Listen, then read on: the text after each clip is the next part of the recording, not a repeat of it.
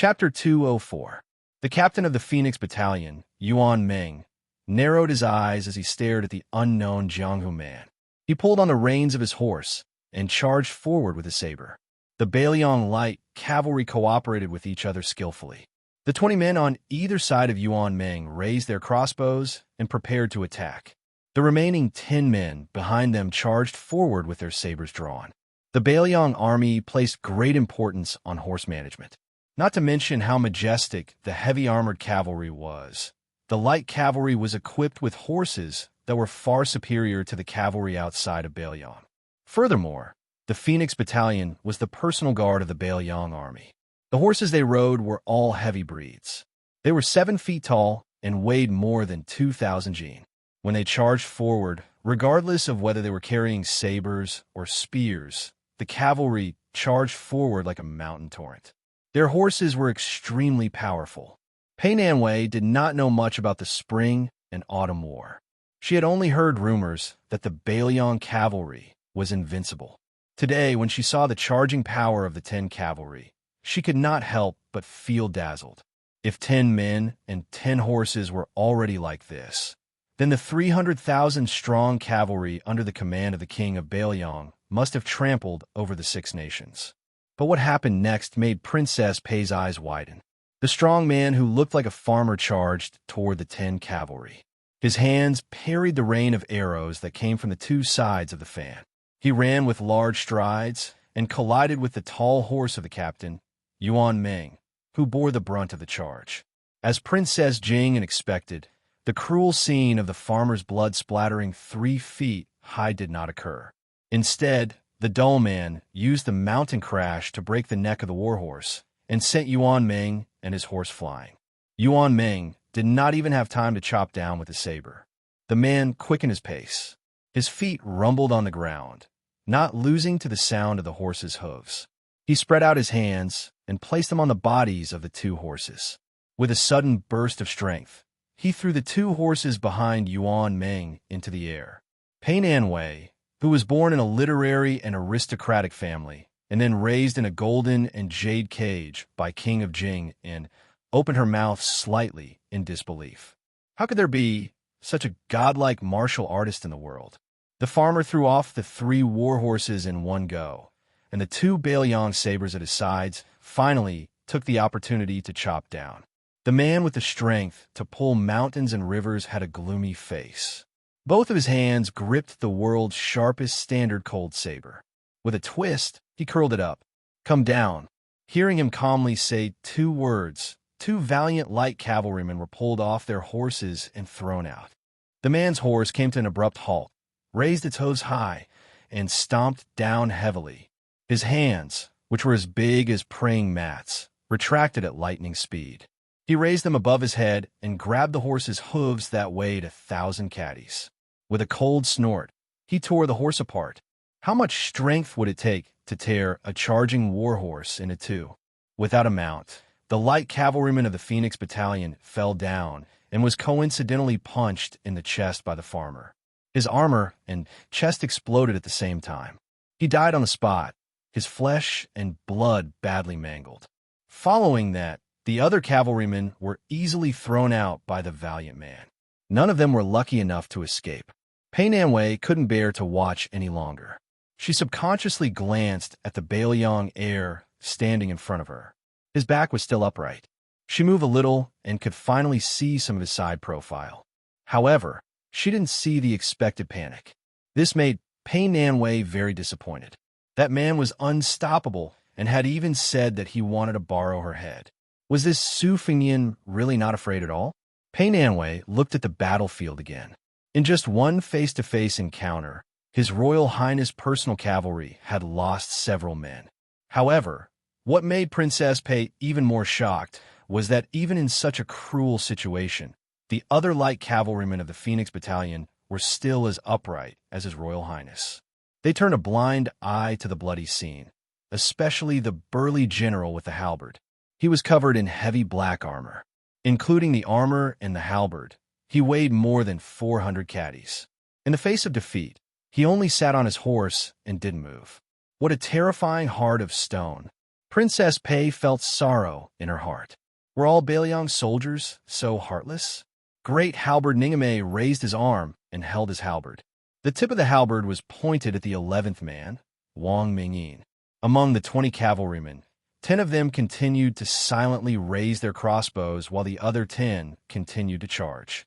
The light cavalrymen of the first 10 cavalrymen who hadn't died in battle remounted their horses and got into formation. The heavily injured ones sat on the ground and picked up their crossbows. They were faintly forming a pincer attack. When Bailiang faced an enemy, they could only fight to the death. Princess Jing and looked at the 10 cavalrymen who didn't care about their lives as they urged their horses forward. In the past, when she heard the king of Jing and Zhao Heng talk about it, she didn't understand the bone-chilling coldness in his words. She finally understood the meaning of these words. She asked in a trembling voice, "Can your light cavalrymen block them?" Su Fingyin didn't make a sound. He focused his attention on the battle between Li Chungang and Wu Luding. Beads of sweat had already formed on his forehead. The only thing he could do now was to memorize all the swordsmanship that he could see through. This was 1,000 times more exhausting than memorizing the rules of Go. The old god of swords didn't use the sword gang. Against Wu Luding, he only used swordsmanship to fight swordsmanship. Both sides' swordsmanship had reached the point of perfection and was extremely ingenious. The old man had the intention of letting him watch the battle and benefit from it. He couldn't let this good intention go to waste. The Wu family's sword catacomb took a narrow and winding path. They abandoned the faintly discernible swordsmanship and sought only one sword move that no one could understand. It was rumored that the swordsmen in the sword catacomb were all withered like ghosts. There was no lack of brilliant swordsmanship masters who had been imprisoned by the Wu family. They could only feed and nurture the swords of the younger generation of the Wu family for the rest of their lives.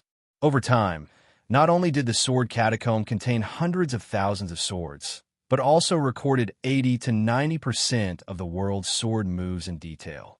On the road, although Wu Yoding's bamboo sword was getting shorter and shorter, his moves were becoming more and more overbearing and fierce. As the saying goes, an inch shorter is an inch more dangerous. Even though Wu Luding was at a disadvantage, he was still able to use his bamboo sword to fight the old god of swords, who had the sword gang, for 100 moves without losing. This was something to be proud of. Su Fingyin slowly exhaled a turbid breath and muttered to himself. Behind him, Princess Pei was confused and said, "Skill reward." When Princess Pei saw the second group of light cavalry being destroyed by the man who had trampled all the way here, she couldn't help but ask worriedly, "If even this general can't stop him, what will you do?" Unfortunately, Su Fingyin still ignored her. In a fit of anger, Princess Jing and raised her hand to hit the Bailiang on the back of His Royal Highness. This was originally a subconscious action, but before she could make a move, the embroidered winter scabbard struck her abdomen. Her face immediately turned pale, and she crouched on the ground. Her body curled up in pain, and her eyes were filled with tears. She almost thought she was going to die. Su Fingyin, who didn't show any mercy to the fairer sex, narrowed his eyes and looked at the reeds. He still ignored the great halberd Ningame. Bluebird said softly, "If Ningame is defeated, I ask for a weapon." Su Fingyin asked curiously, "What is it?" Bluebird's expression was complicated. She lowered her head and said, "The spear of Xana." Su Fingyin was stunned. He turned his head and said, "Where did I get this famous weapon that the spear immortal king embroidered?" Bluebird looked at the carriage and said calmly, "It has always been hidden in the axle." Su Fingyin said in surprise, "Bluebird, tell me the truth. What is your relationship with Wang Xiao?" Bluebird said softly, "He is my father. He killed my mother." Su Fingyin sighed in his heart. He hesitated and said, "If Ningame is defeated, then so be it. I didn't think that he and 100 light cavalry could exhaust Wang Mingyin to death. When the time comes, when the 11th person in the world is exhausted, then you can make your move." Princess Pei, who was squatting on the ground with her hands on her stomach, raised her head and gritted her teeth. "Su Fingyin, aren't you afraid that the 100 people will die? Su Fingyin turned his head and looked at Princess Jingyin, who could no longer maintain her composure. He said calmly, "What do you know?" Pei Nanwei, who could only talk to Su Fingyin by raising her head, laughed nervously and said, "What do I know? What is the difference between you, the crown prince of the king of Bailiang, and the crown prince of the king of Jing'an, Zhao Sun?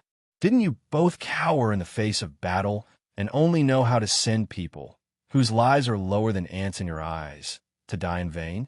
Today, I want to see how you will kneel and beg for mercy from that boar of Jianghu. Then you could just wait." Su Fingyin turned his head to look at the battle between the green-robed Wu Luding and the old god of swords in the sheep fur coat. If nothing unexpected happened, Li Chuangong's good temper was about to be used up. What followed was a truly hearty battle. Bluebird stared at Pei Nanwei. One was a lowly servant, while the other was an extremely wealthy Wang Fei. Immediately, Bluebird looked down at Pei Nanwei. The latter's hair stood on end, and she was as silent as a cicada in winter. Princess Pei watched as the servant girl, whose eyes were murderous, walked towards the carriage. She bent down and pulled out an axle. It shattered in her hand, revealing a blood-red spear. The name of the spear was Instant. Chapter 205. The two ends of the reed marsh were two completely different worlds. Over there, a great battle was raging, and various powers were locked in a fierce battle. This side, on the other hand, was calm and tranquil. The old man was sipping some home-brewed rice wine that he had bought from a farmer. Not far away, a group of young children were whispering to each other. From time to time, they would cast curious glances at the old man. To the children who grew up in the reed marsh, the old man looked very much like the old Confucian scholars who usually came out to enjoy the scenery in Xiangfan. However, the old scholars who came here with their families to play didn't think much of the wine. They all brought their own delicacies and wine. The old man smiled kindly and waved at a young girl from the cottage owner's family. The little girl walked forward timidly. The old man weighed his old gray money pouch and seemed to be embarrassed. He only poured out a dozen coins and handed them all to the girl, telling her to ask her parents to cook a fresh fish that was caught by the old water crow. Watching the little girl skipping away, the old man smiled and murmured with his yellow hair hanging down his back. He was very happy with himself. Since ancient times, Qingzhou was called Yunmeng Marsh. The villagers in Reed Marsh all raised water crows and ate yellow croaker every day. The old man liked the simple taste of steamed yellow croaker very much. The group of Xiangfan scholars went to the faraway place and coveted seafood, sparing hundreds of gold coins to buy it. Even if they stored it with ice cubes along the way, it had already lost its taste. In the old man's eyes, they were the lowest class of diners, not to mention gluttons. Out of the corner of his eye, he glimpsed the little girl in a daze beside the black water tank outside the house. In the end, he picked the biggest yellow croaker in the tank and gave it to her mother to steam. The old man smiled and said, "Only a child has the heart of Bodhi. Humans are always thieves." Then he looked at the bamboo table. On the table, there were dozens of pebbles picked up from the shore. The pebbles were of different sizes and different distances. When a farmer was cooking fish, the old man had already thrown away some smaller pebbles from the table, while several larger pebbles moved closer to the area where the pebbles were densest. The girl came with a wooden plate with a steamed yellow croaker. The amount of chopped green onions and old ginger was enough. She also added some wine and some ham. The old man took the chopsticks and didn't care if the farmer followed the steaming method to cook the fish. A small yellow croaker was enough to satisfy people. This was the real taste. The old man put the plate on the corner of the table where there were not many pebbles and ate quickly. The little girl saw the old man eating with relish and was very happy. She was no longer afraid of strangers and asked softly, "Grandpa, are you from Xiangfan City?" The old man slowly put down his chopsticks, shook his head, and smiled without a word. The little girl, who was tanned because she had to work with her parents, said, "Oh." She felt a little regretful. Her peers in the village always talked about how magnificent the city was and how rich the people in the city were. She had never been to Xiangfan and naturally envied it. She also heard that the sisters there were like fairies. She thought it would be great if she could be half as beautiful as them when she grew up. After the old man finished eating the steamed yellow croaker, he handed the wooden plate and chopsticks back to the little girl and said softly, "When I leave, tell your parents to leave the reed marsh today and go to the Carp Guanyin Temple 10 miles away to burn incense. After burning incense, you can ask for some silver from the Guanyin Temple. You only need to break the stone carp in her hand, and there will be silver inside. Little girl, remember not to go home in a hurry after getting the silver. The earliest you can do is wait until the sky is dark. Don't forget to talk about this after I leave. Leave early and come back late." The little girl was stunned and thought she was listening to a heavenly book. The old man did not think much of it and smiled. "Just think of me as the earth god of this land," she said excitedly. "Grandpa, are you really a deity?" The old man did not comment and touched the little girl's head. He put his finger to his mouth and shushed her, indicating that she should not say anything. The little girl nodded vigorously. The old man lowered his head and looked at the scattered pebbles on the table again. He seemed to be thinking about a long game of chess. The little girl left quietly. Since the old man was not from Xiangfan, how could he be the earth god who protected the land? Moreover, the old man was not a deity. He was just a child with a sincere heart. How could he think of these things? However, although he was not a deity, in the eyes of the people, he was no different from a deity. During the spring and autumn period, the 9 kingdoms were in chaos, and there were many abnormal phenomena everywhere. The azure dragon came out of the water, the divine monument broke through the earth, and a female chicken turned into a male. Which one of these did not come from him? Not to mention these imperial courts that ruled the world. Just take the 3-foot game of Go as an example. Back then, the scholars of the West Chu dynasty were talkative and the game was popular. The 9 stages of Go were created by him. Now, in the world of Go, there were 3 famous schools of Go. The imperial court had set up a game of Go, waiting for the imperial decree. Wang Jisin and Song Shutong, who were the top chess players of the 6 great countries, were responsible for evaluating the game of Go. There were more than 400 people who qualified for the game of Go. This old man claimed that these 400 players had gathered together to play against him and that he could easily win.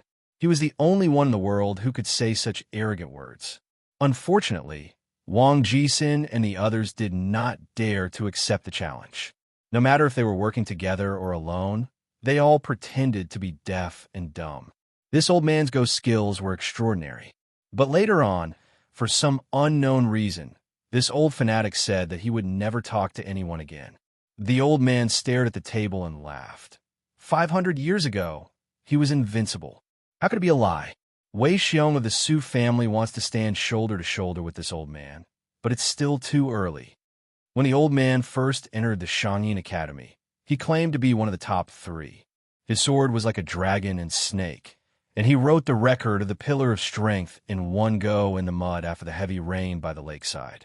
At the beginning, he said that he wanted to establish his heart for heaven and earth, establish his life for the people, inherit the lost knowledge for the past saints, and establish peace for all ages. These years, he had traveled all over the world and had nothing to do. So he taught Lu Su how to place his pieces and take root, and how to be grounded. He taught Li by the lion's voice and body double, taught the fake princess how to charm people and bring disaster to the country, wrote the precepts for women on behalf of a woman, made Guangling Wang Chao kill his second son, and misled the group of ignorant juniors from the imperial astronomer. As long as he was willing, who would not be a chess piece in his hands. Next, he was going to teach a little fellow named Xiao Mu Jian how to use a sword. After the fall of West Chu's grand preceptor, in addition to holding a grudge against the butcher Su Xiao, he also beat his chest and stomped his feet, cursing old Huang for killing 3 million people with his 3-inch tongue. However, these ups and downs of the country had all become the patterns on the chessboard and were left to the later generations. The old man, whose specific age could not be determined, picked up a round cobblestone in the middle of the table. This one, surnamed Zhao, placed his piece in Tianyuan. He doesn't know the immensity of heaven and earth, but his actions are cute. The old man, sitting on a small stool, changed his gaze, and it fell on a large stone that was the densest among the stones. The 11th, Wang Mingyin, will be the first to charge. Will he be able to survive if he is placed in a death trap? Chapter 206. His gaze shifted slightly. There is a girl from the Wang family who is holding an instant. Should she fight to the death or suppress it? The old man kept muttering to himself. When he saw the circling green and white wand, he clicked his tongue and said, "Chaos is everywhere. Chaos, really chaos. There is order in chaos." Finally, the old man stretched out 2 fingers and rubbed his graying temples out of habit. He frowned and said, "Is the Sioux of Gojoseon going up against the great Liang Dragon Sparrow today? Allow this old man to do some calculations." The old man did not look at the chaos on the table. He thought for a while, intending to calculate with his fingers. He did not expect that when he closed his eyes, he would take a nap. He no longer cared about the chess game on the table. He smacked his lips and murmured in his half-awake state, "The fragrance of the fish is really fragrant." Was this gluttonous and mischievous old man really the #1 chess player in the past 500 years whom the Grand Chancellor of the Shangyin Academy half-ridiculed and half-jokingly said, "Transcendent and without vulgarity, truly not human"? The old man, who looked like an ordinary old scholar, was about to fall asleep when a sudden clap of thunder sounded from the ground. Continuous and unending. "Young man of the Wu family, do you really want to die? How long will the Sioux of Gojoseon sword be a decoration?" What did the old god of swords mean that there was a sword aura in his name? The green glow of the sword in Li Chuangong's hand suddenly increased. Even Pei Nanwei could clearly see that the old god of swords' 3-foot cold blade was like a green snake entrenched in the ground. Previously, it was only wisps and could not be seen clearly. Now, it was as thick as an arm and completely covered the sword itself. The sword lifted, and the bamboo pole in Wu Liuding's hand that had been cut like a short dagger was completely crushed in a fine powder. Not only that, Wu Liuding, who was originally at ease, was now in a difficult situation.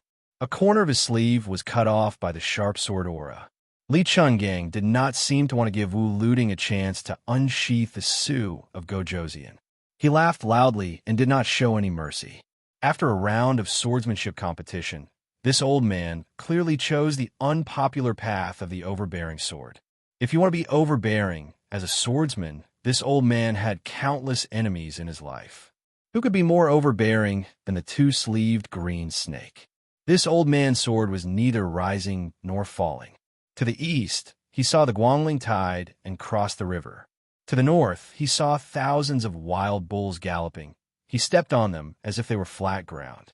To the south, he saw the huge waves of the ocean and exploded the river with one sword. To the west, he went to Mount Lantau and asked Buddha with his sword. He killed Luohan 23. Li Chuangong's sword momentum increased again. Was there no end?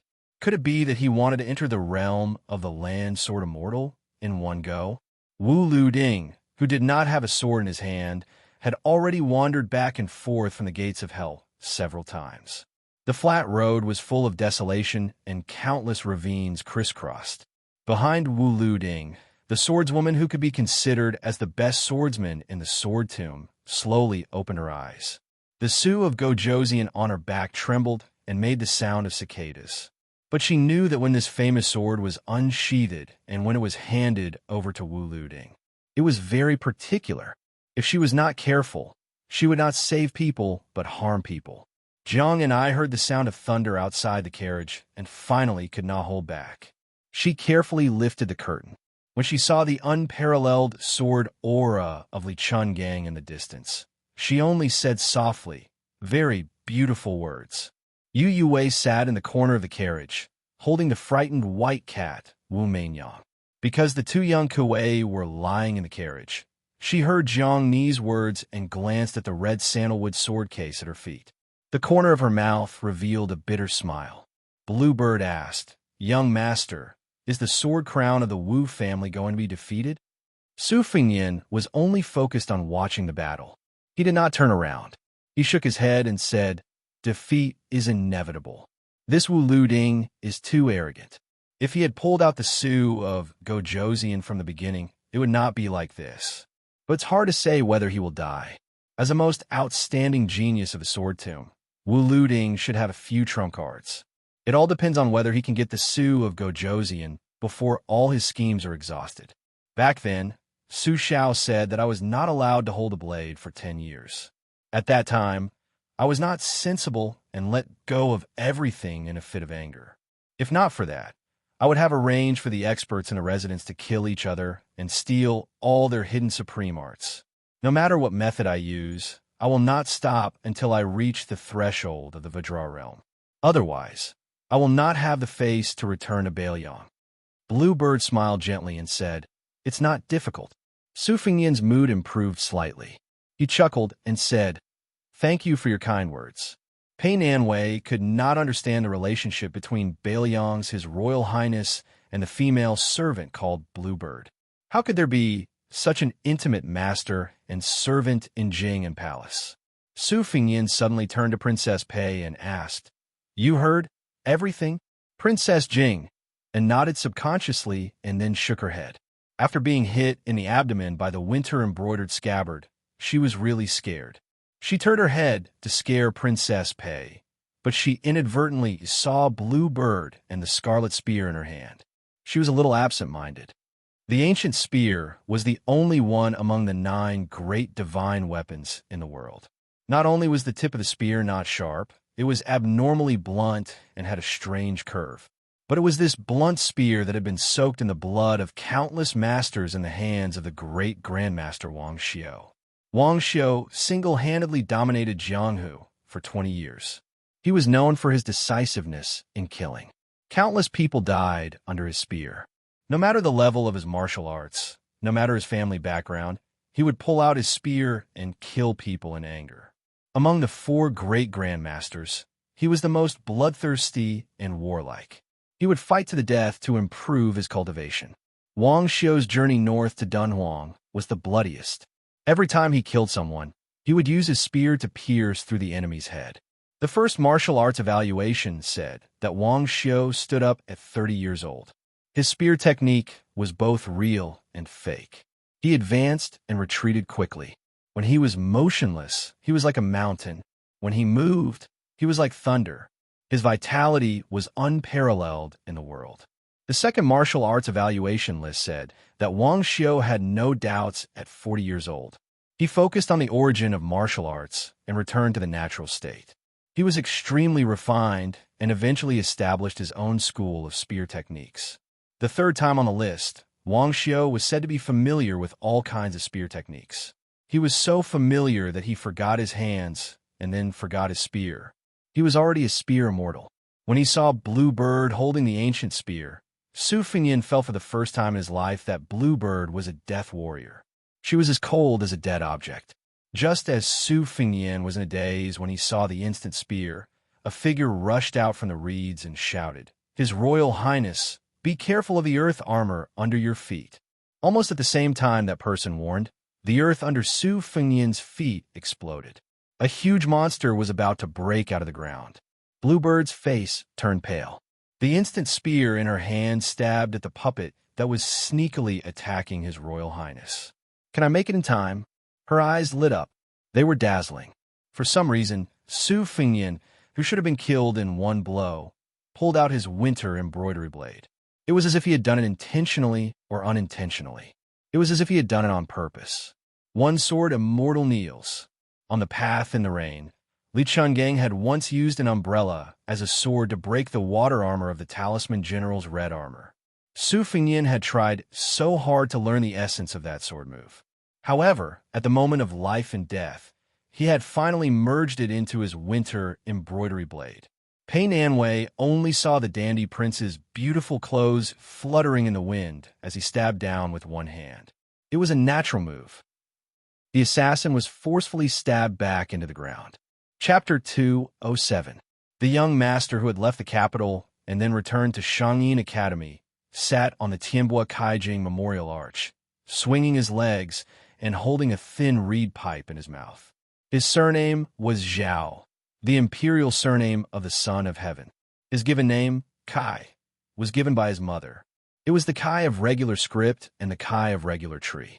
At first, he thought that his mother wanted him to behave like a regular script, to behave like a person with a square body, to act like a straight brushstroke, to be a role model.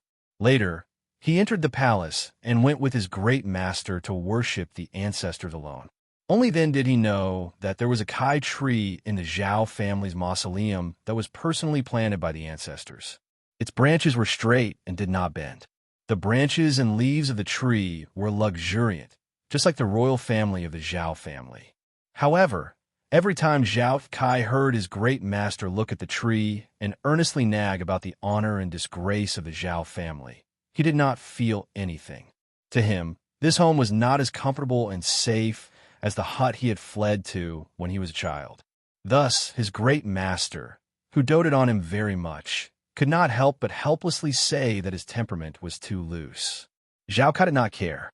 If it were not for his lack of ambition, presumably the number of attempts on his life would have been doubled. That man who held the power of the world in his hands had 6 sons and 1 daughter. Including him, who did not have a proper title, there were a total of 7 princes. Of those who wanted to kill him and took action, there were 2.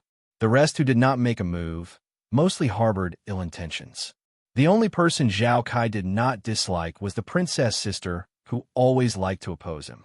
She really was the apple of that man's eye. However, although her temperament was fierce and unreasonable, it was all displayed on the surface. Every time they met, Zhao Kai would always use the fine freckles on the tip of her nose to talk about things. He would always get his way. The number of night pearls that she had thrown and smashed was at least 8. She really was a daughter who did not know how to live her life. Whoever married her would suffer a calamity. He lowered his head to look at the last talisman, General Red Armor, under his feet. It was like a divine general that a Taoist immortal master had invited from the heavenly court to the mortal world.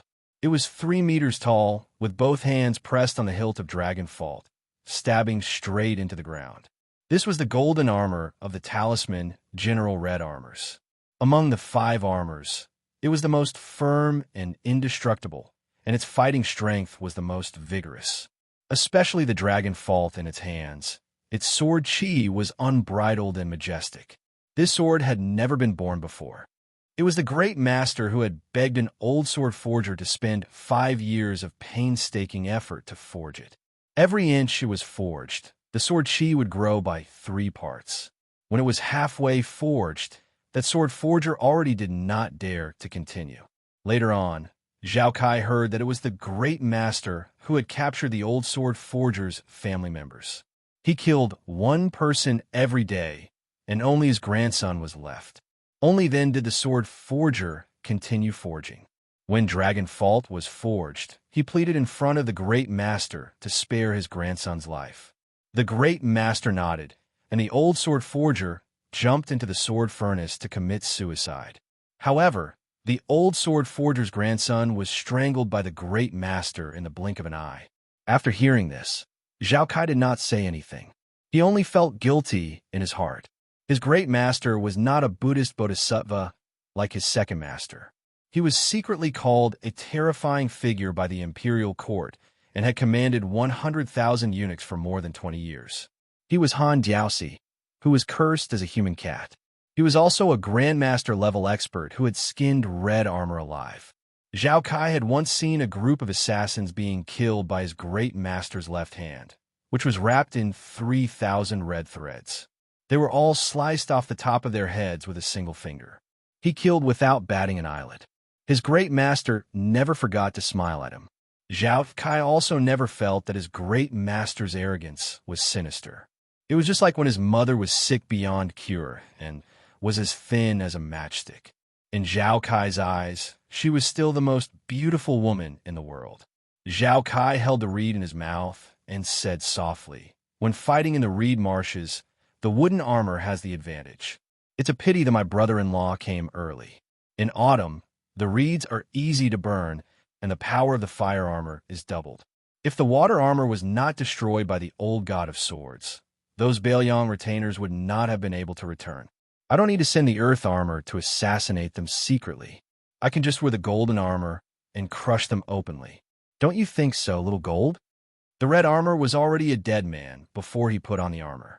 Naturally, he did not respond. The corpse in the red armor under Zhao Kai's feet had a particularly sensitive origin. When he was alive, he was one of the few first-grade Vidra realm experts. It was a pity that he met the #1 finger Xian expert, Han Diaosi, and had a miserable end. Zhao Kai had once asked his great master about the strength of the heavenly phenomenon realm. This great master of the great Marden Temple laughed and said that in the future, this old servant would be able to defeat the enemy with both hands. However, it would be more interesting if a finger Xian realm expert could kill a heavenly phenomenon realm expert. Zhao Kai thought that his great master was truly formidable. He gently blew off the reed and stretched his body. His eyes were clear and indifferent as he looked at the wood armor and fire armor that were in a stalemate not far away. Since the Wu Clan Sword Tomb and Wang Mingyin were taking the lead today, Zhao Kai did not want to steal the limelight. In any case, as long as he and the four armors showed their faces, it would be the most practical form of restraint and threat. There was no harm in openly sitting on the most eye-catching archway and acting as bait. Lu Qiantang entered the reed marsh with the resolve to die. The four of them obviously had no chance of winning against the four armors. It was not difficult to understand His Royal Highness' intention. They would stall for as long as they could. Outside the reed marsh, Li Chungang had an 80% chance of winning against the junior swordsman Wu Luding. The halberd Ningamei, the 100 light cavalry, and the unfathomable maid Bluebird had at least a 50-50 chance of winning. As long as they could win in the two battles close to the air, the outcome would be set. So what if the four people in the reed marsh died, fighting to the death? He had already mentally prepared himself for this kind of situation when he saw the king of Bailiang with his own eyes at the Tide Listening Pavilion. How many of the young masters from aristocratic families were not ruthless and ruthless? Even if they did not have the great talent and bold vision of their fathers, they had all learned their temperament and temperament. Judami Taoist Wei Shuyang did not directly participate in the battle. He only watched calmly from the sidelines. The laborious work had to be done by Lu Yangshu and the other two. There was no other way. Even a blind person could see that this old Taoist was more important than the three of them combined in the heart of the air. Fortunately, there was a talisman general in red armor under the archway to protect the unrestrained young man sitting on the archway. There were only two puppets in front of them that gathered the supernatural powers of Buddhism. As for the earth armor, it must be hiding underground, waiting for a critical moment to deliver a fatal blow. Lu Qiandang did not decline his responsibility and took the lead to advance with his sword. He faced one of the red armor alone. The plump Shu Xiao and the snow-white Yang Qingfeng worked together to deal with the other one. It was probably because Lu Qiantang knew that the chances of survival in this battle were not high. Not only did he not lose his qi, but he was also full of fighting spirit. The sword will that he had comprehended while watching the tide in Guangling belonged to the lineage of the old god of swords. Li Chuangong's sword on the river was 200 feet long, allowing Lu Qiantang to gain a lot. He no longer had any worries when he swung his sword. The red cloud, sword in his hand, was indomitable. No matter how tough the red armor in front of him was, Lu Qiantang only cared about using the sword in his hand to relieve the various hardships and injustices of the past 40 years. Every time the red armor clashed with the sword, a string of sparks would be produced. Shu Xiao's palms struck the chest of one of the red armor's talisman generals. She suddenly exerted force and only made the red armor sway slightly. The agile and ghostly Yang Qingfeng swept her leg across the armor's head, but the other party did not move at all. It stretched out its arm to break Yang Qingfeng's calf, but the latter had already retreated with the force of the spring. Shu Xiao took the opportunity to hit the red armor repeatedly. Each hit was more powerful than the last. This kind of fierce attack did not match her figure. Every time there was a dull sound, the red armor was finally forced to retreat, leaving a mark on the ground. The charming woman who had betrayed the southern borders, which sect was furious. She reprimanded, "Yang, you have the nerve to let a woman block in front of you? Which woman did you use all your strength on last night? After Yang Qingfeng fell to the ground like a fallen leaf, she rushed forward like a leopard in an instant and kicked the red armor's waist. In response to Xu Xiu's ridicule and abuse, she only said softly, "Your mother." Xu Xiu was furious after hearing this, but she could only vent her anger on the red armor in front of her. Her beautiful face showed a trace of ferocity. She put one palm on the red armor's chest, and the other palm quickly folded on the back of her hand. She shouted, "Go to hell!" Bang! The red armor of the talisman general finally fell backwards, smashing a huge hole in it. At this time, at this place, Xu Xiu and Xu Xiu hurriedly retreated together. Xu Xiu shouted, "Old Taoist way." The warlock Wei Shuyang squinted his eyes and smiled. His steps were like moving clouds and flowing water, as if he was stepping on the stars in the sky. His solemn Taoist robe fluttered. Finally, he pointed 2 fingers to the sky and put the other hand on his arm. He made a gesture and said, "If you don't step on the stars, you won't move. Rise." When Wei Shuyang's foot stepped down, 36 peachwood swords broke out of the ground around the red armor, who had just risen from the ground and were suspended in the air. Chapter 208. Of course, this wasn't the skill of a sword immortal, but a strange Taoist technique. Since Taoism took killing demons as their responsibility, they naturally had their own mysterious skills. With a flip of old Taoist Mi's finger, the 36 swords all pointed downwards towards the red armor on the ground. The old Taoist, who had studied spells for half his life, silently chanted an incantation, and the sword formation rapidly descended. Speaking of which, it was strange that when they were on the small path, other than being broken by Li Chuangong's mysterious dewdrop's finger and the umbrella transforming into tornado, even the horse and LV Qintong's big sword could not hurt it the slightest bit. Right now, unexpectedly, the wooden sword made from the peach tree pierced through the armor one after another, no less than 36 swords, turning the red armor into a hedgehog. Wei Shuyang's skills weren't limited to this. Through His Royal Highness's drawing of the cloud patterns on the water armor, he could infer how the red armor operated like qi. The old Taoist bent his finger again and drove the 2 peachwood swords at his waist a few inches deeper into the armor. He said in a deep voice, "Yang Qingfeng, hold these 2 swords and take off the armor." Yang Qingfeng retreated and returned.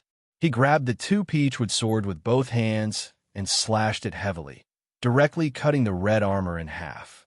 The red armor talisman general, that was like an undead, ferocious chief, finally stopped moving.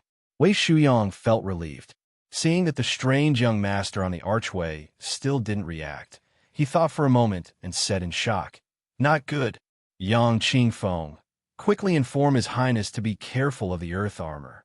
On the archway, Zhao Kai frowned and muttered to himself. He sensed it. He lowered his head and laughed. "Little Jean, I didn't expect that Littlewood would be destroyed by that warlock before it could be of any use. Go, avenge Littlewood." It was a joke to be a general in Bailiang who didn't dare to charge into battle. From the king of Bailiang, Su Shao, to the little butcher, Chun Jibao, to the invincible white bear, Yuan Zuozong, with a silver spear, who wasn't brave enough to take the lead. Facing the incomparably valiant Wang Mingyin, Ningame dragged his halberd and charged forward. His horse was heavily armored, and his halberd was fierce.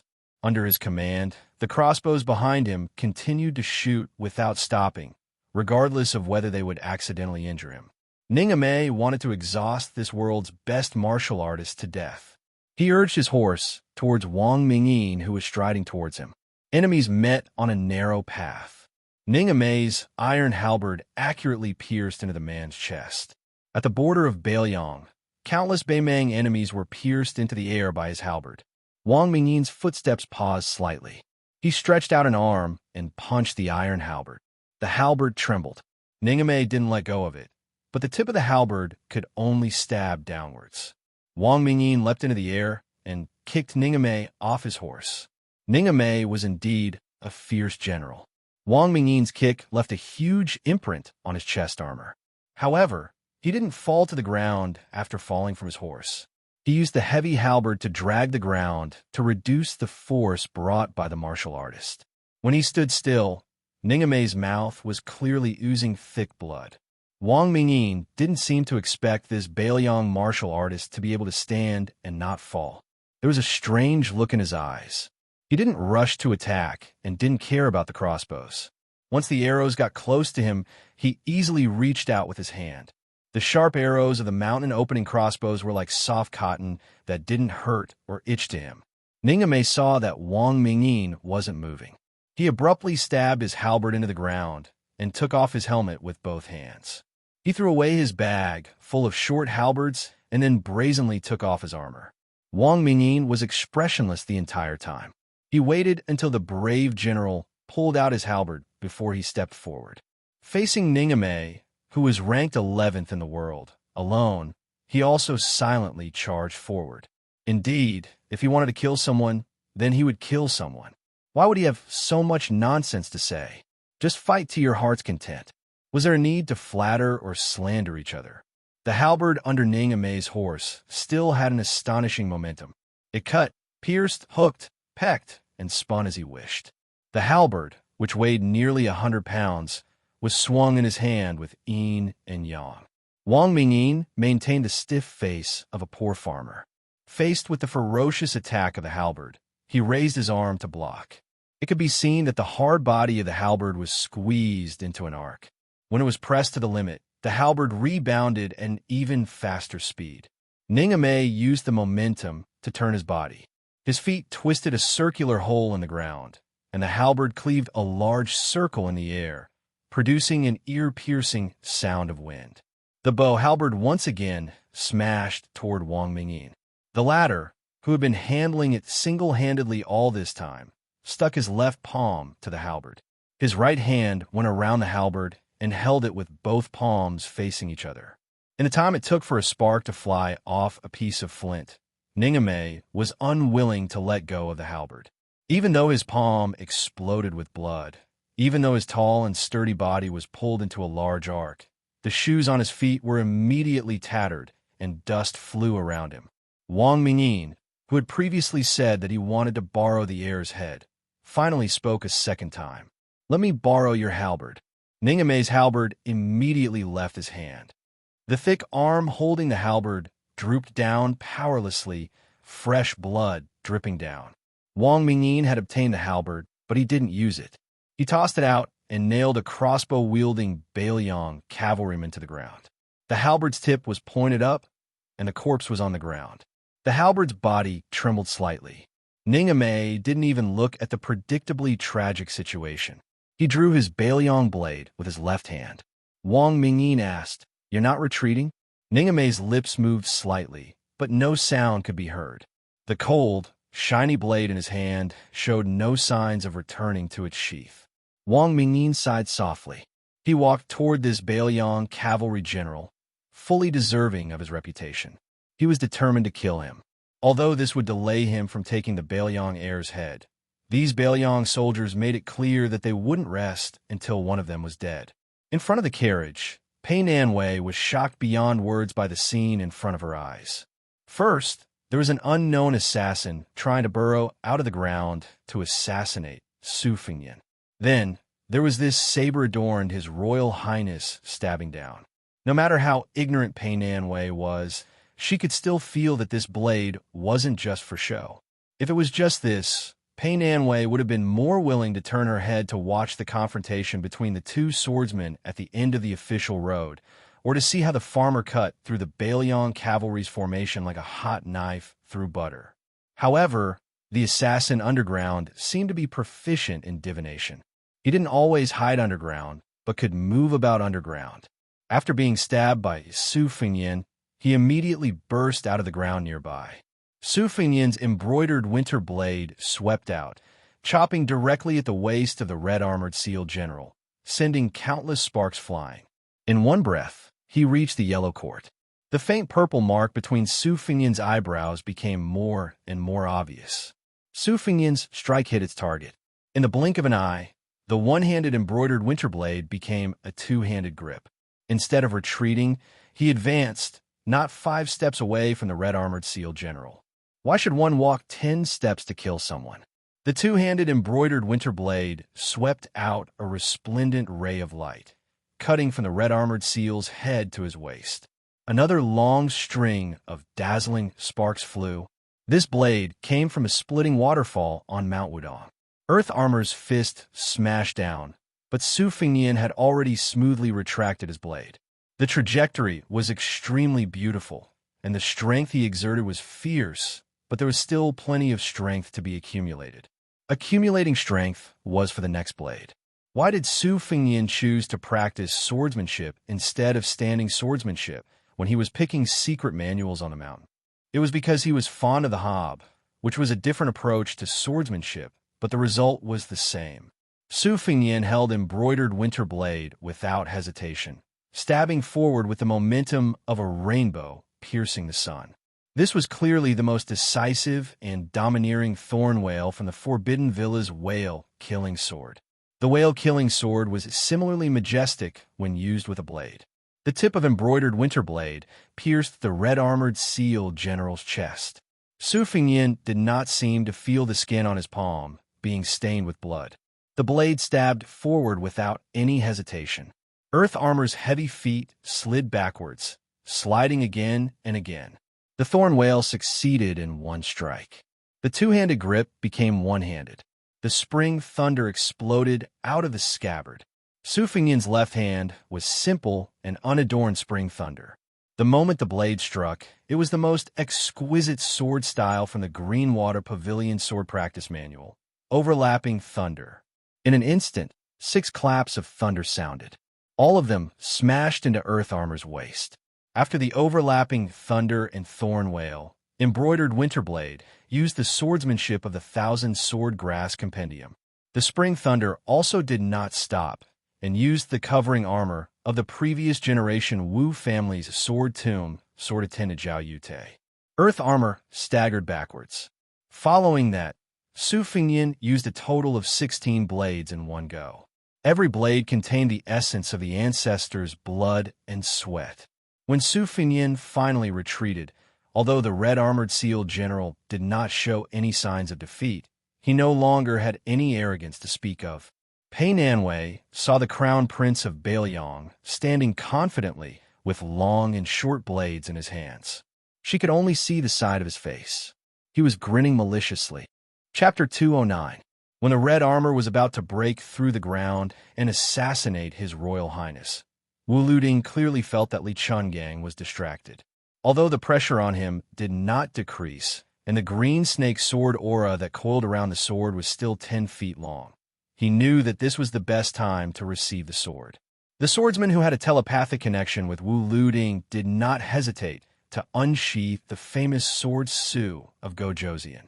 Wu Luding rolled up his sleeves and turned the 2 reeds behind him into dozens of swords to block the old god of swords' thick green snake sword aura. He tried to retreat and receive the Su of Gojoseon's sword. Unexpectedly, Li Chungang smiled coldly. His tattered sheepskin coat shrank and expanded, and his abundant qi suddenly spread out, repelling the rain of reeds that were far sharper than ordinary weapons. The meter-long sword in his hand, along with the sword aura, was already as long as a spear. At this moment, it was like the Milky Way was pouring down on Wu Luding. However, the Su of Gojoseon's sword was still some distance away from Wu Luding.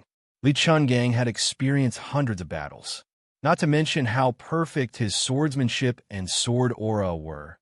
Every time he faced an enemy, his movements were flawless.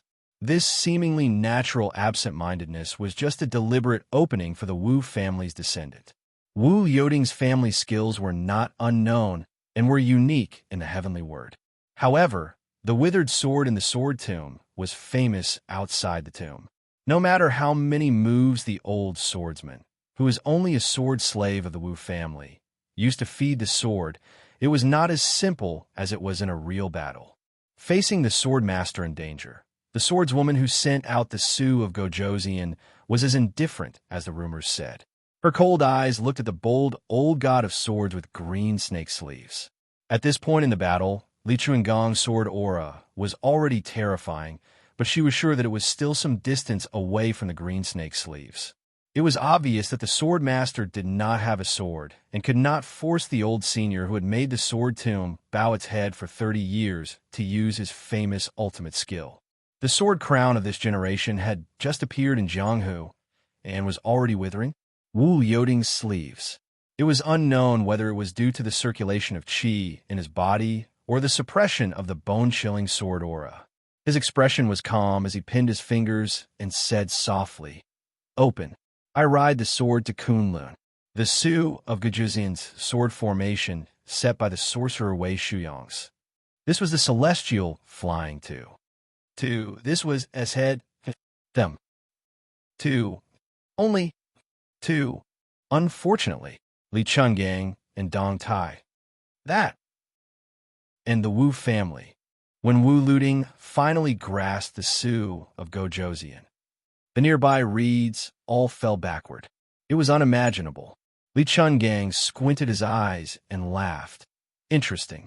Kid, you can barely ride a sword for a few feet. You're not worthy of this old man's money. But since the Su of Gojoseon's sword has appeared, this old man doesn't mind letting you broaden your horizons. Otherwise, you'll be whipped by Dong Tai's peach blossom branch." Wu Yoding's heart was as calm as still water. He held the sword and raised his arm. One man. Sword formation. Sword formation. Sword attendant Cui Hua closed her eyes and didn't look. She could learn more useful things. When she was 10 years old, she injured her eyes. During that time, she had been practicing the sword with her eyes closed. After that, she got used to practicing the sword in the withered tomb. The first time she opened her eyes after she was 10 years old was the battle before she left the tomb. She murmured, "Is it finally coming?" But after being in seclusion for so many years, does Li Chungang really only have the two sleeves green snake? She didn't know why, but at this critical moment when the sword master's life was hanging by a thread, the female sword attendant opened her eyes again. She didn't look at Wu Luding and the old god of swords, who were both accumulating power. Instead, she looked at his royal highness, who had unleashed 19 moves with his two-handed blade. His moves were wonderful, his posture was good, and his aura was strong. If he could withstand 19 moves, then he would be worthy of being called spiritual connection. When she was practicing the sword, the Wu clan's old ancestor rated her as Rui when she was 12. She only became spiritual connection when she was 18. Before leaving the tomb, the old ancestor didn't say anything because she had taken the Su of Gojoseon's sword. She didn't know how long His Royal Highness had been practicing the blade. 5 years? 10 years? Or had he been practicing the blade since he was a child? She suddenly tilted her gaze. She wasn't looking at the unworthy red armor, but at a young woman who had forced her way into the battlefield. She had black hair, green clothes, and green embroidered shoes, but she was holding a scarlet spear. She guessed that this delicate and pretty woman's name had the word green in it. When the sword attendant saw the woman throw the red armor to the side of the road with one strike of her spear, she pierced through the armor and lifted it into the air. She then pulled out her spear and pierced countless holes in the armor that had yet to fall to the ground. When the armor finally fell to the ground, she struck down with her spear and blasted the huge armor completely into the ground. The sword attendant was even more surprised. She slowly said, "Impressive spear skills. I heard that spear skills are divided into 7 grades. Wrestling strength, elongation, mastery, and extraordinary defense. Wei Yu deification. In the past 100 years, only the Spear Immortal King has reached the deification realm.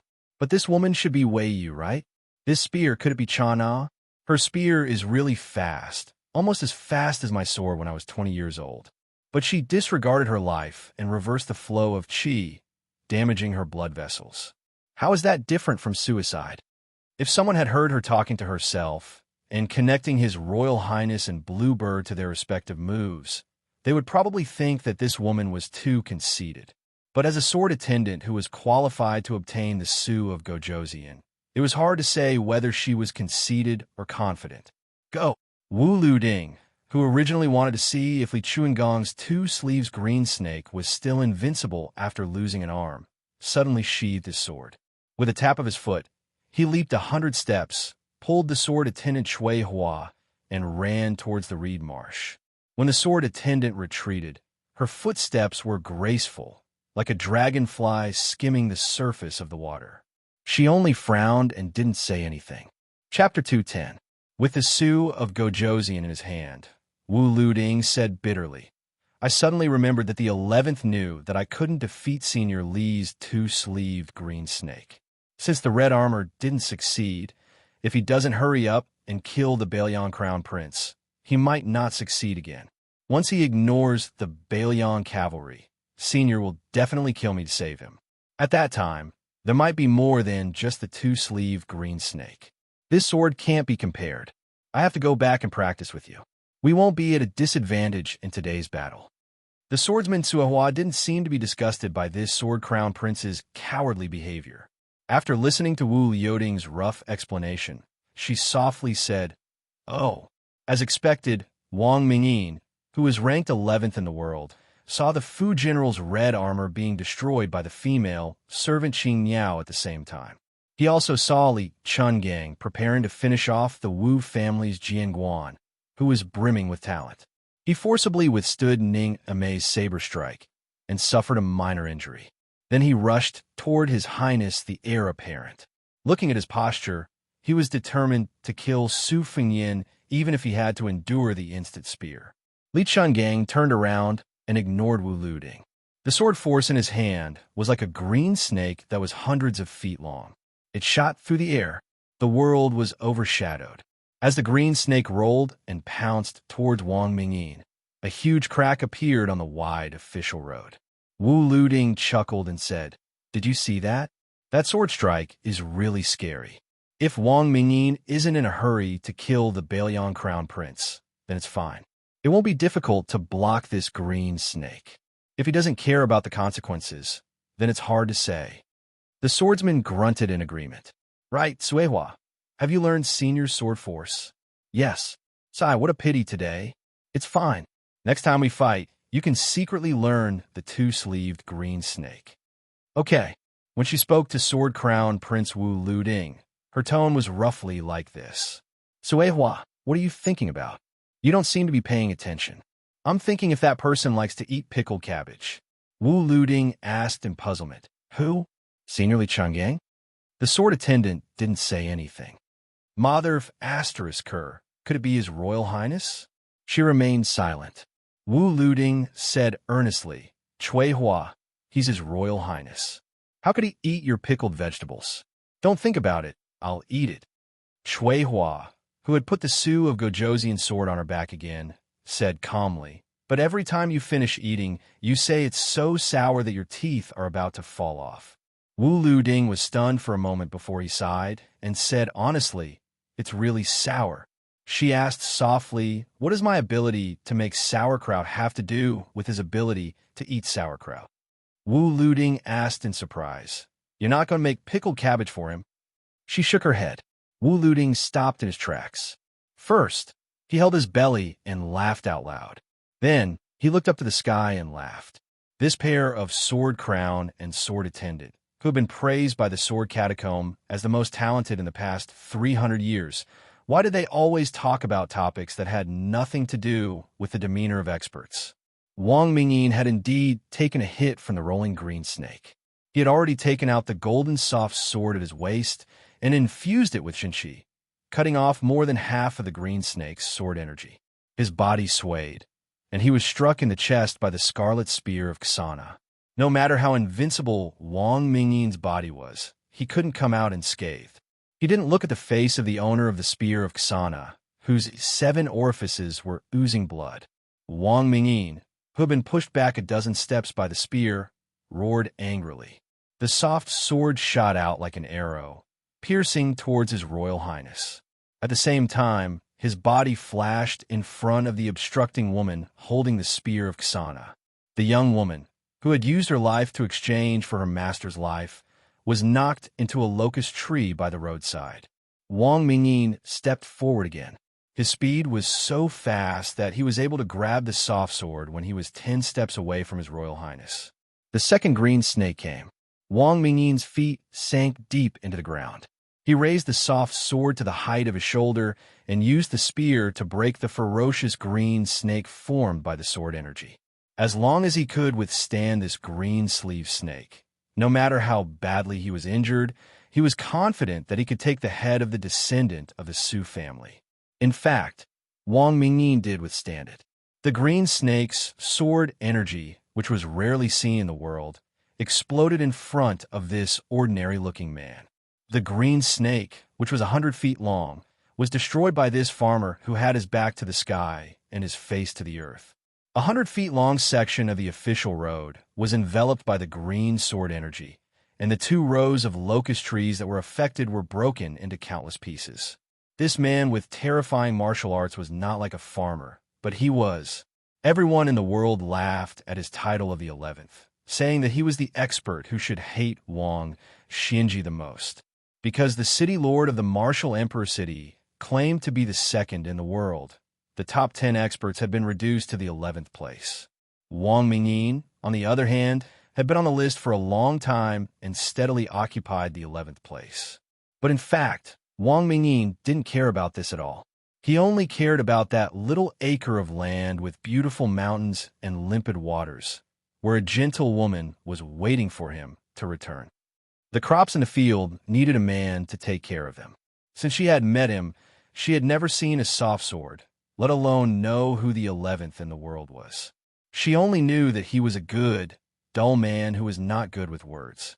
She could entrust the rest of her life to him, and it didn't matter if his family was poor. Finally, he blocked it. Now, there was only the head left. Blue Bird lay dejectedly on the side of the road. She struggled to get up to pick up the instant spear in the distance, but she still couldn't stand up after spitting out a mouthful of black blood. She hated her father who had killed her mother, so she hated this famous spear that had always been stored in the Tide Listening Pavilion. Originally, this instant spear was only meant to be used to kill the man who was #1 in spear arts, but no longer used a spear. But before leaving Bailiang, Dejua had said that it might be useful and sent the instant spear to her. She had accepted it without hesitation. Today, she had taken it out without hesitation. She was proficient in assassination, so facing the enemy head-on had never been her strong suit. But as a man of sacrifice, the third of the heavenly stem men of sacrifice, how could she not know how to die? She met her death without hesitation. Just like Blue Bird, everyone on the road was too late to save His Royal Highness. Even though Li Chungang had already flown over, Wang Mingyin was about to make a move, but he couldn't move. He slowly lowered his head. He saw an arm coming from his back and piercing through his chest. It was a fair arm, not thick and strong.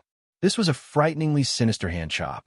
It was believed that there was no assassination in the world that could cause a greater sensation in Jianghu. The expressionless but sweaty Su Fengyan stood with his blade in hand. He saw a head poke out from behind Wang Mingyin. This assassin, who was destined to be famous all over the world, didn't look fierce at all. Her face was young and delicate, and she was still a young girl. She smiled. Haha. Chapter 211. I wanted to take a short nap yesterday afternoon, but I didn't expect to sleep for more than 10 hours. After the girl chuckled, the old god of swords had already rushed over. She pulled out the hand knife that had pierced through Wang Mingyin's body, and her petite and thin figure leaped backward. Her feet stuck to half of an old locust tree, and with another tap, she disappeared like a shooting star. She came and went lightly, but even an old man like Li Chungang, who had experienced the vicissitudes of life, widened his eyes. It wasn't that the girl's martial prowess was superior to Wang Mingyin's, who deserved to be ranked 11th in the world. Wang Mingyin had withstood 2 green snakes that were 100 feet long, and in the middle, he had been struck in the chest by the instant spear. In addition, all his attention had been focused on Su Fengyan, which was why there was a possibility of him being killed in one strike. The girl had grasped the time, place, people, and everything with incomparable precision. In the end, she had successfully killed Wang Mingyin with a hand knife, leaving him unable to rest in peace. When Li Chungang arrived, she retreated without any reluctance. She had the bearing of a first-class assassin who had attacked the moon like a comet or an eagle striking the palace. Su Fingyin didn't care about this. He silently came to the side of the snow-white blue bird, sat on the ground, and held her in his arms. He reached out to wipe away the shocking black blood at the corner of her mouth. Li Chungang threw away the sword in his hand, and after drawing a beautiful semicircle in the air, he coincidentally inserted it into the scabbard that was inserted into the ground in front of the carriage. The old man tightened his sheepskin coat and strolled in front of his royal highness. This eldest son of Baelyong was able to remain calm in the face of danger when faced with the red armor talisman general who had broken out of the ground. Later on, he had to face Wang Mingyin, who was aiming for his head, and he still hadn't flinched half a step. But now he was at a loss. He could only stare blankly at the maidservant in his arms, whose breathing was as thin as paper. The old god of swords sighed quietly, squatted down, and pinched the arm of the green-clothed maidservant with 2 fingers. He frowned and asked, "The girl who killed Wang Mingyin, is she your family's kamikaze?" Su Fingyin's answer, "Can she be saved?" Li Chuangong's expression was solemn as he tapped Bluebird's forehead with his finger, causing her to fall asleep. The old god of swords said slowly, "That depends on fate." This old man first sealed off a reverse flow of qi and blood. He only stopped her on the road to the Yellow Springs. As for whether she would be able to walk back to the world of the living, only heaven knows.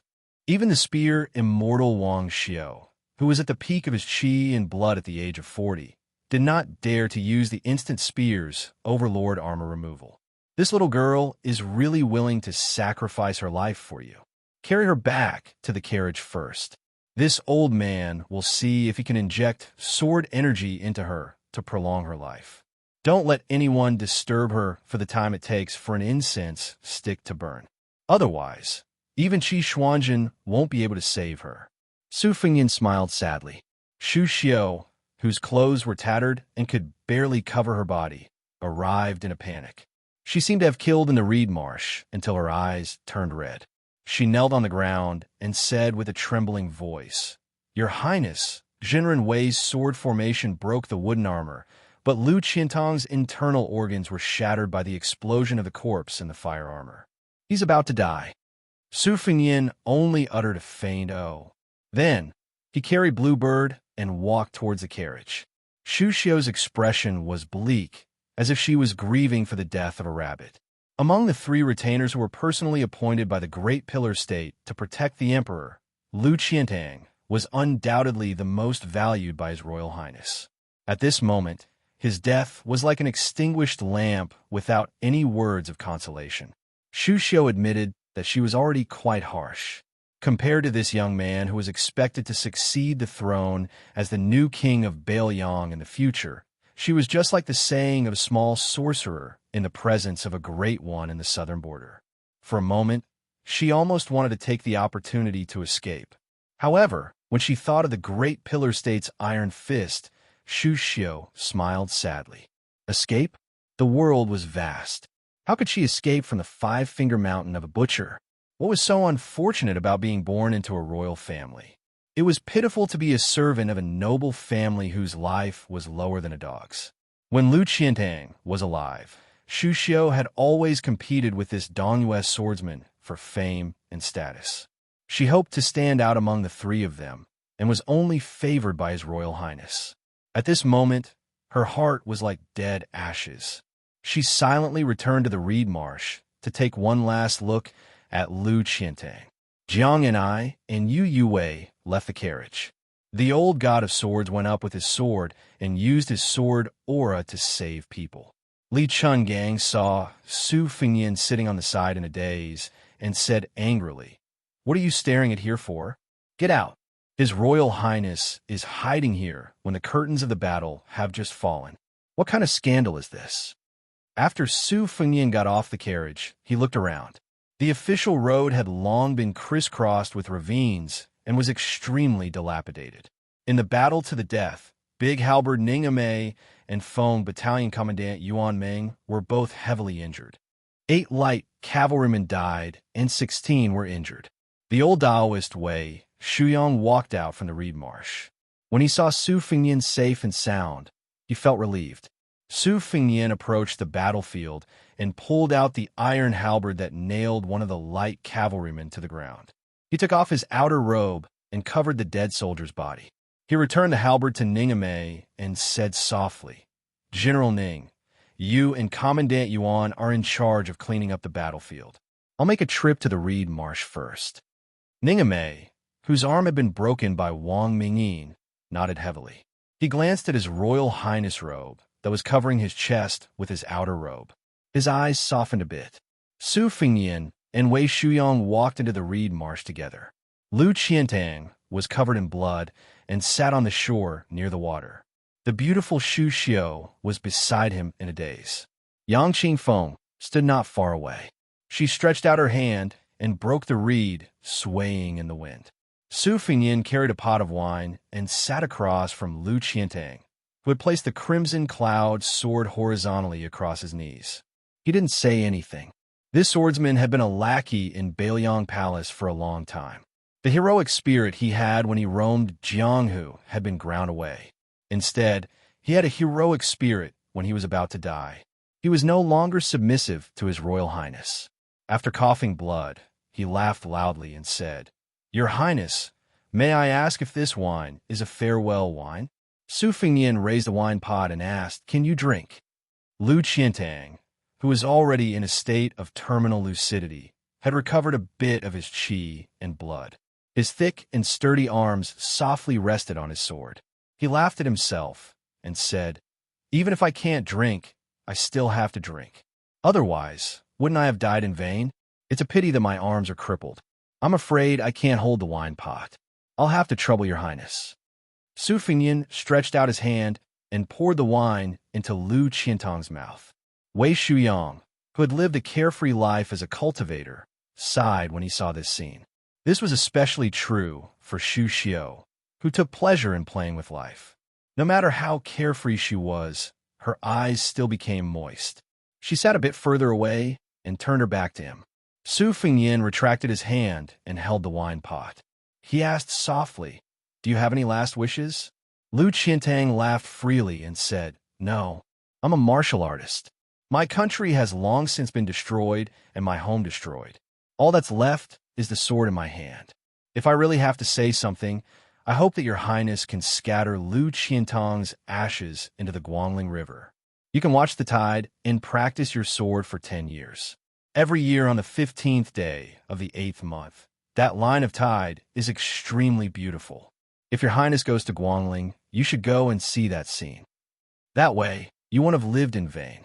Su Fingyan laughed and said, "Okay." Lu Qiantang spat out a mouthful of blood and suddenly scolded with a smile, "That dog of his Royal Highness." Su Fingyan laughed it off. Chapter 2:12. Lu Qiantang laughed so hard that a large pool of blood appeared. He said intermittently, "I've been wanting to say this for a long time. Why should I risk my life for a brat like you? You're just relying on the fact that someone killed your father. What's so great about that? If you have the ability, then go and conquer the world yourself. Only then will I be convinced." Shu Xiong turned around in shock, afraid that His Highness the Heir Apparent would do something extreme in his anger. However, it seemed that Su Fingyan did not mind at all. Once again, he gently poured wine for Lu Qiantang, who had a loose mouth. The latter swallowed the wine along with the blood. Looking into the distance, he seemed to have exhausted his energy. He said softly, "Along the way in the rain, I have seen the old god of swords of small Taoist temple with 2 swords, the horse trampling over the Qingyang Palace, and on the river I have seen the sword of mortal breaking the river. Today, in the Battle of the Reeds, Lu Qiantang used the sword in his hand to break the fire armor. Before he died, His Royal Highness personally poured wine for him. That's enough." Lu Qiantang lowered his head to look at the giant sword. He closed his eyes and muttered, "But this scarlet cloud sword, I haven't touched it enough." Big Sword L.V. Qiantang, who had a peaceful face, was now dead. Su Fingyan put the wine pot on the scarlet cloud sword. He stood up and said calmly, "Yang Qingfeng, cremate Lu Qianang and put his ashes in the urn." Yang Qingfeng stopped snapping the reed and bowed his head respectfully. "Yes, sir." For some reason, The princess consort of Jingon, Pei Nanwei, did not linger on the official road. Instead, she jogged after Su Fengyan and arrived at the reed marsh. When she saw this scene with her own eyes, she bit her lip with a complicated expression. When Su Fengyan and Wei Shuyang turned back and were about to ask for some details, they felt the qi in their bodies condense. Just as they were about to draw out the embroidered winter saber, they were stabbed in the chest and fell into the water like a kite with a broken string. Wei Shuyang had no time to block the attack. Pei Nanwei was baffled. She didn't know if she should be happy or disappointed. The heir of Bailiang, who wasn't an idiot, had died just like that. She saw the assassin's appearance. It was the culprit who had single-handedly killed the farmer who treated 100 valiant cavalry as if they were nothing. She, who looked as delicate and pretty as a girl next door, did not retreat after her successful attack. Instead, she stood where she was and wrinkled her nose, as if she was very dissatisfied. Xu Xiao and Yang Qingfeng blocked the enemy, while Wei Shuyang went to rescue the others. They were all busy. After Princess Pei came back to her senses, she wondered if this girl was not one of Bailiang's men of sacrifice. Instead, he was here to assassinate His Royal Highness. Then why did she want to kill that incomparably valiant farmer? Before the ripples had even subsided, another ripple appeared. Su Fengyan, who had fallen into the water, came out with 2 swords in his hands. Wei Shuyang's heart, which had been hanging by a thread, relaxed a little. Logically speaking, the assassin's attack was so fierce and terrifying that even he wouldn't be able to block it, let alone Her Highness. Su Fengyan clenched his teeth, but he couldn't stop the blood from gushing out. He looked directly at the assassin who had made a strange move and asked in a low voice, "Since you wanted to kill me, why did you stop Wang Mingyin on the official road?" The girl laughed and rushed forward like a ghost, brushing past Xu Xiao, Yang Qingfeng, and Wei Shuyang. 2 of her fingers tapped on Su Fengyan's embroidered winter-spring thunder, and then she stepped on Su Fengyan's chest, sending him back into the water. Wei Shuyang and the others could clearly see His Royal Highness spit out a mouthful of thick blood.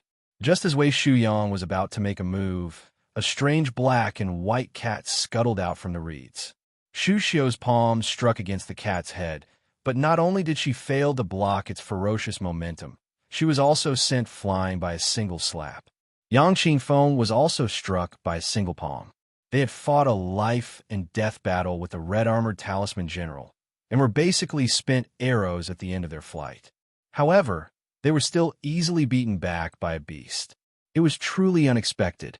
Wei Shuyang, who was worried about His Royal Highness's life, roared angrily, "Evil creature!" The girl laughed expressionlessly. She and her pet attacked old Taoist me from the front and back.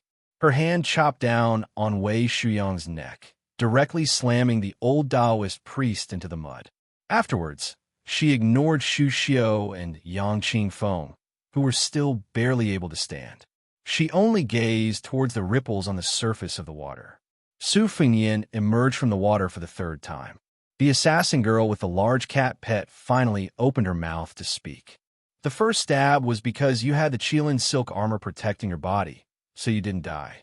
However, when I stepped on your chest, where I tore open your precious armor, you should have died." The red mark between the pale, Su Fengyan's eyebrows turned a faint purple. He narrowed his eyes and didn't make a sound. The girl let out an ah sound, and then suddenly said, "Looks like you really did obtain Wang Zhongluo's great yellow hall. Don't worry, I don't believe that you really won't die. You're still far from the realm of the 9 floors." Su Fengyan clenched his teeth and asked, Miss, do you have a grudge against me?" "No grudge. However, someone offered 1,000 taels of gold to buy your life. I've always followed the rules when doing business. Since I've taken the money, I have to personally take your life. Besides, if you were killed by that Wang Mingyin, I still have to return 500 taels of gold."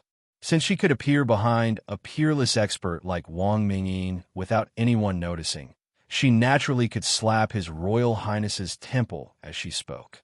Poor Su Fengyan's head shook and flew to the side, rolling over a large patch of reeds. Su Fengyan was already bleeding from his 7 orifices, but he still used his saber to support himself and stood up. "Ha, your life is indeed worth 1,000 taels of gold. When I do business, I've always taken half of the deposit first. Whether or not I make a move depends on my mood. If I'm in a good mood, I'll take the other half of the deposit and start killing people. If I'm in a bad mood, I'll kill the person who paid me the deposit. That's why I haven't made many business deals in the past few years. The one in Xiangfan City has quite the guts. Since I'm in a good mood, I promised him that after killing you, I'll kill a woman called Pei Nanwei. Is that her?" No matter what she said, she always put on a delicate and graceful face. Even when she chuckled, it was extremely stiff. By the time she finished speaking, Su Fengyin had already been knocked down by her once again.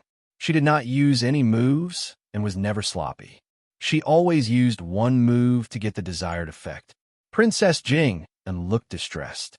The girl walked slowly towards His Royal Highness, who was kneeling on one knee. She said softly, "Su Fengyin, are you waiting for the secret death warriors of Bailiang Palace? Let me tell you, there's none left." Su Fengyin wiped the blood from the corner of his mouth with the back of his hand and smiled coldly. "I'm not waiting. It's better to rely on myself than on anyone else." After standing up, Su Fengyin held the winter embroidered saber in his right hand, spring thunder in his left hand. His posture was extremely strange. The girl's expression turned solemn for the first time. Sword 1. A sword moving like a dragon and snake. Sword 2. Two swords resonated with each other. Sword 3. The sword energy on the sword weighed 3 caddies. Until Sword 8. Sword 9's sword traveled 6,000 miles. Who in the world was more proficient than Su Fengyin in studying Sword 9's 9 swords? Especially Sword 9. Facing certain death, he used his dual sabers as swords. The reeds were filled with awe-inspiring sword will. Especially Sword 9, who was supported by the surging great yellow cord at the end. His dual sabers faintly emitted a bright yellow sword energy. The girl blocked Sword 1 to Sword 8, which were 70 to 80% similar in form, but only 40 to 50% similar in spirit. It was not strenuous at all. Only Sword 9, whose form was only 20 or 30% similar in spirit, finally disappeared and retreated. The old god of swords, Li Chungang, hurried over on the reeds. When he saw the last sword, he stood on top of the reeds like an immortal. He clicked his tongue and praised, "One sword to achieve the great path. No matter how many techniques you use, they're all useless." Chapter 2:13. Su Fengyin stood by the lake in a daze, still maintaining the strange posture of holding spring thunder while embroidering winter. The old god of swords did not make a sound. After confirming that the young assassin had retreated far away, he floated down from the reeds. In martial arts cultivation, most people progress step by step, accumulating strength before achieving success. Even if one were to sail against the current, one would fall behind if one did not advance. Li Chungang himself was an example. After reaching the peak of his swordsmanship, he encountered a series of twists and turns, causing his mind to be unstable. Not only did he cross that threshold, but he also fell into the mortal world, becoming further and further away from the realm of earth immortals. However, there were some geniuses who were able to improve by leaps and bounds due to great opportunities. 100 years ago, there was Qi Xianzhu, followed by the new heavenly phenomenon Wudong sect leader and the female Dharma king of Mount Lanta. Most of these prodigies sought an illusory and unparalleled heavenly Tao. If they could grasp it, they would become a dragon. If they could not grasp it, they would remain nameless for the rest of their lives and could not be judged by common sense. Geniuses who were slightly inferior, such as Wu Lu Ding, used battle to nurture battle and nurture their realm. His Royal Highness was generally similar to the sword crown of the Wu family, belonging to the category of breaking and then building. It was just that the realm of instant advancement was like a candle in a dark room. The light of a moment was fleeting and could not last forever. As for how much profound meaning one could comprehend afterwards, that would depend on one's luck and talent. Even someone as talented as Li Chungang could not escape this rut. So what if he occasionally unleashed an immortal sword strike? It was still too early. In the old god of swords' opinion, other than the unlucky Wang Mingyin, who was assassinated. Among the 9 top experts in the world, perhaps only Wang Xinji had reached the realm of Earth Immortals. Dong Tai was probably not much different from his peak when he first came to Mount Longhu, but he was still a hair's breadth away from the realm of Earth Immortals.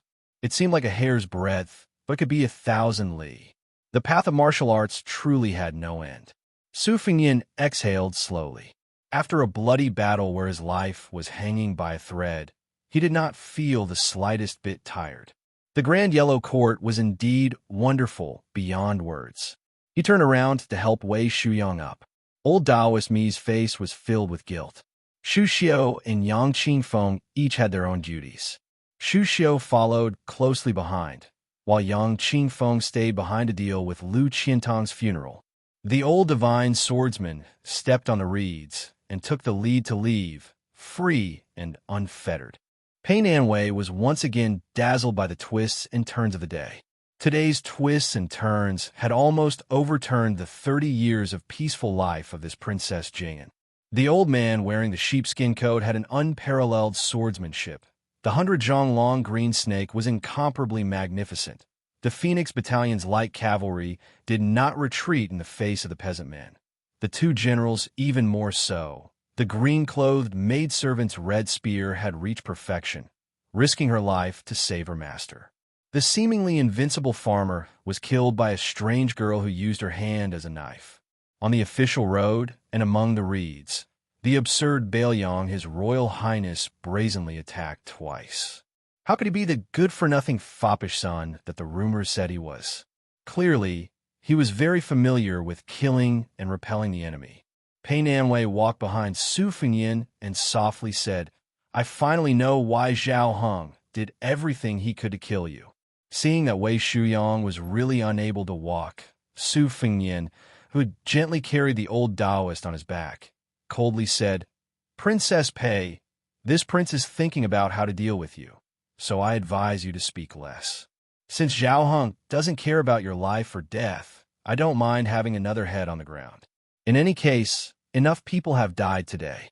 Zhao Heng said that he would send nephew 1,000 li away, but in the end, he sent Wang Mingyin to see me off. If nephew sends Princess Jing and's head back, I believe that Uncle King of Jing and will be very touched. Pei Nanwei immediately kept quiet out of fear. Su Fengyin's tone suddenly became gentler, but it wasn't because Princess Jing and deserved this treatment. Instead, he softly asked a retainer whose status was far inferior to Pei Nanwei's, "Xu Xiao, if you want to leave, I won't stop you. Moreover, I'll explain to Su Xiao on your behalf." Xu Xian didn't seem to have expected that the cold and shrewd His Highness the Crown Prince would say such frank and honest words. She was stunned for a moment before looking at the back of the figure whose robes were stained with dust and blood. In a soft voice, she said, "Your Highness, will there still be such a situation in the future where you have a slim chance of survival?" Su Fengyin looked up at the sky and nodded, "Not necessarily. If there is, it will most likely be more dangerous than today. If you don't leave today, I won't hesitate to use you as a chess piece that I can discard at will." Xu Xiao made a sound of agreement. A light breeze blew past, carrying with it the faint fragrance of reeds. Xu Xiao, who loved to look beautiful, reached out to smooth out the messy hair on her forehead. She looked at the sky with His Royal Highness and smiled. "If I don't leave, will there be any benefits? Your Highness should also know that Xu Xiao is this kind of unscrupulous person." Unexpectedly, Su Fengyin stopped in his tracks and turned his head with a smile. "I already knew that you've been coveting this heir's body for a long time, but this matter, I really can't agree to it right away." Wei Shuyang, who was seriously injured but still conscious, reached out to stroke his beard. He smiled but didn't say anything. Xu Xiao, whose secret had been exposed, blushed when she heard this. Then, she laughed until tears came out. Su Fengyin looked at the charming and flirtatious woman in front of him and smiled. "Xu Xiao, you're actually very beautiful, really." Xu Xiao had the rare courage to tease. All of Baoyang knows that His Royal Highness always speaks the truth when he's in bed. Chapter 214. Su Fengyin walked on the lush green path. From time to time, He would stretch out his hand to push aside the messy reeds. "You're really not leaving?" Shu Xiu smiled. "I'm thinking," she replied. Su Fingyan hesitated for a moment, then said, "If you want to leave, I'll give you silver. If you want secret manuals, I'll give you secret manuals. If you don't leave, Shu Xiu, let me ask you, do you want to be a princess consort?" Shu Xiu's heart trembled. She cautiously asked, "Princess consort?" Su Fingyan nodded. Princess Jing and Shu Xiu probed. With princess consort's devastatingly beautiful appearance, it would still be very difficult for her to disguise herself. Su Fingyan grunted in acknowledgement. This had only just aroused Shu Xiu's curiosity, which was as strong as a pond of reeds, but she didn't say anything else. At the same time, he treated Princess Jing and Pei Nanwei as if she was nothing. Wei Shuyong felt that it wasn't proper for him to be carried on His Royal Highness's back. He said, "Your Highness, this old Taoist can walk on his own." Su Fingyan laughed out loud. It's fine. When I was young, I always had Grandpa Wei carry me on his back in the Tide Listening Pavilion. This time, it's my turn." Wei Shuyong sighed. His smile was full of vicissitudes of life.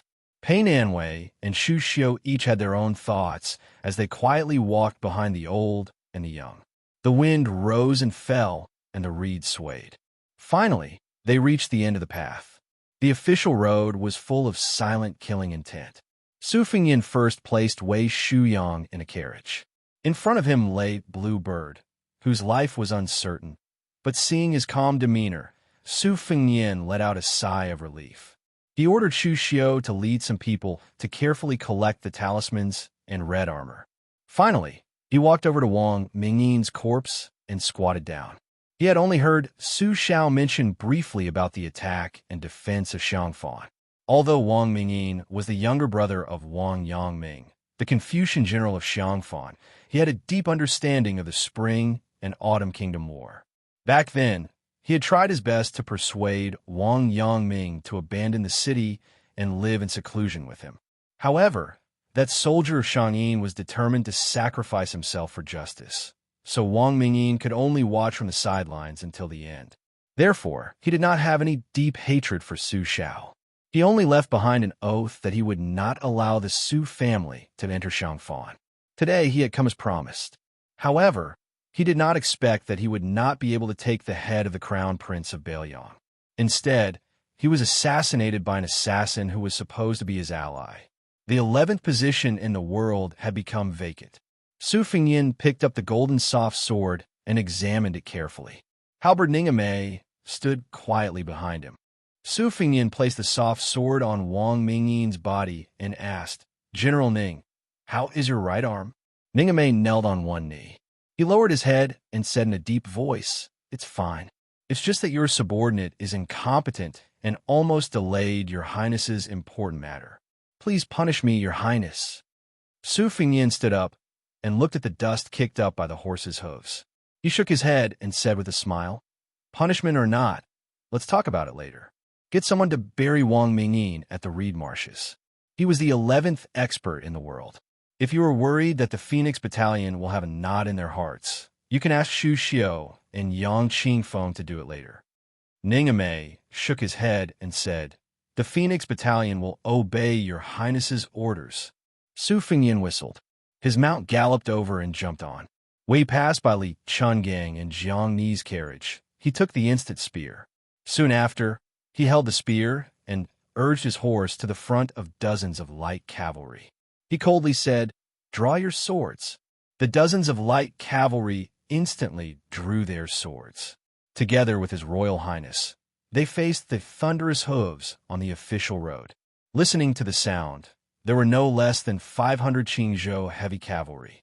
80 Beiliang light cavalry faced off against 600 Qingzhou heavy cavalry. On the opposite side, one could faintly see cold swords and halberds surrounded by jet-black heavy armor. The leader was a man wearing a big yellow embroidered robe. Beside him was a majestic general wearing heavy armor. In his hand was a silver pear blossom spear with red tassels. He looked mighty. The general seemed to have said a few words to the man in the embroidered robe and rode forward alone. Su Fingyin did not say anything and rushed forward with his spear. When they were 100 steps apart, the Qingzhou general seemed to have felt the murderous aura of the approaching person. He suppressed the thought of underestimating the enemy and frowned. He thought that he could knock the well-dressed young master off his horse with one spear strike. If it were not for the king of Jing An's order not to hurt people, he would have helped the Qingzhou soldiers teach this Bailiang a lesson. At 50 steps, the general saw that this guy was coming even faster and had no intention of talking. He was angry for a moment. This guy did not know what was good for him. With a flick of his wrist, he rushed forward with his spear in hand. The red tassels spun and danced beautifully, making the Qingzhou cavalry behind him cheer. The two riders met in an instant. The silvery white pear blossom spear was casually pushed aside by the handsome young master with a single hand. The strange scarlet spear in his hand pierced forward like lightning, instantly breaking through the armor. The spear curved in a stunning arc, forcefully pressing against the chest of the burly military general. When the two riders passed by each other, the general with the broken armor on his chest was sent flying by the spear and fell on the official road. The young master with the white horse and red spear raised his spear again and stabbed the general to death on the spot. His head was split open. The slow white horse leisurely turned in a circle and once again faced the 600 Qingzhou elite cavalry. The young master with the spear in his hand shook slightly and threw a string of eye-catching blood beads on the ground. He looked at the gloomy man in the embroidered robe and said with a smile, "Uncle King of Jing, and looking at this display, are you really going to send me off 1,000 miles?" Chapter 215. The young master was dressed in luxurious clothes, riding a white horse and holding a red spear. After killing someone in front of the formation, he was still talking and laughing, making the 600 Qingzhou heavy cavalry tremble. It had to be known that the general who was stabbed under his horse was one of the top 3 fierce soldiers in Xiangfan. Unexpectedly, he was killed by a single spear strike. Moreover, the person sitting on the horse in front of him was the Grand Prince of Jing'an. Among the 6 vassal kings, he was only ranked behind the Prince of Yin and Prince of Guangling. This northern Liang Shitzi, regardless of his family background, was still a member of the younger generation. He was not in northern Liang's territory, so how could he dare to be so impudent? How dare he defy the king of Jing'an, who was regarded as a god by the people of Xiangfan? For a moment, the 600 direct descendants were enraged. As long as the master in the embroidered robe gave the order, they would rush forward and crush him. Not to mention that he was the heir of Bailiang. Even if the king of Bailiang was here, so what? Did he really think that all the cavalry in the world were embroidered pillows? Bailiang claimed to have 300,000 cavalry, and Qingzhou was the first to disagree. The king of Jing wore a yellow embroidered robe with 5 claws sitting on a dragon. The color was noble and superior to the blue and white ones. The embroidered robe was of the highest quality. Just the embroidered robe alone was half a grade higher than that of the Guangling king. It could be seen that His Majesty the Emperor treated this brother who had participated in the struggle for the throne with him very well. Prince Jing'an's appearance this time was finally free of his prayer beads. Unlike Prince Guangling, who grew fatter as he aged and appeared slightly bloated in an embroidered robe, Zhao Heng's embroidered robe fit him perfectly. He slowly raised his hand and waved it behind him. The 600 heavy cavalry instantly retreated in an orderly manner. There was no stagnation in the formation. It was clear that he was familiar with battle formations. After the heavy cavalry retreated 50 steps, Zhao Heng lightly squeezed the belly of a Fergana horse from the western regions and slowly moved forward. He ignored the corpse and the blood-stained red spear and calmly said, "No matter how brave and good the 80 light cavalry is, they can't stop 600 Qingzhou heavy cavalry. Indeed, they can't stop them, but 80 cavalry in exchange for 200 lives is still doable." Su Fingyin did not care. He narrowed his eyes and stared at his uncle, the king of Jing'an, who was scheming to kill him. In the city of Xiangfan, they could talk and laugh with each other. But here, they had already shed all pretense of cordiality. Su Fingyin was in a desperate situation and was full of hostility. especially after he had suddenly digested a large amount of Da Huang Ting. The hostility that he could originally suppress was amplified countless times. This was why he had the ruthlessness to kill the general of Qingzhou with his spear. However, Su Fengyin was not completely ignorant of military affairs. He was also not so arrogant and ignorant as to think that 80 cavalry would be enough to defeat 600 of Qingzhou's armored soldiers in a battle to the death. It was just that even if he lost in terms of strength, he would not lose in terms of formation. Moreover, in today's battle outside the Reed Marsh, the military armor was just icing on the cake. It was destined that it would not affect the overall situation. Therefore, when the king of Jing and led his troops here, it was tantamount to using him as a gift to win the hearts of the light cavalry. Su Fengyin was happy to accept it. He had already told Yue Wei that if he wanted to win the hearts of the people, giving small favors would not help matters at all.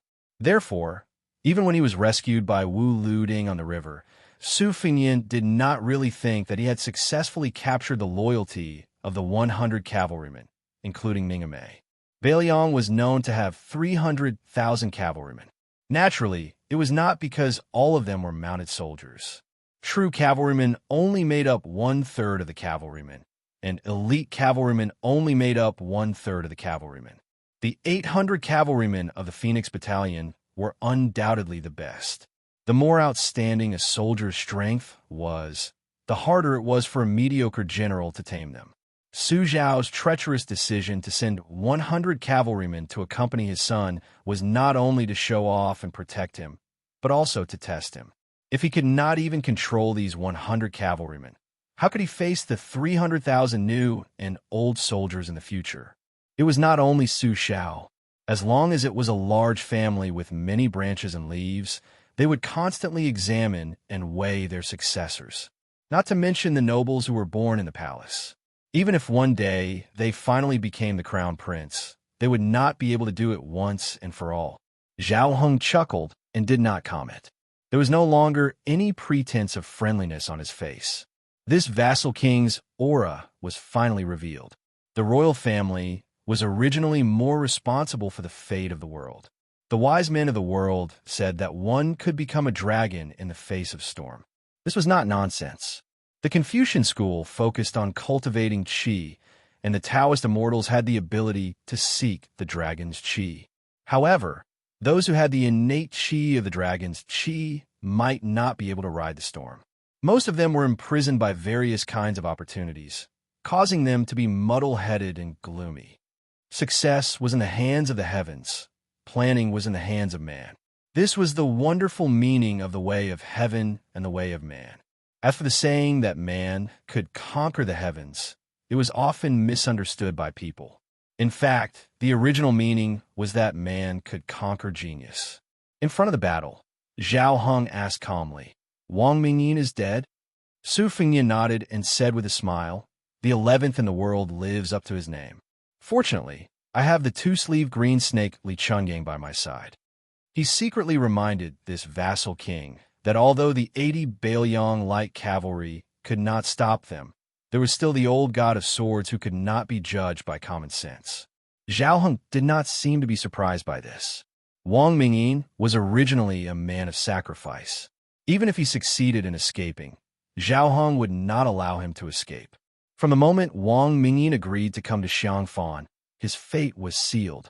This was also the reason why Jianghu masters were usually unwilling to get involved in court battles. In the end, they could not defeat the army's net of swords and halberds. So what if 100 people were against 1,000 people? The royal uncle of Western Shu, who was known as the Sword Sage, was only killed by Beiliang's iron hooves. His sword was broken, and he was killed by countless soldiers and horses. His body was trampled by horses and turned into a pile of meat paste.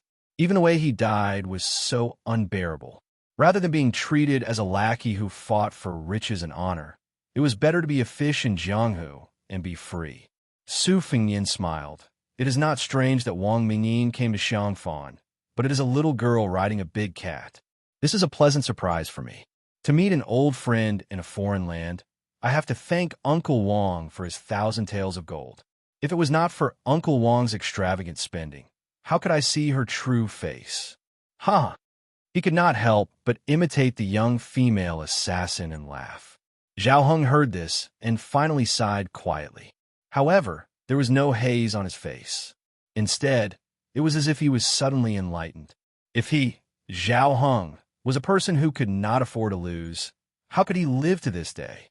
Besides, this time he lost the battle of the Reed Marsh, but he did not lose the secret battle in the court and instead won.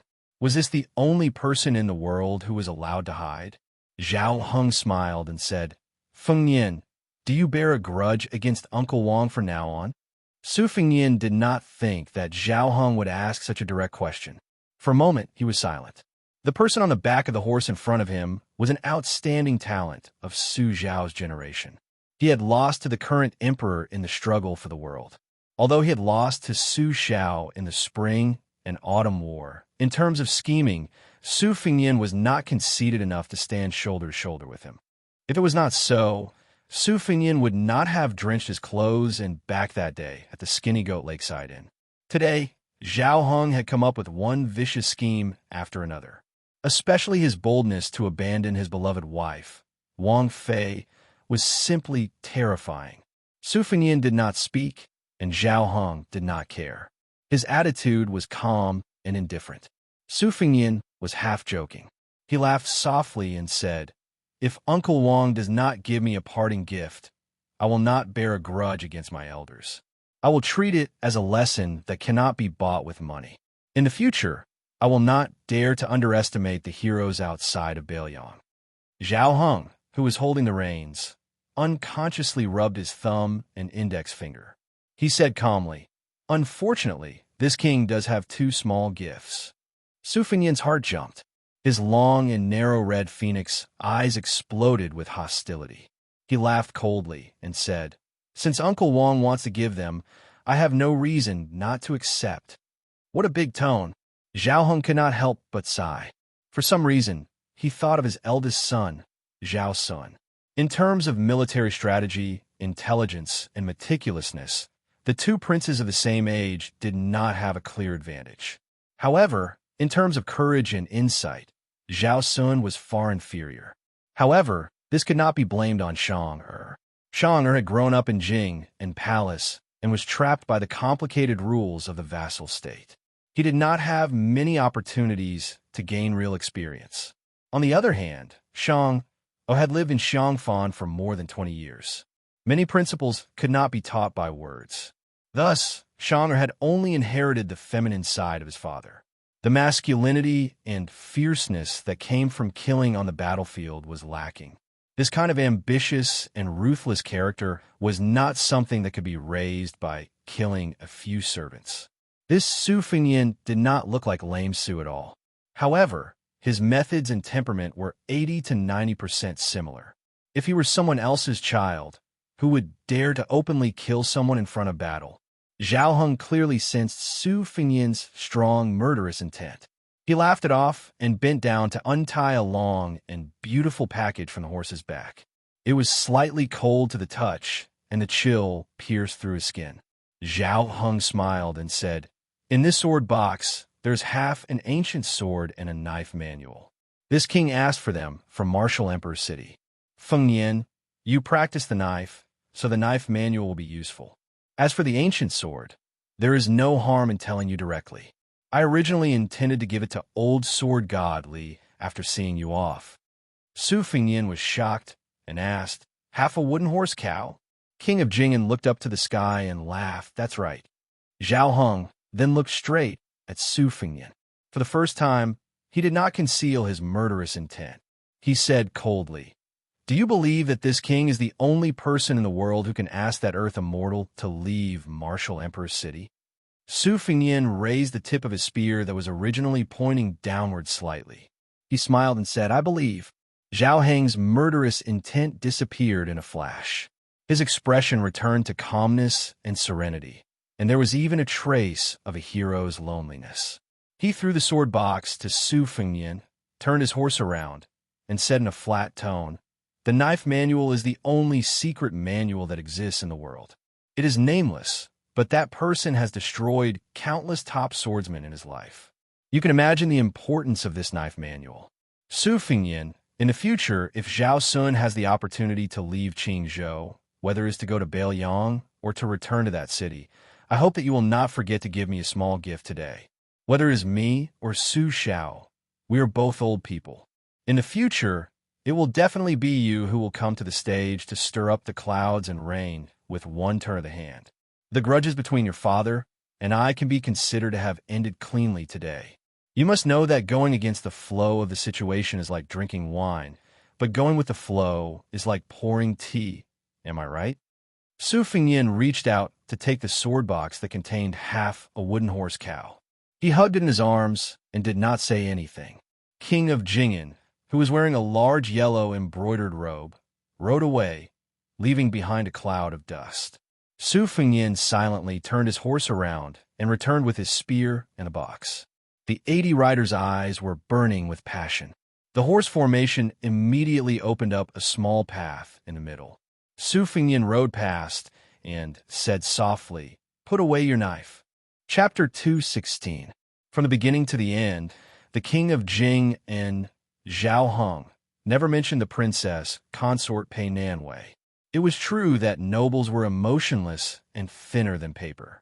After Su Fingyin dismounted, he approached the corpses of the Beiliang light cavalry and the wounded. He stuck the spear into the ground and walked to a young cavalryman whose wound had been personally bandaged by Yuan Meng. He squatted down and took over Yuan Meng's work. All the light cavalry could clearly see that His Royal Highness's movements were skillful, especially when he lowered his head and bit the knot tightly. Even Great Halberd Ningame was moved. They had some understanding of His Royal Highness's nature on their journey. He had risked his life to save people at the gates of hell, but after that, he had never been courteous to anyone on the ship. Later on, during the battle with the Qingzhou Navy, he had led the charge. Did he shrink back at all and damage the spirit of the Beiliang army? Even the king of Jing and Sun was thrown into the water like a drowning dog. Who would dare to say that if he had been there, he would have hung the deputy commandant of the Eastern Forbidden City from Gu Jiantong's old subordinates on the city wall? Today, not to mention how domineering he was when he used his blade to save himself, the Phoenix Battalion was shocked by his amazing blade skills. Just now, he had personally led 80 cavalrymen to face 600 heavy cavalry and even stabbed the Qingzhou general to death with his spear. Before the battle, he only said that he was going to draw his blade. After the battle, he only said that he was going to withdraw his blade. How similar was this temperament to the king of Beiliang? And now, he was silently bandaging the wounds of a small cavalryman whose status was thousands of miles away. When did he say anything pretentious? Su Fingyin stood up and said softly to the cavalryman whose eyes were red, "I know your name. You are Wang Chong. While I was practicing my blade skills at the bow of the ship on the Spring God Lake, you were on guard duty." Su Fingyin paused for a moment and said, "At that time, the one who was on night duty with you was called Lin Hong. He died in battle, stabbed to death by Wang Mingyin's halberd. I remember when you were quietly arguing with him at the bow of the ship. Lin Hong spoke up for me, saying that I didn't practice the saber for show. It's a pity that he died." Su Fingyin stood up and took out the instant spear. He walked towards the carriage and said calmly, "I hope I won't die again." More than 90 white horses were loyal to him. Regardless of whether they were injured or not, they all knelt down and said in a deep voice, "The Phoenix Battalion is willing to fight to the death for His Royal Highness. Don't retreat." In the distance, Princess Jing and Pei Nanwei's face was pale and her expression was complicated. At the edge of the scattered cottages in the reed marsh, an old man stood up and left. He grabbed a handful of grass that could be found everywhere and used for divination. This was a lost ancient divination method. Grass could be picked anywhere, but not everyone could use divination to see the secrets of heaven. Therefore, among the 8 ancient treasures, including the tortoise shell, divination was the easiest way to get started, but the hardest way to get the Tao. The old man who looked like a scholar seemed to casually tear the grass again and again, throwing it all over the ground. As he walked out of the reed marsh, he coincidentally bumped into a young man who was walking out of the dense reed from another place. Behind him was a talisman general in red armor who looked like a celestial soldier. The young man was neither angry nor happy, only muttering something to himself. When he saw the old man, he was not on guard at first, but he was afraid that the puppet behind him would scare the unrelated people. After carefully sizing him up, he let out a sigh of relief and smiled brilliantly, revealing a mouthful of white teeth. He seemed harmless. He stopped, obviously wanting to let the old man go first. It was hard to say whether he loved the young, but he was full of respect for the old man. The old man did not seem to take it to heart. When they brushed past each other, he said softly, "Zhao Kai, did your mother tell you that before she gave birth to you, she dreamed that the sky opened up and 4 celestial beings arrived with the sun in their hands? Believe it or not, when you were born, this old man saw with his own eyes that the red sun rose in the night and the red light surrounded the room. As for the white snake you killed when you were 6 years old, it was rumored to be the young son of the White Emperor, but it was fake. It was just to prove that the Red Emperor of the Imperial Astronomer killed the White Dragon. This old man deliberately teased that old fool Nan Huayu." Zhao Kai was dumbstruck with his mouth wide open. He then trotted behind the old scholar and asked with a smile, "Old mister, you know my mother?" The old man chuckled and joked, "Don't worry, I'm not your grandfather."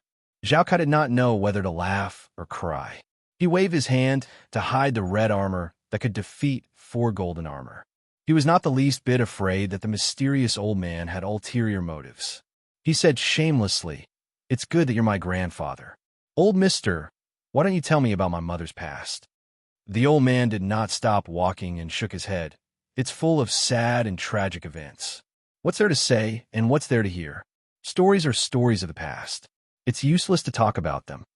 Zhao Kai flattered, "Hey, old mister is really knowledgeable." No wonder the southern supervisor was deceived. This explanation of the story is really interesting. The old man laughed and scolded, "You little brat, you still don't know that Nan Huayu's surname is Nan Huai and not Nan. That old guy couldn't wait to give his granddaughter to you." Zhao Kai exclaimed and blushed with shame, "I really didn't know that the southern supervisor's surname is Nan Huai.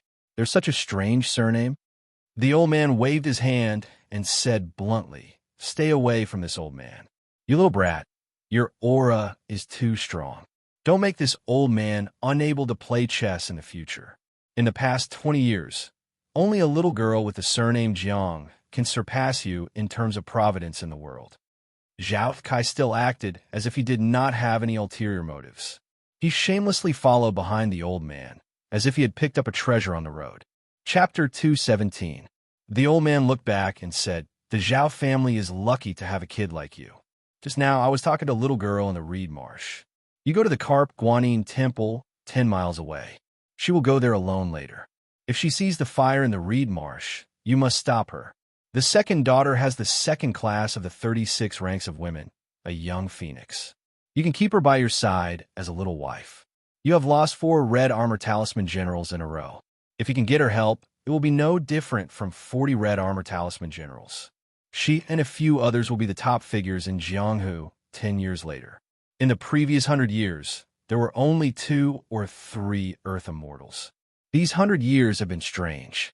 Let me count with my fingers. 4, 5, 6, 7, at least 7.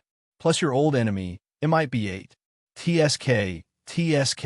It will be a lively scene rarely seen in 1,000 years. All of this is thanks to 2 people. One of them is far away in Beimang, and the other is right in front of us. It's you, Zhao Kai.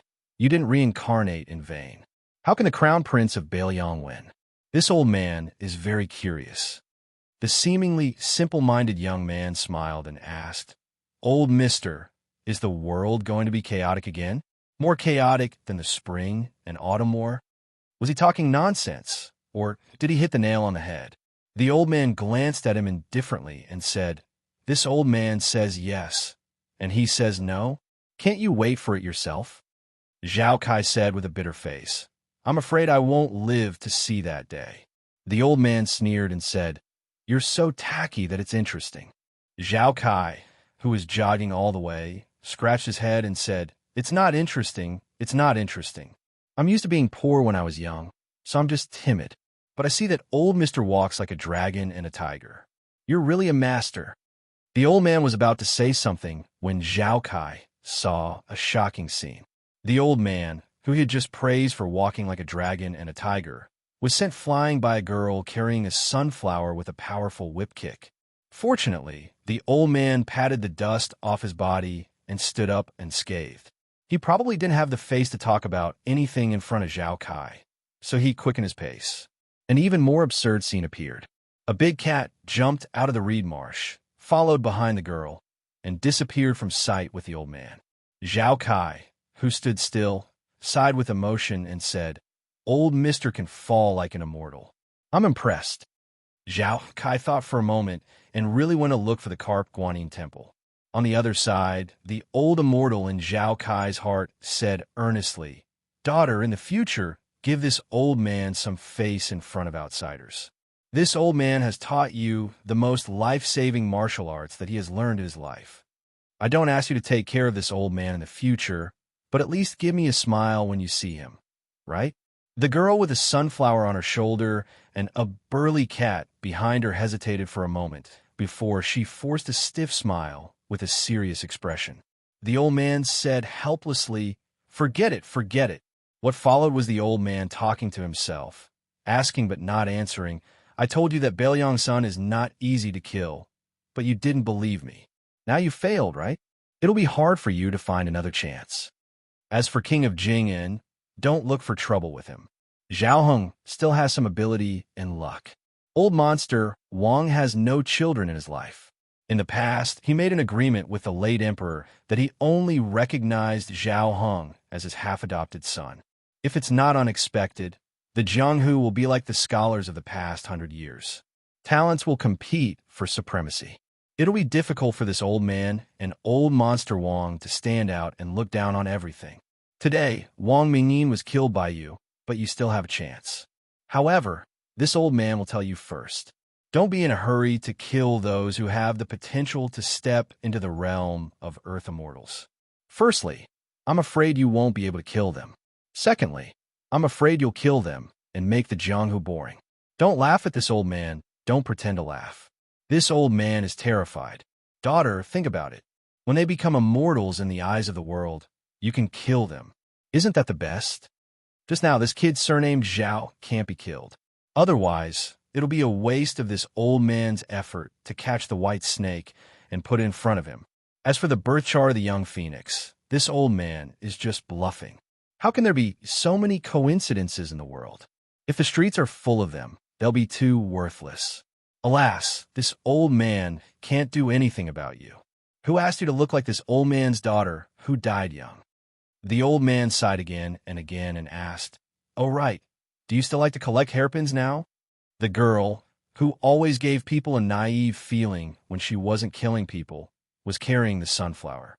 Finally, she showed mercy and agreed. For the first time, the old man showed a helpless expression. Who is he?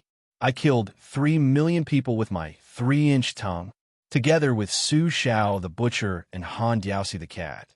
They were known as the 3 great devils of the world. Out of the 14 sages of the spring and autumn period, I dominated the top 3.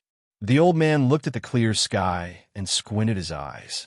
Without any reason, he said, "It's going to thunder." The girl stood on her tiptoes and covered the old man's head with the sunflower. She chuckled. The old man laughed heartily and said, "Rolling heavenly thunder can kill Qi Xuanjin, but it can't kill this old man, daughter. Let me tell you a secret. This old man is really an immortal." The girl, who turned hostile, kicked the old man to the ground. This time, the old man was not in a hurry to get up because there were no outsiders present. He sat on the ground and muttered to himself, "Back then, my father once said that everyone wants their children to be smart. I was misled by my intelligence. I only hoped that my child would be stupid and careless." How could that butcher not understand these words? With his current achievements, if he gave birth to a legitimate eldest son, he could guarantee several generations of wealth and stability. He didn't want such a good thing and insisted on raising a Do Kuei to be a devil in troubled times. He implicated lame Su and had to work hard until he was old. He didn't even have half a day to enjoy happiness. Why bother? However, considering that it was because of your son that this old man was able to meet my daughter, this old man did not cause any trouble for you these past few years. However, since you have already obtained the hereditary title, let your son fend for himself in the future. This old man wants to see how he will fight against the Jianghu, the imperial court, and the entire world. The old man turned to look at the girl and muttered, "For a hairpin, is it worth it?" The girl still made a sound of agreement. The old man shook his head and nodded. In this world, human lives are lighter than hairpins. Yes and no. The old man stood up and slowly said, "Let's go." In a while, the Qingzhou cavalry will use the name of suppressing bandits to start a massacre. This reed marsh will still be lush next year, but the hundreds of lives will be lost. Chapter 218. Su Xiao only brought a few Bailiang retainers with him as he left the Damayai Inn. It was summer, and the capital was hot and humid. The chirping of cicadas was irritating, and the air above the rooftops was filled with white steam. The road was scorching hot. Su Xiao, who was dressed like a rich man, walked and stopped. When he rested, he asked for a bowl of tofu from a small stall. The small porcelain bowl was cool, and he felt comfortable holding in his hand. The snacks in the capital were similar to this bowl of almond tofu.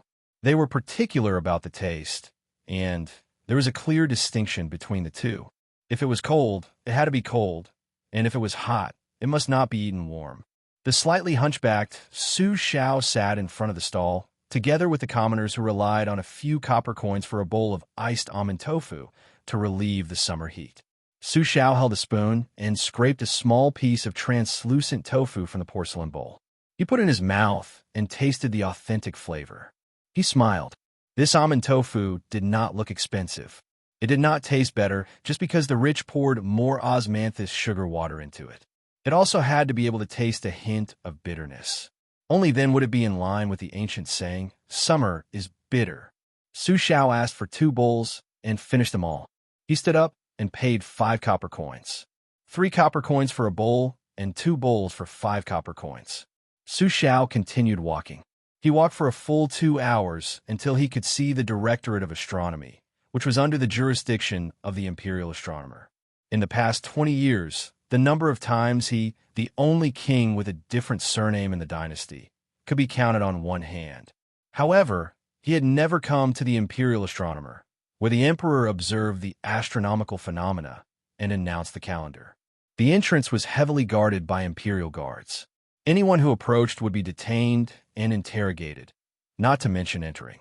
Su Xiao had 3 retainers behind him, including Spear Immortal Wang Xiao. When he approached the imperial astronomer, his aura suddenly increased. The imperial guards did not dare to step forward. It was only when Su Xiao was less than 10 steps away from the entrance that an imperial guard silently raised his spear. Su Xiao did not need to speak. The world's top spear expert Liu Yambing angrily shouted, "How dare you!" Holding a spear in front of Liu Yambing was really a joke. As for blocking the king of Bailiang, who could carry a sword into the palace, it was even more of a joke. However, this was the duty of the imperial guards. Furthermore, the imperial astronomer was right in front of the emperor. The imperial astronomer's prison guards were used to the respectful treatment of visitors. Even after being reprimanded, they did not move an inch. There were even some imperial guards who slowly drew their swords. The imperial astronomer was an important place in the dynasty. Even the important figures of the ministers and aristocratic families would not dare to trespass. Just like Su Xiao, a plain-looking young woman walked out of a group of visitors who came in light. She said gently, "Don't be rude to the king of Bailiang." After the imperial guards saw the young woman's face clearly, they didn't dare to look at her anymore and immediately knelt down. Just as they were about to open their mouths and shout, the young woman softly said, "Forget it." Su Xiao turned his head to look and was slightly surprised. Probably because of his hunchback, it was hard to tell if he was bowing or not. He said indifferently, "Su Xiao respectfully welcomes the Empress."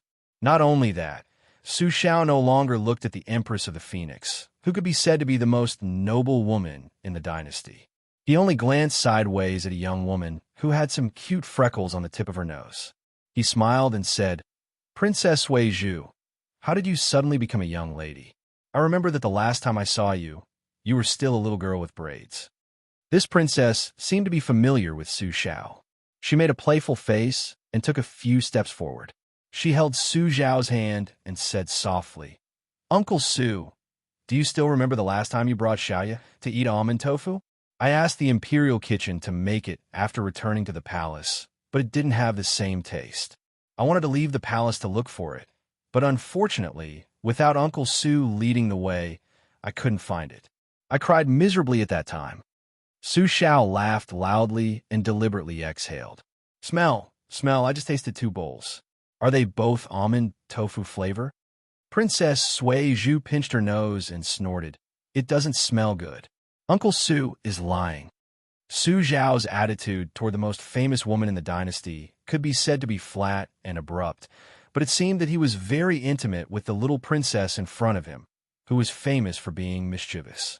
With Su Xiao's status, if he liked you, he liked you. If he didn't like you, scolding you would be considered light. You also had to have some qualifications to be scolded by this person. Why did he have to pretend?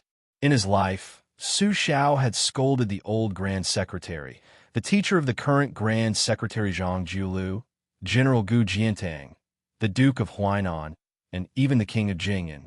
As for the official who was beaten half to death by him outside the palace with the scabbard, although he was still lying in bed half to death, his reputation had skyrocketed in the dynasty. Everyone praised him as a loyal official who had the strength of the country. It should be known that this guy had previously been criticized by the people in the capital, as well as the 30,000 students of the Imperial College for his improper conduct. Now, all of them were praising him in unison. It could be seen that if he could be beaten and scolded by Su Xiao, the king of Bailiang and a pillar of the country, as long as he didn't die, not only could he break even, but he could also make a lot of money. Su Xiao let the Empress enter the imperial astronomer first and pulled Princess Sui Zhu behind him. He raised his head and glanced at the plaque that said Beautiful Land Connecting Way and sneered, Beautiful my ass. The Empress, who was walking in front, frowned faintly, but only smiled slightly. Princess Sui Zhu, who was holding Su Xiao's arm, nodded vigorously and echoed, Beautiful my ass. Chapter 219. Su Xiao smiled and said, Xiaoyu is still to Uncle's liking. These days, you've been facing a bunch of eyesores. In order not to look at them, you don't even know where to put your eyes. Princess Sui Zhu, who only wished for the world to be in chaos, chuckled and made a weird gesture of slitting her throat. It was unknown who she had learned it from, but she said softly, Uncle Su, it would be satisfying to kill them all. Su Xiao sighed and said, What a pity. It will be good to have a daughter-in-law like you. When we get back, Uncle will definitely hang Fingyan up and whip him to vent Xiao Ye's anger. Not only is this kid unlucky, he also angered Xiao Ye on Wudong Mountain.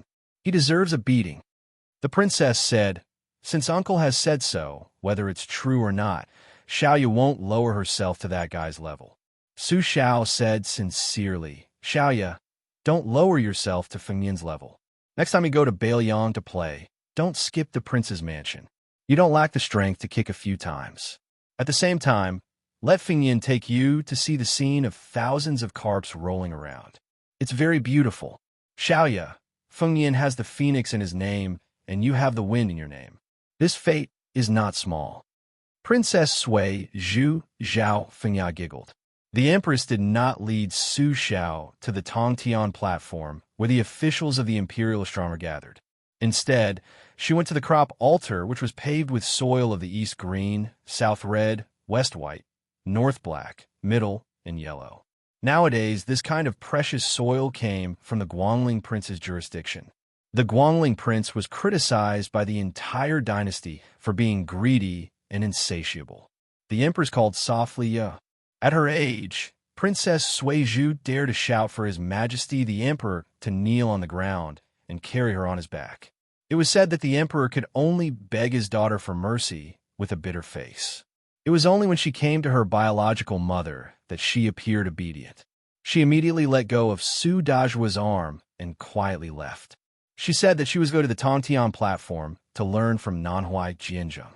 The Empress looked at the crop altar, which was not very tall, and said in a gentle tone, "These years, Yer has always kept the general's advice in mind.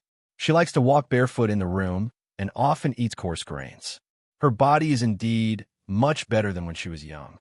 Su Shao clasped his hands behind his back and said calmly, "All this nonsense about the weather dropping and the Earth's chi rising and the Earth's chi being collected is all made up by the useless Confucian scholars of the Imperial Astronomer. Su Shao only knows that the barefooted are not afraid of those who wear shoes. My family's children have been raised this way since they were young. That's why they are still alive and kicking." The Empress did not take it seriously. It was unknown if she really did not understand the meaning behind his words. She just changed the topic and said softly, "I heard about the Gangnam-do incident. The one who wrote the admonition for women has already been sent to the Changchun Palace by His Majesty." Su Shao did not say anything. The Changchun Palace was called Changchun, but it was actually the cold palace of the current dynasty. For the concubines in the palace, it was the most terrifying prison in the world. This woman who controlled half of the palace still had a cold and cheerless appearance that did not show the slightest emotion. The common people of the dynasty only knew of her gentleness and virtuousness. Only the rich and noble families knew of her power. Su Shao turned to look at the heavenly platform and snorted coldly. "Letting her go there. Is she afraid that I'll make a move on Nan Huayu, who was only a minor 8th rank Qilin back then?" Su Shao did not bring his saber today. The Empress is worrying too much. The Empress did not say anything, as if tacitly agreeing. Su Shao turned around and walked straight to the heavenly platform. She did not turn around, nor did she turn her head. She was still looking at the top of the crop altar, but there was finally a trace of anger in her voice. "Great General!" Su Shao did not stop and sneered. "Zhao Ji, have you forgotten how she treated you back then? How you treated her back then?" The Empress, who was directly called by her name, said coldly, "Enough, Su Shao. So what if you take away a pillar state with an empty title? So what if you lose Tu Liao? You've obtained a hereditary title that does not conform to our dynasty's ancestral system." The hunchbacked and lame Su Shao said indifferently, "The imperial court wants Tu Liao. Zhang Jilu wants to reform, and he wants to be the mainstay. Frankly speaking, Su Shao will give it to him without any nonsense. So what if the pillar state is handed to him? But who is Gu Jiantang? Does he think he can ride on my head and shit and piss? As for that madman Zhao Hong, he has no one to back him up. How can he be so shameless as to make a move on a junior?" The Empress said calmly, "I'm the only one who heard these words." Su Shao continued forward. She did not stop him. Instead, she walked up to the crop altar and said in a cold voice, "When Su Fengyin first left to travel, the king of Yin sent out 9 jade hook assassins. I was the one who personally sacrificed 18 lives to stop them. At that time, I still thought that Su Fengyin and Yer still had hope of a marriage." Su Shao stopped and happened to see the lively Princess Sui Zhu standing on the corridor outside the attic. She was leaning on the railing and waving her hand. Su Shao smiled, and so he left the Imperial Astronomer. Empress Zhao Ji faintly sighed. She stood in the middle of the crop altar and turned to look at the back of the old man. She was lost in thought. She vaguely remembered seeing that young and energetic general with a silly smile on his face kneeling on the ground in his room. He helped the graceful sister Wu put on a pair of 1,000-layer cloth shoes that he had personally sewn for her. That white-clothed woman whose swordsmanship had already surpassed that of a saint smiled with incomparable happiness just for a pair of rough cloth shoes. Chapter 220. The official road returned to silence. Su Fengyin carried the instant spear and sat in the nearest carriage. Yu Wei and Jiang and I, who were in the carriage, were puzzled. With His Royal Highness's affection for the maidservant Blue Bird, why would he come to this carriage? The two women didn't need to think too hard about it. The answer came to light. His Royal Highness, who had been in the limelight at the end of the battle at the Reed Marsh, had just put down the curtain when he spat out a mouthful of blood. He accidentally spat it onto Yu Wei's chest as she held the cat. Her white dress and white cat were stained with scarlet red. It was a ghastly sight. Not only that, Su Fingyin had just sat down cross-legged against the wall of the carriage when blood began to seep out of his 7 orifices. Yu Wei discovered that the clothes in front of his chest were in tatters. There was even a crack in the strange green silk armor inside. Su Fingyin, who didn't have a trace of life on his face, covered his wound and gasped for breath. "Get out of the carriage. First, go and call Old Sword Godly over. Then, tell Ningame that everything will be handed over to him. I won't show myself for the time being." Yu Wei couldn't care less about Wu Meinyang and hurriedly got out of the carriage. When Jiang Anai lifted the curtain, she turned her head to take a look. His Royal Highness seemed to be trying to force a smile, but blood was pouring out of his 7 orifices. As a result, his face was truly repulsive. Su Fingyin knew his own suffering. He closed his eyes and breathed in and out with great difficulty using the Great Yellow Quartz incantation and the deed of thorough comprehension. However, he breathed in more than he breathed in, causing his breath to be extremely turbid. Every breath brought with it a piercing pain. This kind of hardship was no longer as simple as pure physical torture. The Taoist Danding study described the human body's 36 major acupoints and 72 minor acupoints as the paradise. Many acupoints were not named for nothing, but each had a profound meaning. Su Fingyin was forcibly instilled with the cultivation of the Great Yellow Court by Wudong's old chief, Wang Zhongluo, so he only dug 6 acupoints and opened 14.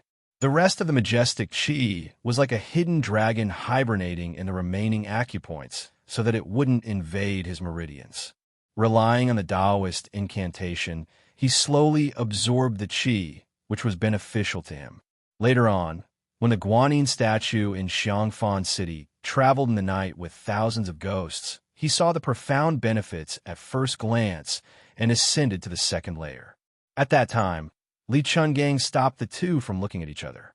After that, he reprimanded Su Fingyin for acting recklessly. Unexpectedly, today's battle was like a spring thunder that awakened all living things. Most of the acupoints in his body were opened, and the 6 layers of the Great Yellow Court skyrocketed to the 4th layer. This was supposed to be the vast, genuine qi that Su Fingyin could only withstand after he cultivated the physique of Vajra realm. Not long after, Li Chungang entered the carriage with a solemn expression. When he saw Su Fingyin's half-dead state, he frowned and asked in a deep voice, exhaling one Najio, "Are you really determined to take the Great Yellow Court over your life?" "Without your life, so what if I give you 10 portions of the Great Yellow Court?" Su Fingyin raised a finger with difficulty, as if he was smiling. The meaning of this little action was that there were no 10 portions of the Great Yellow Court in the world. The Great Yellow Court only existed in Wudong for 100 years. If he did not fight for it, wouldn't he be punished by the heavens early?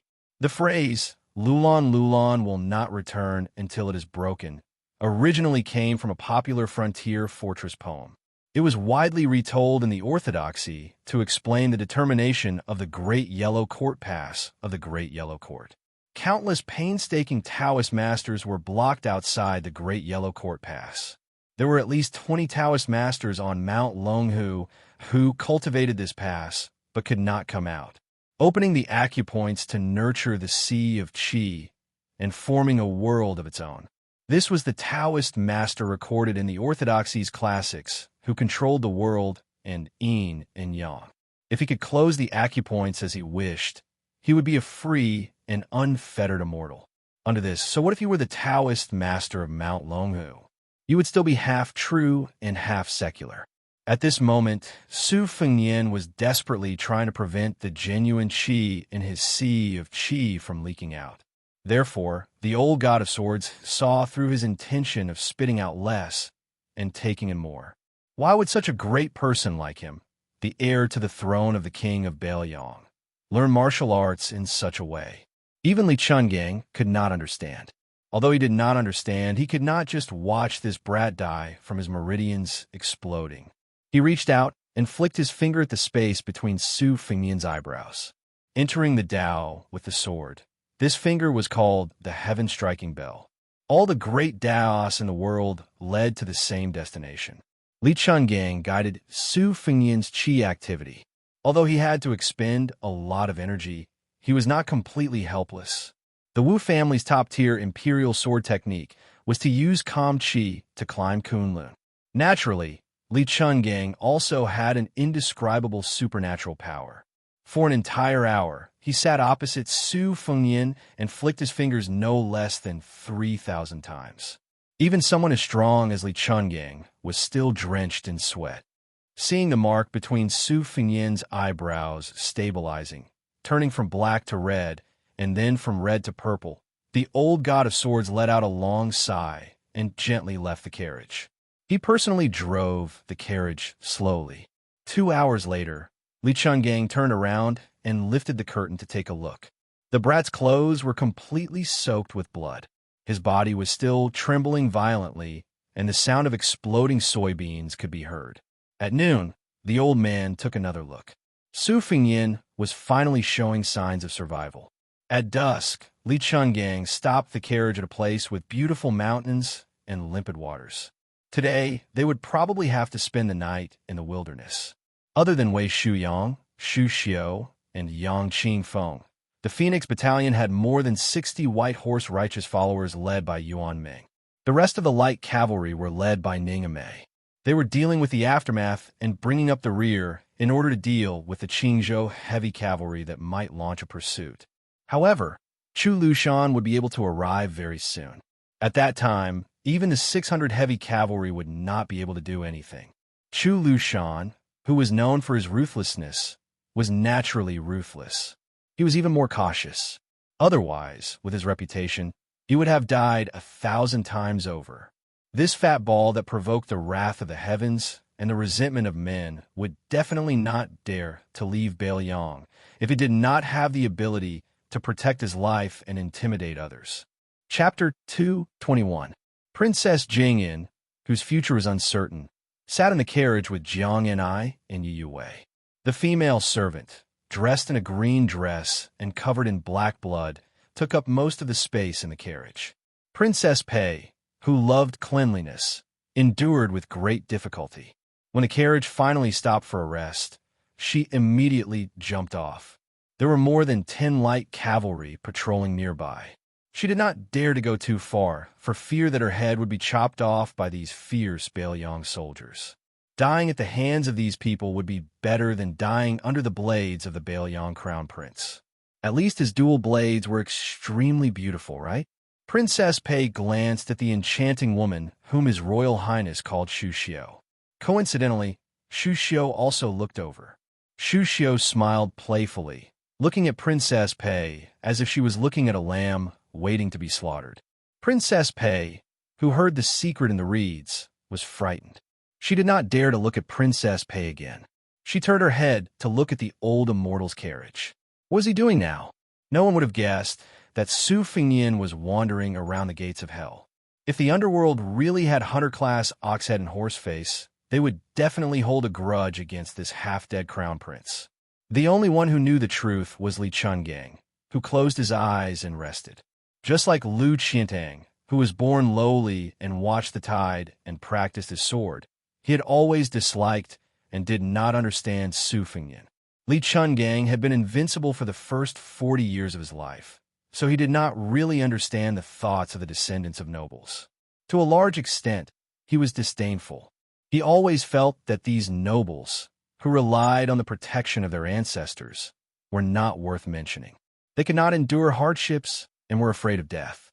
Therefore, in martial arts, they often lost to ordinary people, not to mention fighting side by side with geniuses like Wu Luding. When he came out of the tide-listening pavilion in Bailiang and found out that this kid was practicing the blade, he almost laughed his head off.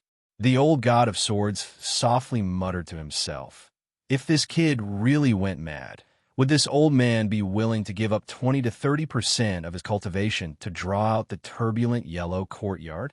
Spiritual pills were produced in the Great Void Realm and the 9 transformations heavy cauldrons. No one could see that the deep purple mark between Su Fengyan's eyebrows was shining brightly. Once he comprehended the longevity physique, 8 green lotuses bloomed. Su Fingyan's aperture acupoints emitted wisps of purple qi that lingered around the carriage.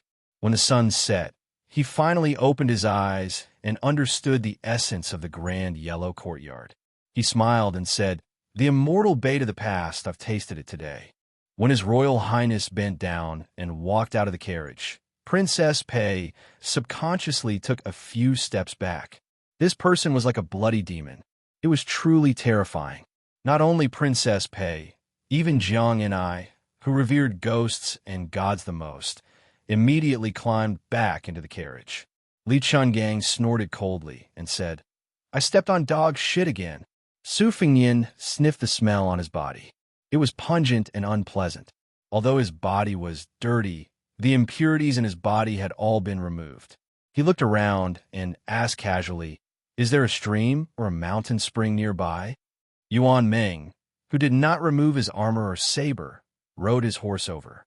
When he saw this strange scene, he suppressed his shock and got down from his horse and respectfully said, "Reporting to your highness, there is a deep pool half a mile away." Su Fingyan nodded and said, "Lead the way."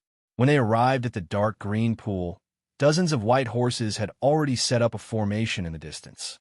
They even dared to fight to the death when facing the 11th in the world, Wang Mingyin. When facing the king of Jing and Zhao Hong, they could even draw their sabers. Who else could make them retreat at the last minute? Su Fingyan took off his Spring Thunder embroidered winter sabers and took off all his clothes. Among them was the Qilin silk armor that was claimed to be invulnerable but was broken by the maiden's kick. He slowly walked into the pool. A large amount of blood immediately floated on the surface of the water, like a huge, blooming red lotus. Su Fingyan spread out his hands and leaned on a cold stone with a solemn expression. He had narrowly escaped death this time. Riches and honor were found in danger. He had obtained the 4th stage of the Golden Hall stage, which had opened a total of 68 acupoints. The qi in his body was continuous like a river, and he had mastered it through a comprehensive study. It was too wonderful for words. He was confident that if he fought with his sabers again, not only would he be able to reach the Golden Hall stage in one go, but he would also be able to produce an endless green lotus with 2 qis. As long as his opponent was not Wang Mingyin, who was the strongest in the world and could kill him in one blow, even if it was the Red Armor Talisman General, he would have a 50-50 chance of winning by relying on the exquisite moves he had picked out from the miscellaneous secret manuals. Su Fingyan's body dived down a little, and the surface of the water was level with his chin. He lightly blew, causing ripples to appear. He muttered to himself, "Now that I have obtained 4 Red Armor Talisman Generals, half a wooden horse ox, and a saber manual, it can be considered a great harvest, right?" Su Fingyan's eyes were gloomy. Don't forget that there is still a Princess Jing, and naked, he stood up and walked out of the pool. Yu Yue was holding a brand new set of ivory jade robes. She turned her head and did not dare to look at His Royal Highness directly. Su Fingyan put on his clothes and silently walked back to the carriage. He entered the carriage and stared blankly at the unconscious bluebird. He stretched out his hand and gently stroked the delicate and pretty face that he had forgotten to carefully examine because he was too close to her. Some people were always standing quietly beside or behind you. Only when you were careless and could not see them again did you realize that you did not even remember their appearance clearly. Su Fingyan clenched his teeth and fiercely suppressed the urge to turn Wang Mingyin's corpse into a Red Armor Talisman General. He mocked himself. "I still blame myself for being too useless. Whether it's eldest sister who dotes on me the most, second sister who never seems to need anyone to take care of her, or Huang Manor who was born in the Vajra realm, even if you don't feel the need, I still want to be able to protect you one day. Su Xiao was unable to protect our mother back then. I can't make the same mistake again." Su Fingyan slowly let go of the hilt of his saber. He picked up a leaf that he plucked from the forest and placed it next to his lips to softly play a tune. The ballad of the spring god ended. Su Fingyan muttered with red eyes, "Mother." At this moment, he suddenly heard the extremely rhythmic rumbling of horse hooves, followed by an earth-shattering voice that sounded like a pig being slaughtered, completely destroying the mood. "Your Highness, Lucio." has committed a capital crime. Lucio deserves to die. If anything happens to your highness, Lucio will risk her life to go and open the backyard of King of Jing and Zhao Hung, that old turtle. Chapter 222. Princess Consort Jing and watched as a fat pig that probably weighed over 300 caddies rolled down from a luxurious carriage. It howled in grief, as if 18 generations of its ancestors had died. Then it rolled to the front of the carriage that His Highness the heir apparent was not in. Pitiful Jiang and I helplessly lifted the curtain and timidly said that the fellow was not in this carriage. The fat pig's wailing only paused for a moment before it pierced people's eardrums again. He rolled and crawled to the back of the carriage, not minding that his expensive brocade clothes were stained with mud. He suddenly knelt on the ground with a plop, immediately creating 2 pits under his knees. His eyes were filled with tears, and he did not care about his snot and tears. He only cared about his heart and lungs. Princess Pei could barely accept it if it was a woman's strange behavior. But this big lump of fat wriggling and screaming was really creepy. She was suddenly shocked, and her expression changed drastically. She remembered who this fat man was. It was Bailiang's most notorious and infuriating Lucio. Regardless of whether it was a man or a woman, as long as they fell into his hands, they would suffer a fate worse than death. Princess Pei subconsciously retreated again and again. She no longer felt that it was funny, but she felt cold all over. Sword Godly picked his earwax and turned a deaf ear. The main character, Su Fingyan, walked out of the carriage and jumped down. He was used to it and said calmly, "Fatty Chu, don't make a fuss. Can you have the demeanor of a general of the lower 3rd rank?" Chu Lushan, who was far more notorious than His Royal Highness, knelt on the ground and sobbed. Lucio was muddle-headed this time. "I don't have the face to go back to Bailiang to see the great general." Su Fingyan slapped Chu Lushan's swollen face with the winter-embroidered scabbard and said unhappily, "Don't pretend to be pitiful in front of me. Save some strength to go back and do evil in Shangfan." Chu Lushan, who was so fat that his eyes could barely be seen, opened his eyes slightly and stood up shakily. While he was still bent over and had yet to straighten his back, he smiled sinisterly and said, "Your Highness, you can rest assured. Roan Lucio will stay in Qingzhou for a few more days. Only then will he be worthy of this King of Jing'an." After saying this, he turned to face His Royal Highness and instantly put on a brilliant, tacky, and harmless face. He circled around and then carefully rubbed Su Fingyan's arm. As if relieved of a burden, he said, Fortunately, your Highness is fine. Otherwise, Lucio would not be able to absolve herself from the blame, even if she died 10,000 times." Su Fingyan said softly, "You can play around, but don't delay the important matters." The fat man's hands were long enough to reach his knees, and his earlobes were as big as Buddha's. He laughed and said, "Lucio can't do any great deeds, but she is naturally good at small things that can't be shown in public." Princess Pei looked at the 2 men with different appearances talking over there. It seemed warm, but her palms were already sweaty. Originally, the deeds of Bailiang were all hearsay. Even if it was a tragic thing, it would not be true if it did not concern her. However, after coming to the Reed Marsh, she realized that there was almost no one normal from Bailiang. There was the Crown Prince of Bailiang who used a knife, the maid in green who used a spear, the old immortal who used a sheepskin fur coat with a sword, the 100 bodyguards and light cavalry, and the fat pig in front of her. Pei Nanwei had been in the prince's mansion some time ago. She heard that when this person came to Qingzhou, he killed several beautiful women from landowning households. When one of them was sent back to her family alive, it was said that she only had a penis left. There was also a rumor that a fair-skinned young lady in the prime of her youth was taken into a carriage on the street.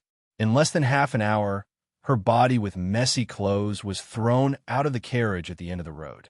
None of the officials of Qingzhou, who had always been protective of each other, dared to stop him. Su Fingyan said expressionlessly, "You can go back. There's nothing for you to do here for now." Chu Lushan's face was awkward, and he actually acted like a shy young lady. Pei Nanwei, who was secretly looking at them, felt nauseous and terrified. Su Fengyin smiled and patted the face of this proper third-level general. He joked, "I really don't know how you grow these few 100 pounds of flesh." Chu Lushan chuckled. He glanced at Princess Jing and out of the corner of his eye. He probably recognized her identity and naturally saw her as His Royal Highness's exclusive plaything. There was no obscenity in the eyes of the lecherous fatty, only an indescribable gloominess. Princess Pei almost had her heart and liver broken. Her limbs were weak as she slipped into the carriage, no longer daring to watch. Chu Lushan said with a face full of reluctance, "Your Highness, Lucio is going back now." Su Fengyin gave an indifferent grunt of acknowledgement. Chu Lushan hesitated for a moment, then said that His Highness had lost weight. Lucio wanted nothing more than to cut off her flesh and give it to His Highness. Only then did he return to the carriage and leave with a group of ferocious guards. During this time, he brushed shoulders with the halberd Ningame. He muttered, "Useless thing, and you call yourself a Baoyong? You're Ball." Although Ningame despised the style of this general's adopted son, she was very clear about public and private matters. She did not look down on Chu Lushan's outstanding military exploits that he had accumulated bit by bit in the spring and autumn war.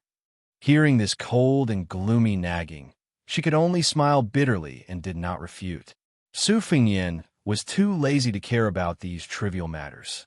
When he entered the carriage, it was slightly crowded. He kicked out the two pitiful young Kuei that were close to his feet. The even more pitiful Princess Pei shrank back and leaned against Jiang Enai, who was sitting in the corner. She did not forget to smile apologetically. Jiang Enai never had any hostility towards beautiful women. If they were not on the same side as His Royal Highness, he would be even happier. Thus, he politely smiled in return. Su Fengyin said coldly, "You guys go to the other carriage. Princess Pei, you clean up the stains there. Don't forget to fetch water yourself." Pei Nanwei did not haggle over this matter. Instead, she asked, "Aren't you afraid of retribution for associating with someone like Chu Lushan?" Su Fengyin sat close to Bluebird. Without raising his head, he said, "Yu Wei, go tell Ningame to tell Chu Lushan that Princess Pei wants to talk to him all night about morality and righteousness." Princess Pei bit her lips. Her eyes were half filled with hatred and half fear. She stared at Su Fengyin's side profile. Yu Wei was the first to leave the carriage. Princess Pei was afraid that Yu Wei would really have someone stop Yu Wei. She hurriedly chased after Yu Wei. Seeing that she had no intention of pushing her into a pit of fire, she secretly let out a sigh of relief. However, when she lifted the curtain and saw the bloodstains on the carriage and the smell of blood that assailed her nostrils, she froze on the spot. Could it be that she really had to listen to his orders and do the work of a servant? Yu Wei, whose arms were still stained with Su Fengyin's blood, gently said, "There's always a first time for everything. It's good that you're alive. Princess Jing, and let's go. I'll take you to the pool." Su Fengyin continued to sit in silence. He gently held Bluebird's hand the entire time. In the curtain of night, General Qin Wu, who was sitting like a small mountain on Chu Lushan's side of the carriage, narrowed his eyes into slits. In his hand was a secret report that he had received long ago. It was densely packed with information about Jing and Palace. It didn't even include the fact that heir apparent Zhao Sun was secretly raising a canary that looked like Princess Jing. The only thing missing was the specific address. Chu Lushan put down the secret report, his 10 fingers crossed over his abdomen. No one would believe that this fat pig, whose military career was known for his cruelty, had once been jokingly called Chu Basha by Li Yishan at the Tide Listening Pavilion. This was not a derogatory remark, but rather an overestimation of Chu Lushan's talent and learning. Li Yishan personally said that Chu Lushan's ideas were beautiful, that he was adept at writing poems, and that he could write poems with his hands crossed. Generally speaking, among the scholars in the literary world, those who were quick-witted could compose poems in just a few steps. But this fat pig, who was addicted to good people's milk, could write poems with his hands crossed 8 times. Moreover, his poems were not ordinary. These words were personally commented by Li Yishan, so naturally there was no exaggeration. Su Fingyin didn't believe it at first, but later he had no choice but to believe it. One time he asked Lu Qiu face-to-face why she didn't rely on this to win scholarly honor in the past. He never thought that this fat pig would smile and say that it would be too unfair to the old bird under her. Who would have thought that the number one person in both civil and military affairs in the Bailiang army was Lu Qiu, who only had a fierce reputation? Chu Lushan lightly crossed his 10 fingers a few times. Every time he crossed his fingers, he reported a person's name. There was King of Jing and eldest legitimate son, Zhao Sun, as well as several of his other sons.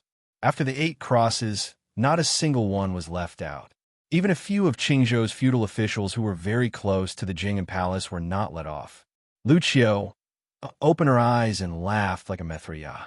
She said, "Have you guys cleaned your buttocks yet?" Chapter 223. Chu Lushan did not enter Xiangfan City directly. Instead, he boarded the ship and went to the Spring God Lake. In the middle of the night, Chu Lushan, who was sleeping in his room and snoring loudly, slowly woke up. Outside the room, a trusted subordinate who accompanied him out of Bailiang said softly, "General, we have arrived. They are requesting to board the ship."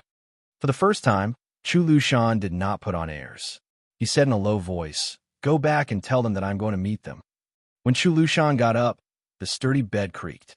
He went to the window and saw a large ship from Qingzhou approaching carefully. There was no flag on it. If he did not receive news that His Royal Highness was assassinated and had no choice but to rush over, he would have met with the ship outside during the day. The person on the boat was a local tyrant in Qingzhou. The reason why the Green faction was able to bully others in the imperial court was because of their ability to act on the whims of the wind and to form an alliance with the aristocratic families through marriage. The person they were about to meet was a roly-poly in the Green faction, one of the few old consecrators. Since Chu Lushan was able to put up a good show, he was naturally very meticulous. However, during the Spring and Autumn Kingdom War, he was completely devoid of conscience and thus covered it up. After tidying up his clothes, Chu Lushan walked out of the room.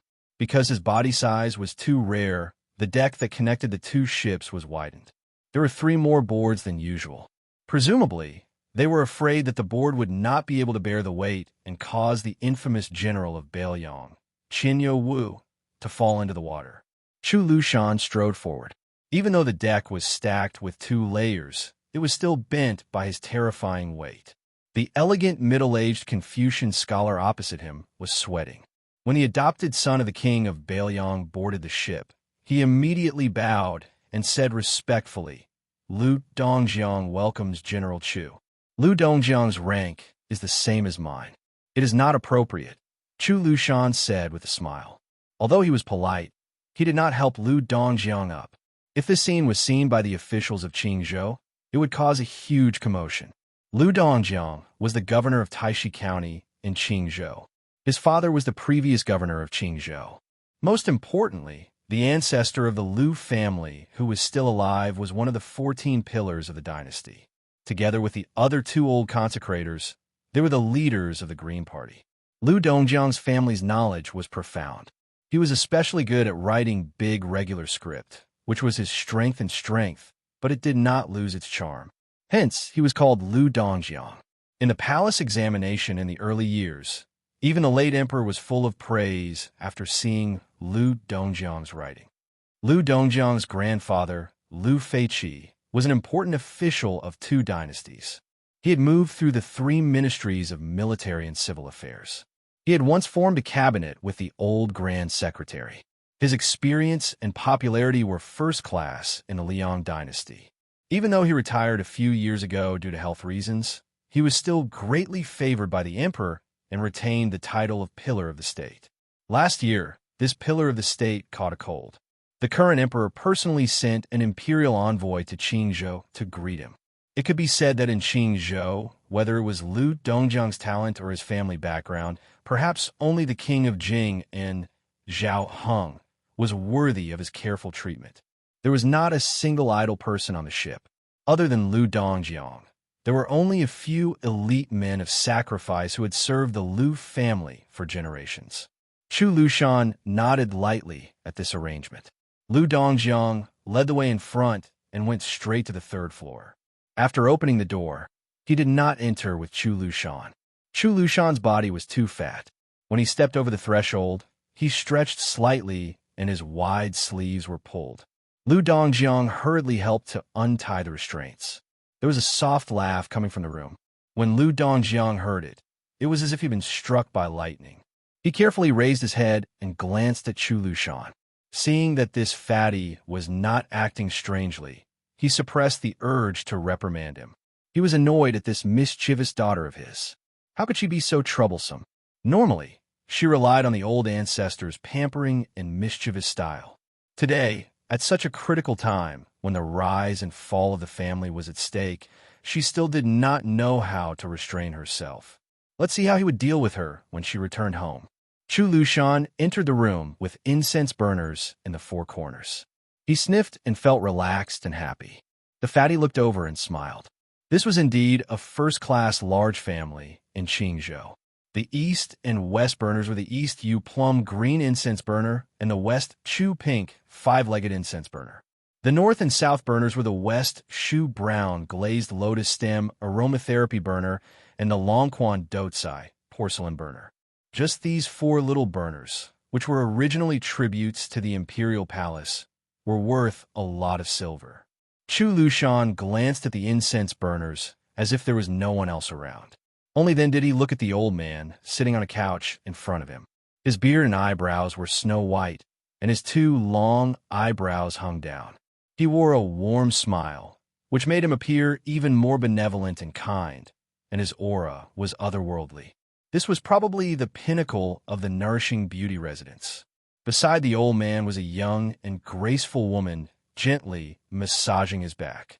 She was the one who had laughed out loud at Chu Lushan's embarrassment when he stepped through the door. The old man saw Chu Lushan standing in the room without the courtesy of a junior or the attitude of a subordinate. He didn't take it to heart. He only smiled and patted the back of the woman's hand. "Yen'er, go get a chair for General Chu." There was a large yellow pear wood chair tailor-made for Chu Lushan in the room. It was a small and luxurious chair that had to be hastily made by a craftsman. From this, one could see how much importance the Lu family placed on Chu Lushan. In reality, the carpenter was still under house arrest by the Lu family for fear that someone with ulterior motives would find clues because of the chair. He was lucky that he hadn't been killed to silence him. While his great-granddaughter was moving the chair, the old man, who was still one of the four pillars of the imperial court, smiled and said, "General Chu, don't lower yourself to Yen'er's level. She's used to being spoiled at home and doesn't understand etiquette." "Ancestor," the woman protested coquettishly to show her dissatisfaction. However, after moving the chair, she didn't forget to give Chu Lushan a small bow. She didn't show the disgust of seeing a fat pig or the fear of hearing of Lu Qiu'er's reputation as an ordinary woman. One of the few remaining elders of the Green Party saw this and smiled slightly. Chapter 224. This woman was the oval-faced beauty who made tea for His Royal Highness a few days ago on the Yellow Dragon ship. After Su Fengyan made the Qingzhou Navy lose face, in the following days, she was the least afraid of the gossip of her friends on the ship. She was even touched by Bailiang's crown prince many times. These few days, Qingzhou seemed to be calm, but under the surface, the Qingzhou aristocracy received a few secret letters from the capital. The rest of the Qingzhou aristocracy, who had a similar reputation to Lu Feiqi, were still in the imperial court in the capital. The contents of the letters they sent back were exactly the same. In summary, it could be summed up in one word: wait. The fat on Chu Lushan's cheeks trembled slightly as he smiled and said, it's fine. Miss Lu has made tea for His Highness before. It's fine even if she comes up and slaps Chu Lushan a few times." The young woman who just sat beside the old ancestor asked innocently, "Really?" Lu Feiqi unknowingly increased his tone and said, "Yeah, don't be presumptuous." The young woman immediately lowered her eyes and carefully massaged the old ancestor's shoulders. Lu Feiqi still seemed unsatisfied and said calmly, "Didn't you say you were hungry 2 hours ago? Go ask your father for some supper." Lu Qingyan made an O sound and secretly stuck out her tongue. She unwillingly got off the bed and left the room. After closing the door, she saw her father's sour face. She walked closer and held Lu Dongjiang's arm and said coquettishly, "My good father, who are you angry at? Yen'er will scold him for you." Lu Dongjiang said helplessly. In the end, he couldn't bear to scold his beloved daughter. Firstly, she was the smartest among the children. Secondly, the old ancestor was good at reading faces and doted on his great-granddaughter. In the 3 generations of the family, there were close to 100 people. Even Lu Dongjiang himself didn't have the qualifications to be personally taught by the old ancestor. However, had followed the old ancestor and learned to read since she was young. Lu Dongjiang walked to the bow of the boat and stood against the wind. He was really handsome. At that time, there were many women in Qingzhou who adored him. But in the end, Lu Dongjiang only married a woman from an ordinary family in Qingzhou under the arrangement of the old ancestor. Therefore, Lu Qingyan's birth mother could only be considered virtuous, but not knowledgeable. These years, she had been teased by her peers and friends. Lu Dongjiang also liked to travel with prostitutes. He also had some friendship with Li Baishe, who was both beautiful in Xiangfan City. Therefore, there were some common poems in the scholarly circle. Lu Dongjiang's second daughter was personally married off to Bailiang by the old ancestor. However, this son-in-law of an aristocratic family had no deep connection with a prince with a different surname. His family was at the bottom of the second class in Bailiang and was far from being worthy of the Lu family. It was no wonder that his second daughter complained every time she returned to her parents' home. This time, Wei Wei arbitrarily used the yellow dragon warship to provoke them. Lu Dongjiang was the first to receive the news and immediately wanted to stop his daughter, who wanted to join in the fun. However, the old ancestor, who had not paid attention to worldly affairs for many years, unexpectedly acted out of character and refuted his actions. As for today's private meeting with Chu Lushan on the Spring God Lake, it didn't seem to be an impromptu idea. Lu Dongjiang was undoubtedly kept in the dark about all of this. He didn't even know as much as his daughter. This made Governor Lu, who had a smooth career, a little discouraged. Lu Qingyan skipped over to the bow of the ship to tease a young man who had been brought back by the old ancestor when he was young. This man of sacrifice, who could kill several martial artists raised by the Lu family at the age of 10, followed the Lu family surname and was named Do. The most extraordinary thing was that this person had double pupils, which was rare even in the vast history of the Qing dynasty. That was, one eye contained 2 pupils. Lu Dongjiang didn't have any good feelings about this young man, and even somewhat didn't dare to look him in the eye.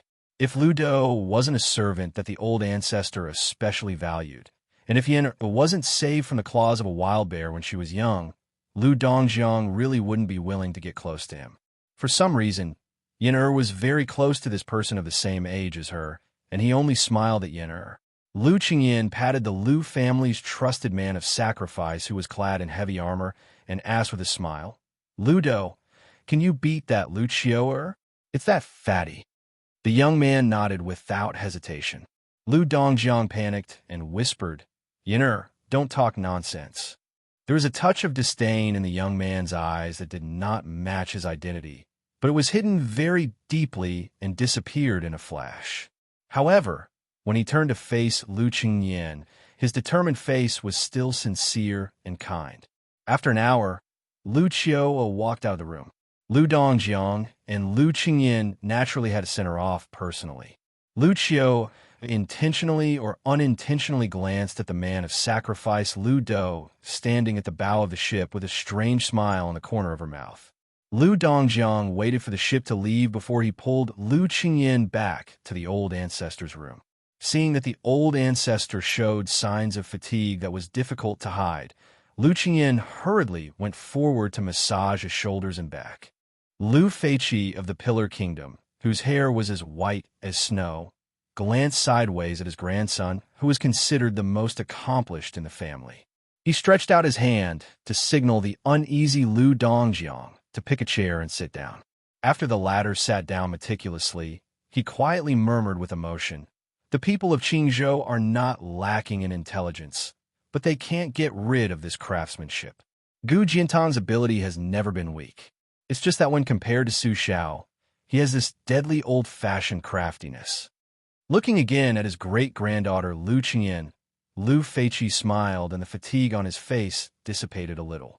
He once again faced his grandson Lu Dongjiang and said earnestly, "When Tai, Hongling Shu, and the other old fellows must be watching this time. Their secret letters to their descendants are nothing more than waiting for Su Xiao in the imperial court to suffer another setback, and waiting for the king of Jing and to teach the domineering heir of Bailiang a lesson. Only then will they be willing to state their position. But they don't know that there is no such thing as a stable and good thing in the world. In the end, they are unwilling to let go of the little knot that Su Xiao suffered a lot in the past. They have forgotten that living to our age, in the end, is just to seek good fortune for our descendants." Seeing that Lu Dongjiang only nodded in agreement, Lu Feiqi sighed and waved his hand. "You can leave first. Let Yin accompany me for a chat." Lu Dongjiang was still polite and left the room without leaving a trace. The old man retracted his gaze. The Pillar Kingdom slowly closed his eyes and shook his head. "Tell me the truth. Do you like that man with double pupils?" Lu Qingyan smiled. "I quite like him. If I don't like him, how would little Do be willing to work for him?"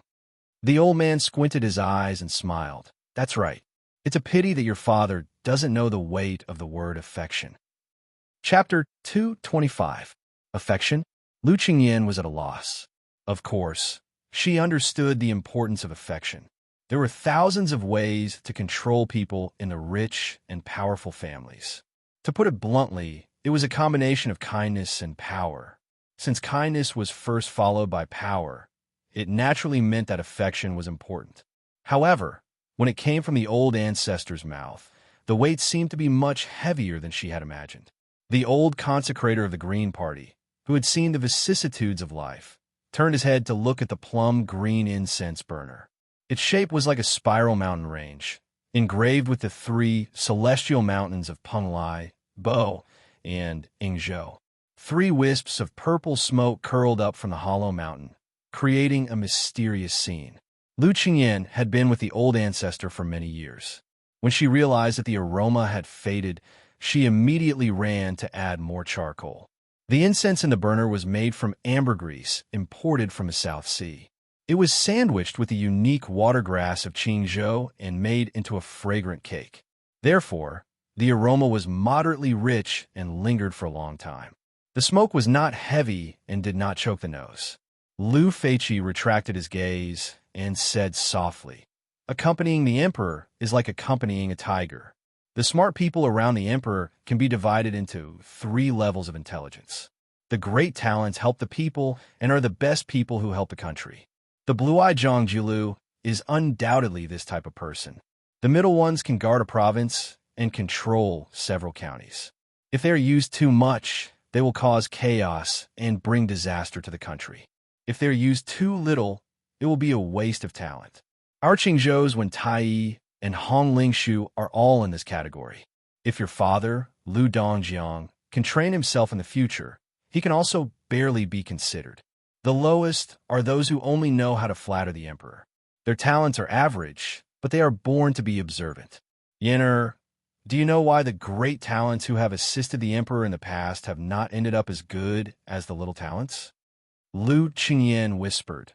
"Great merits intimidate the emperor?" Lu Feiqi did not comment and said indifferently, "Isn't it true that the king of Bailiang, Su Xiao, has great merits intimidated the emperor? Why can this butcher live to this day, divide the land and seal the border, and have 300,000 elite soldiers in his hands? There is no other reason than affection. When interacting with the emperor, affection far surpasses talent. Why can the eunuchs participate in politics, and why can the relatives of the emperor hold power? Wasn't it because of the monarch's sentiments? The relationship between Su Xiao and the late emperor was less than that between father and son, but more than that between brothers. It was not easy.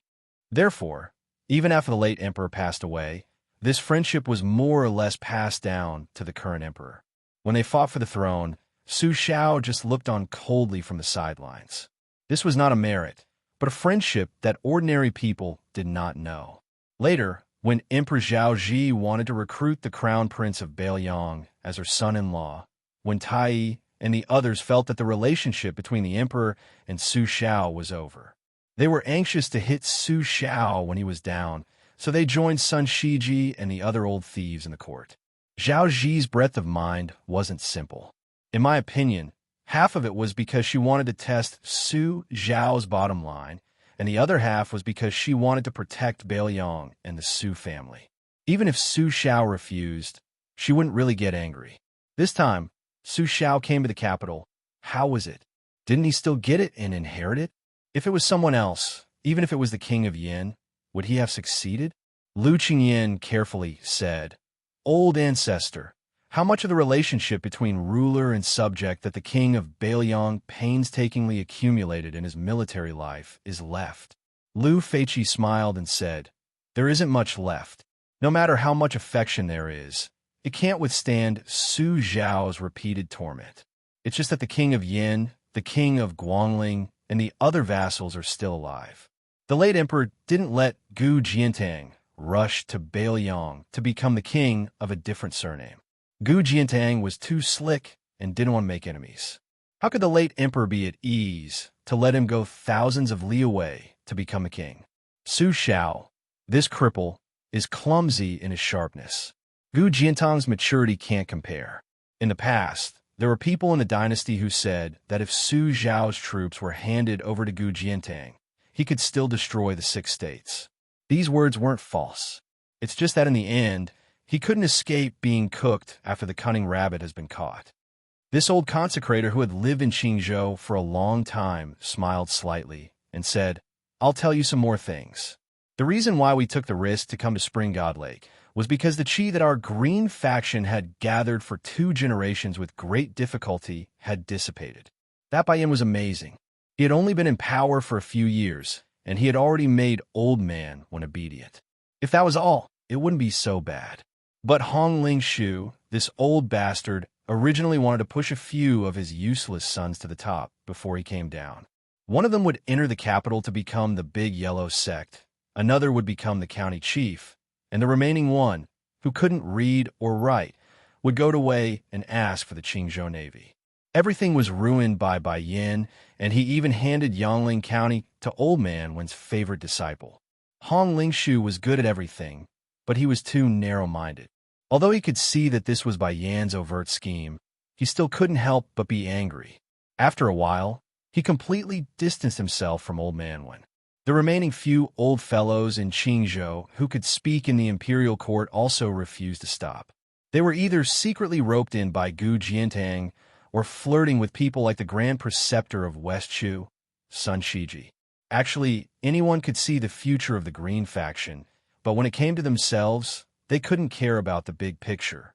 Our Qingzhou has long been condemned by the ancients as forgetting righteousness for the sake of profit. Lu Qian giggled.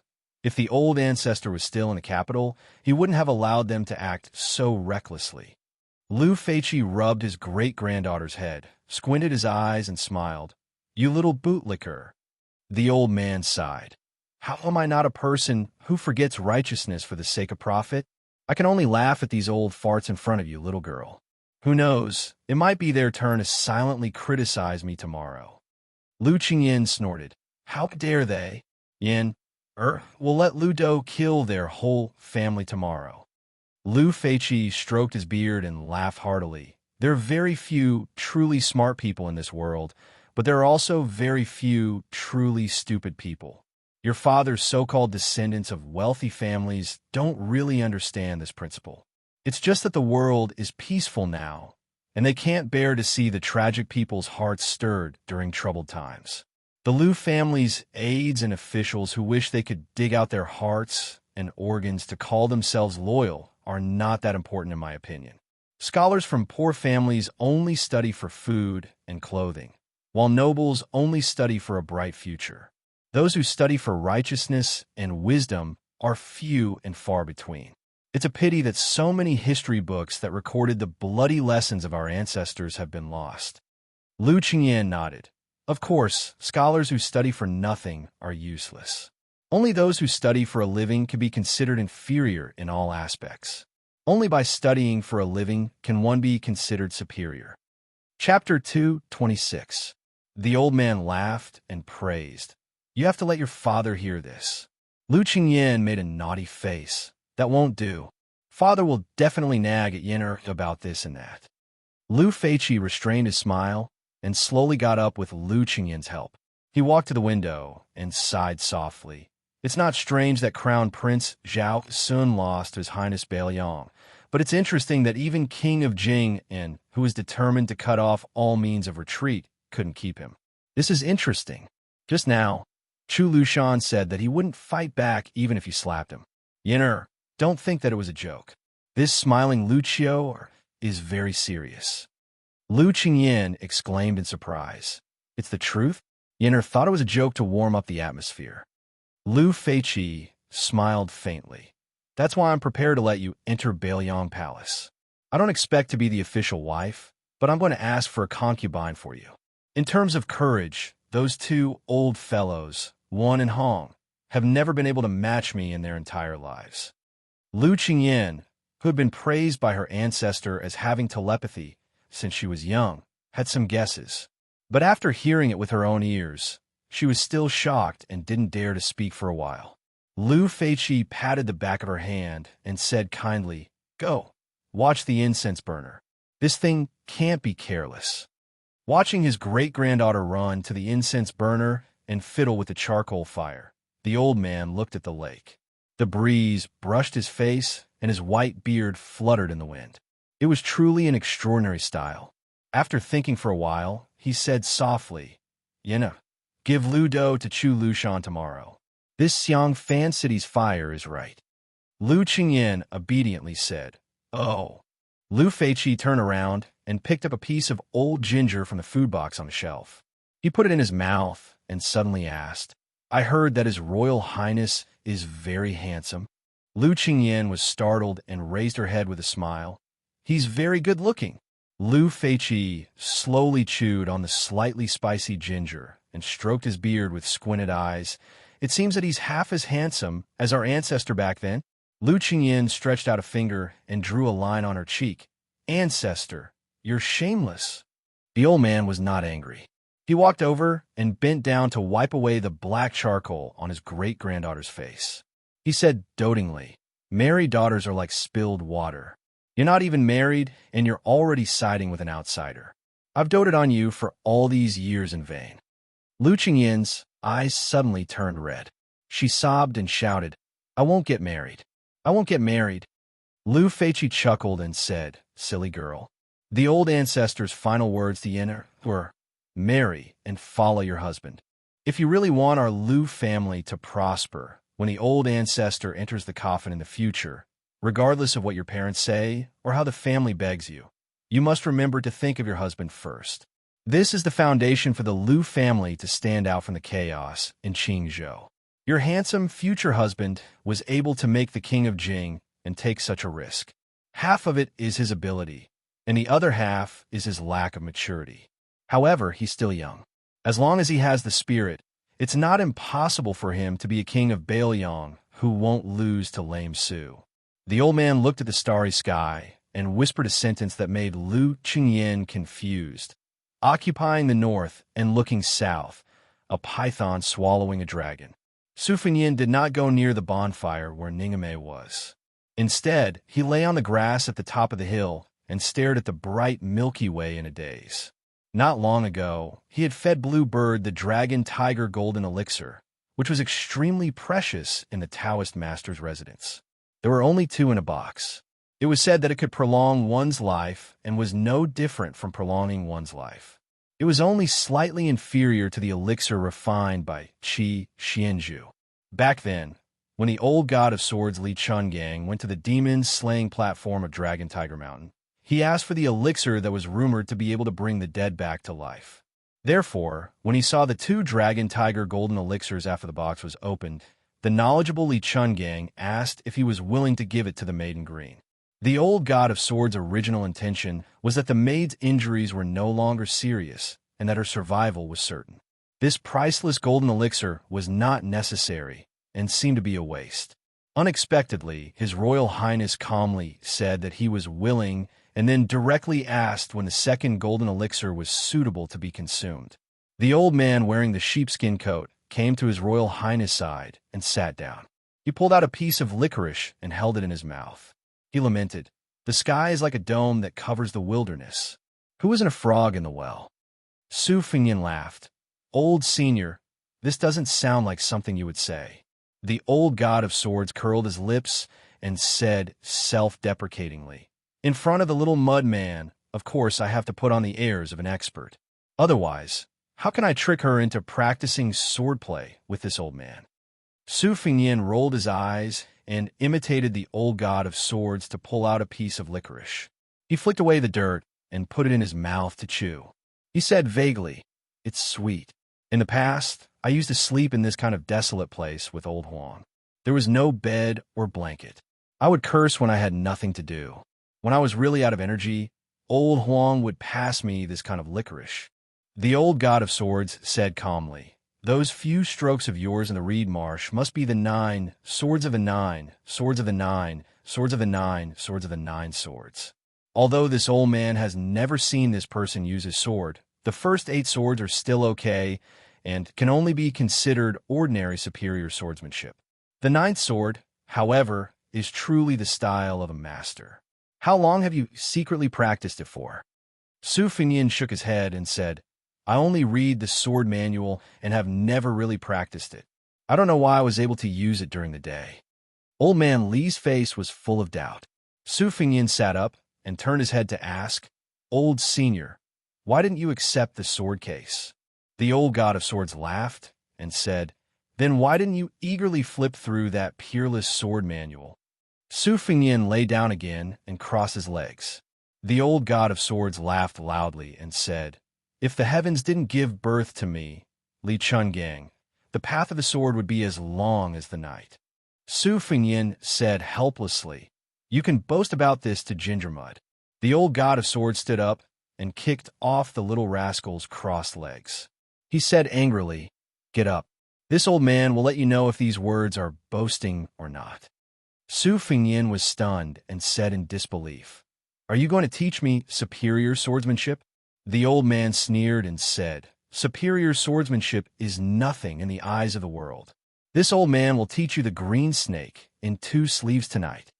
Chapter 227. The Heavenly Platform of the Imperial Astronomer. In addition to numerous complicated observation instruments, the top floor was also used to store books. The 3 walls of books were several feet high. So many ladders were needed to hold the books. It was already late at night. Only an old man and his errand boy were there. The old man had read too much that his eyes were hurt. With an ancient book under his arm, he staggered out of the inner room and came to the path of picking stars that protruded out of a wall. This path abruptly extended out of the attic and was about 6 feet long. It was inlaid with 81 large pieces of white marble, glittering and translucent. Walking on the road and looking down, timid people's legs would definitely tremble. Standing here, one could have a panoramic view of the imperial palace, which was against the rules. Therefore, there was no record of the heavenly platform in any map or document of the current dynasty. The old man walked to the end of the Jade Road and looked up. The little attendant hurried to put on a coat for Jianzhong. The little attendant with red lips and white teeth was not afraid of heights. He sat down on the side and dangled his feet in the air. He accompanied the old man to look at the vast starry sky, lost in thought.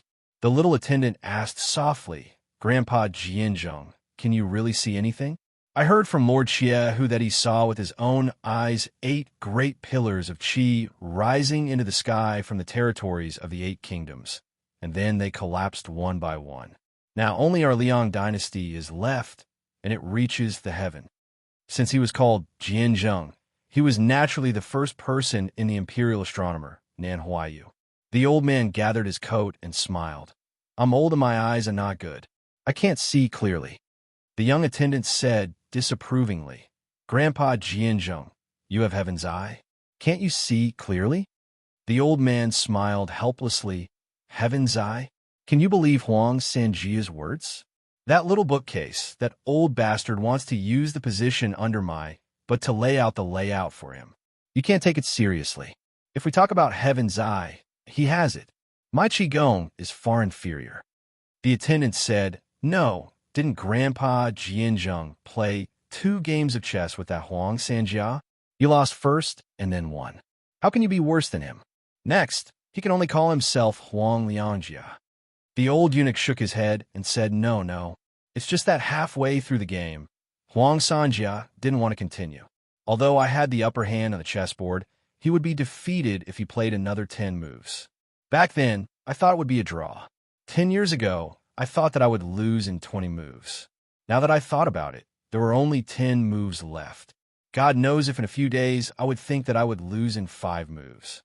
Maybe before I died, I would find out that Huang Sanjia only needed 1 move to turn the tables. Wang Jixin said that Huang Longshi's play was like Huayan's use of troops to conquer every enemy. These words were clearly a foreign language from someone who had only read the book and not personally played the game. It should have been Huayan's decision to deploy more troops. Huang Sanjia's true strength was in the mid-game. Only in the end-game could one see his foundation. It was a pity that there was no one in the world who could compete with him in the endgame. Presumably, this was the real reason he instigated the Spring and Autumn War.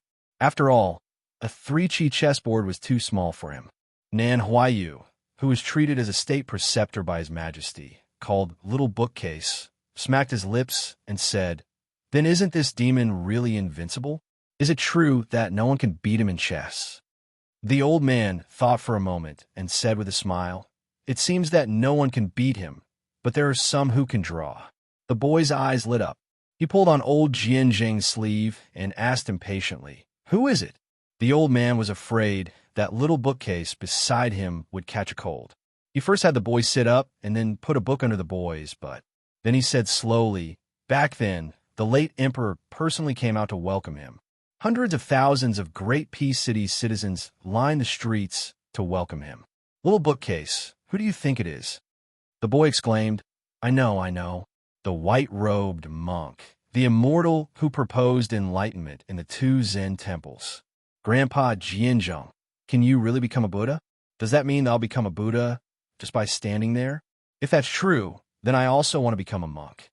Old Jianzheng said with a heavy tone, I don't know if enlightenment is real or fake. I'm not a Buddhist after all. Even if I've read some Buddhist scriptures, I can't speak nonsense. But it's true that cultivating means spending money, practicing Zen, and spreading luck. If the ruler of a country is obsessed with Buddhism, it's definitely not a good thing. It's fine if you worship old Huang's purity. It's a waste of the country's wealth. It can be taken from the people and used by the people. But if you worship Buddha, it's hard to say. Once luck is scattered, gathering it again is as difficult as ascending to the heavens. When Buddhism first entered the Central Lands, it was criticized. It's not just the superficial ambiguity between Confucianism, Buddhism, and Taoism. In reality, it's because Confucianism and Taoism, who value Qi the most, are worried that Buddhism will ruin the momentum of the Central Lands. The boy said with a bitter expression, Then I'd better not be a monk. The old man smiled and rubbed the boy's head. The boy raised his head and asked, Grandpa Jianzheng, that king of Bailiang, came to our imperial astronomer during the day. Why is everyone so afraid? I'm not afraid.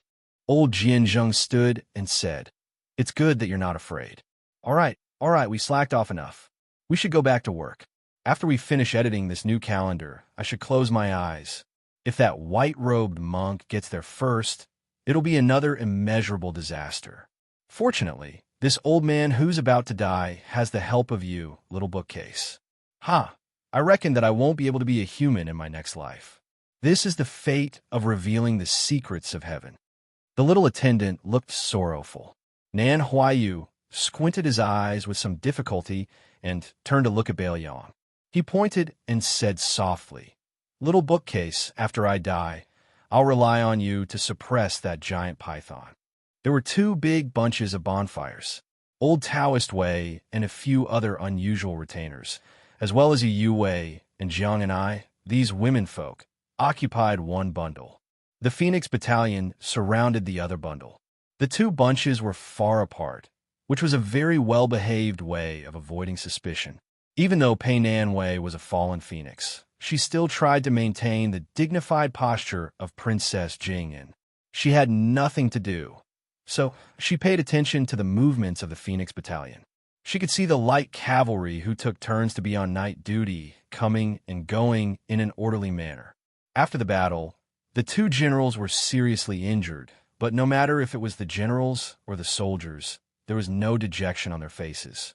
Looking at their lips, it seemed that they were all talking about His Royal Highness. They were all in high spirits. The more united the Phoenix barracks became, the more uncomfortable Princess Consort Pei felt. Her original desire to escape from her prison gradually faded. How could a lowly prisoner who had fallen so low that she had to clean the carriages compare to the one and only Princess Consort Jingan in Qingzhou? Pei Nanwei was disheartened. She reached out to the bonfire and warmed up a little. She looked to the left side and saw a plump, beautiful woman holding a white cat accompanying her to find a pool. They chatted a little on the way, and she knew that their conversation was not ordinary. The young woman with a strange identity on the right side was really smart. Pei Nanwei, as a peerless beauty, still didn't dare to say that in a few years she would be able to win over this plainly dressed woman. It didn't look like she was a maid. How could there be a maid who could fight with the heir of Bailiang? But it also wasn't right to say that she was a daughter of a noble family. That pair of rough little hands that couldn't be described as white jade and creamy were obviously a child from a poor family. This Bailiang was indeed full of strange people. She couldn't figure them out. Pei Nanwei couldn't help but look in the direction where His Royal Highness disappeared. What was this shameless bastard doing? Bailiang Palace, Tide Listening Pavilion. That night, White Fox's face, with the peerless saber at her waist, climbed to the third floor. Chapter 228. The moon was bright and the stars were sparse. In the small hut at the foot of the mountain in the shade of the two Zen temples, there was a loud, snoring sound. It was an unattractive young woman. She spread her arms and legs and took up most of the bed. She turned around aggressively and accidentally kicked the bald middle-aged monk off the bed. The poor monk sat on the ground in a daze for a while. He got up and put on a white kasaya and walked out of the hut. There were two small rooms next door, separated by wooden boards.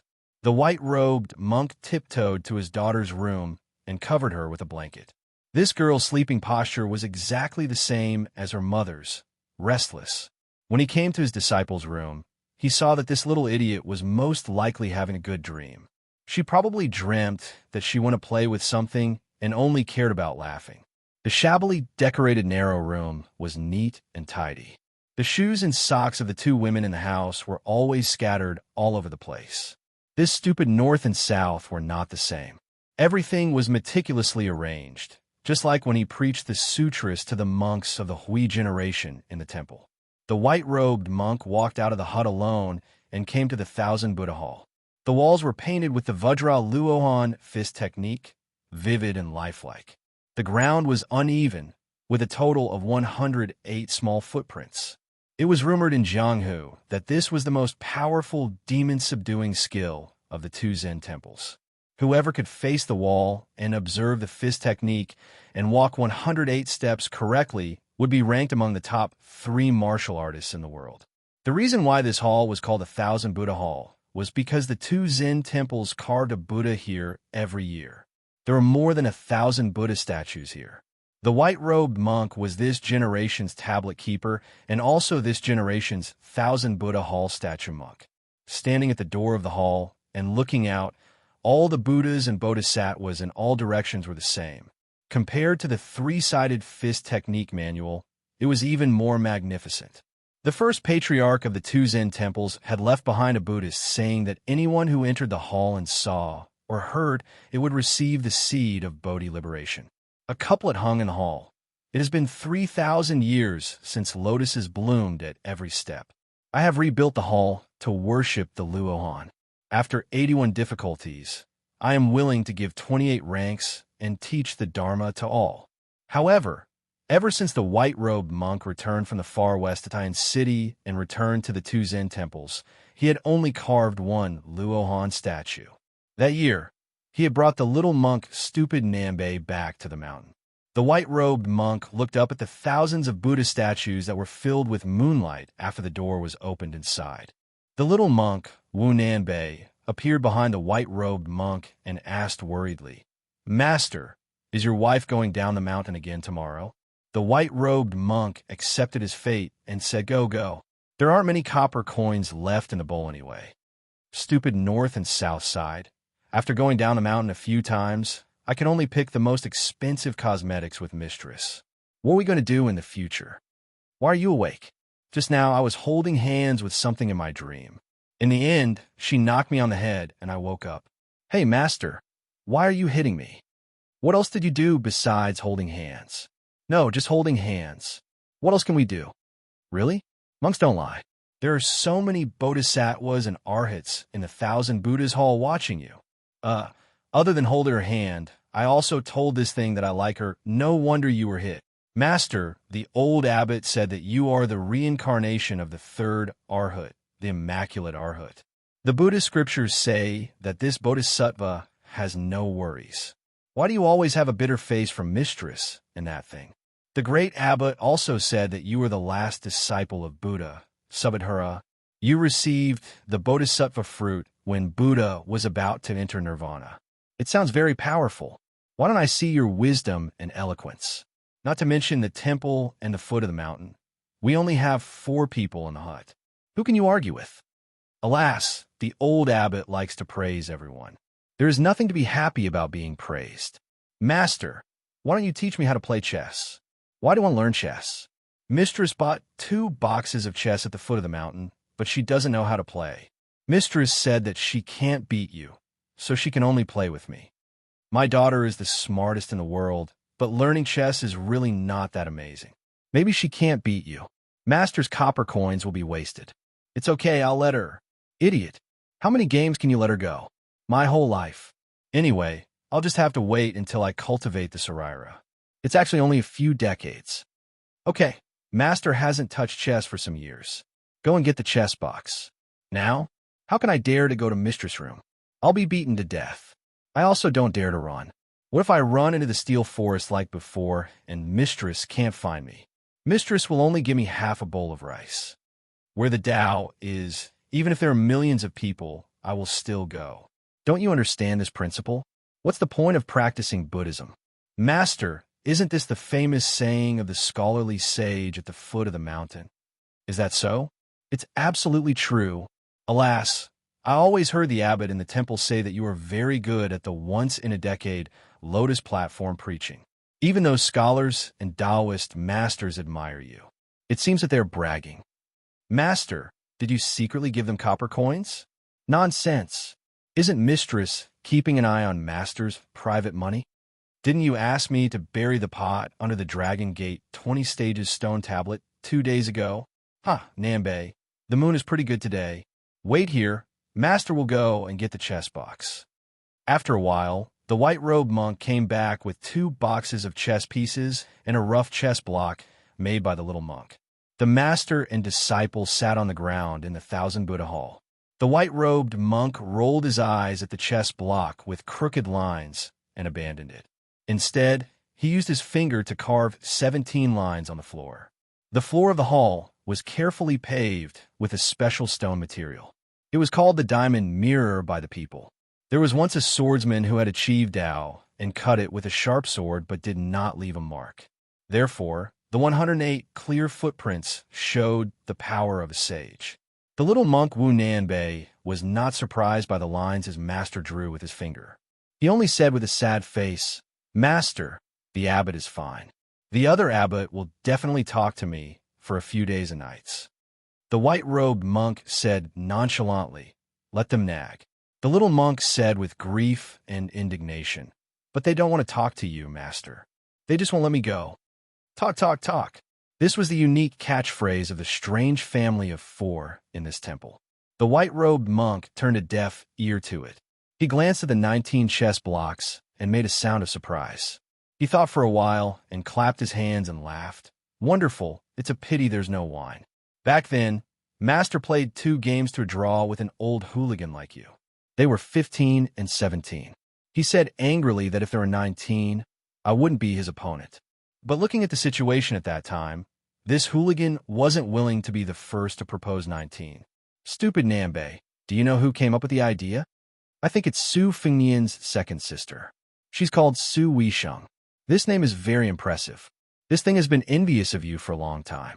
She complained that you didn't care about the name at all. Heh, actually I think this thing's name is nice. I just don't dare to say this to this thing. It's Su Fengnian again.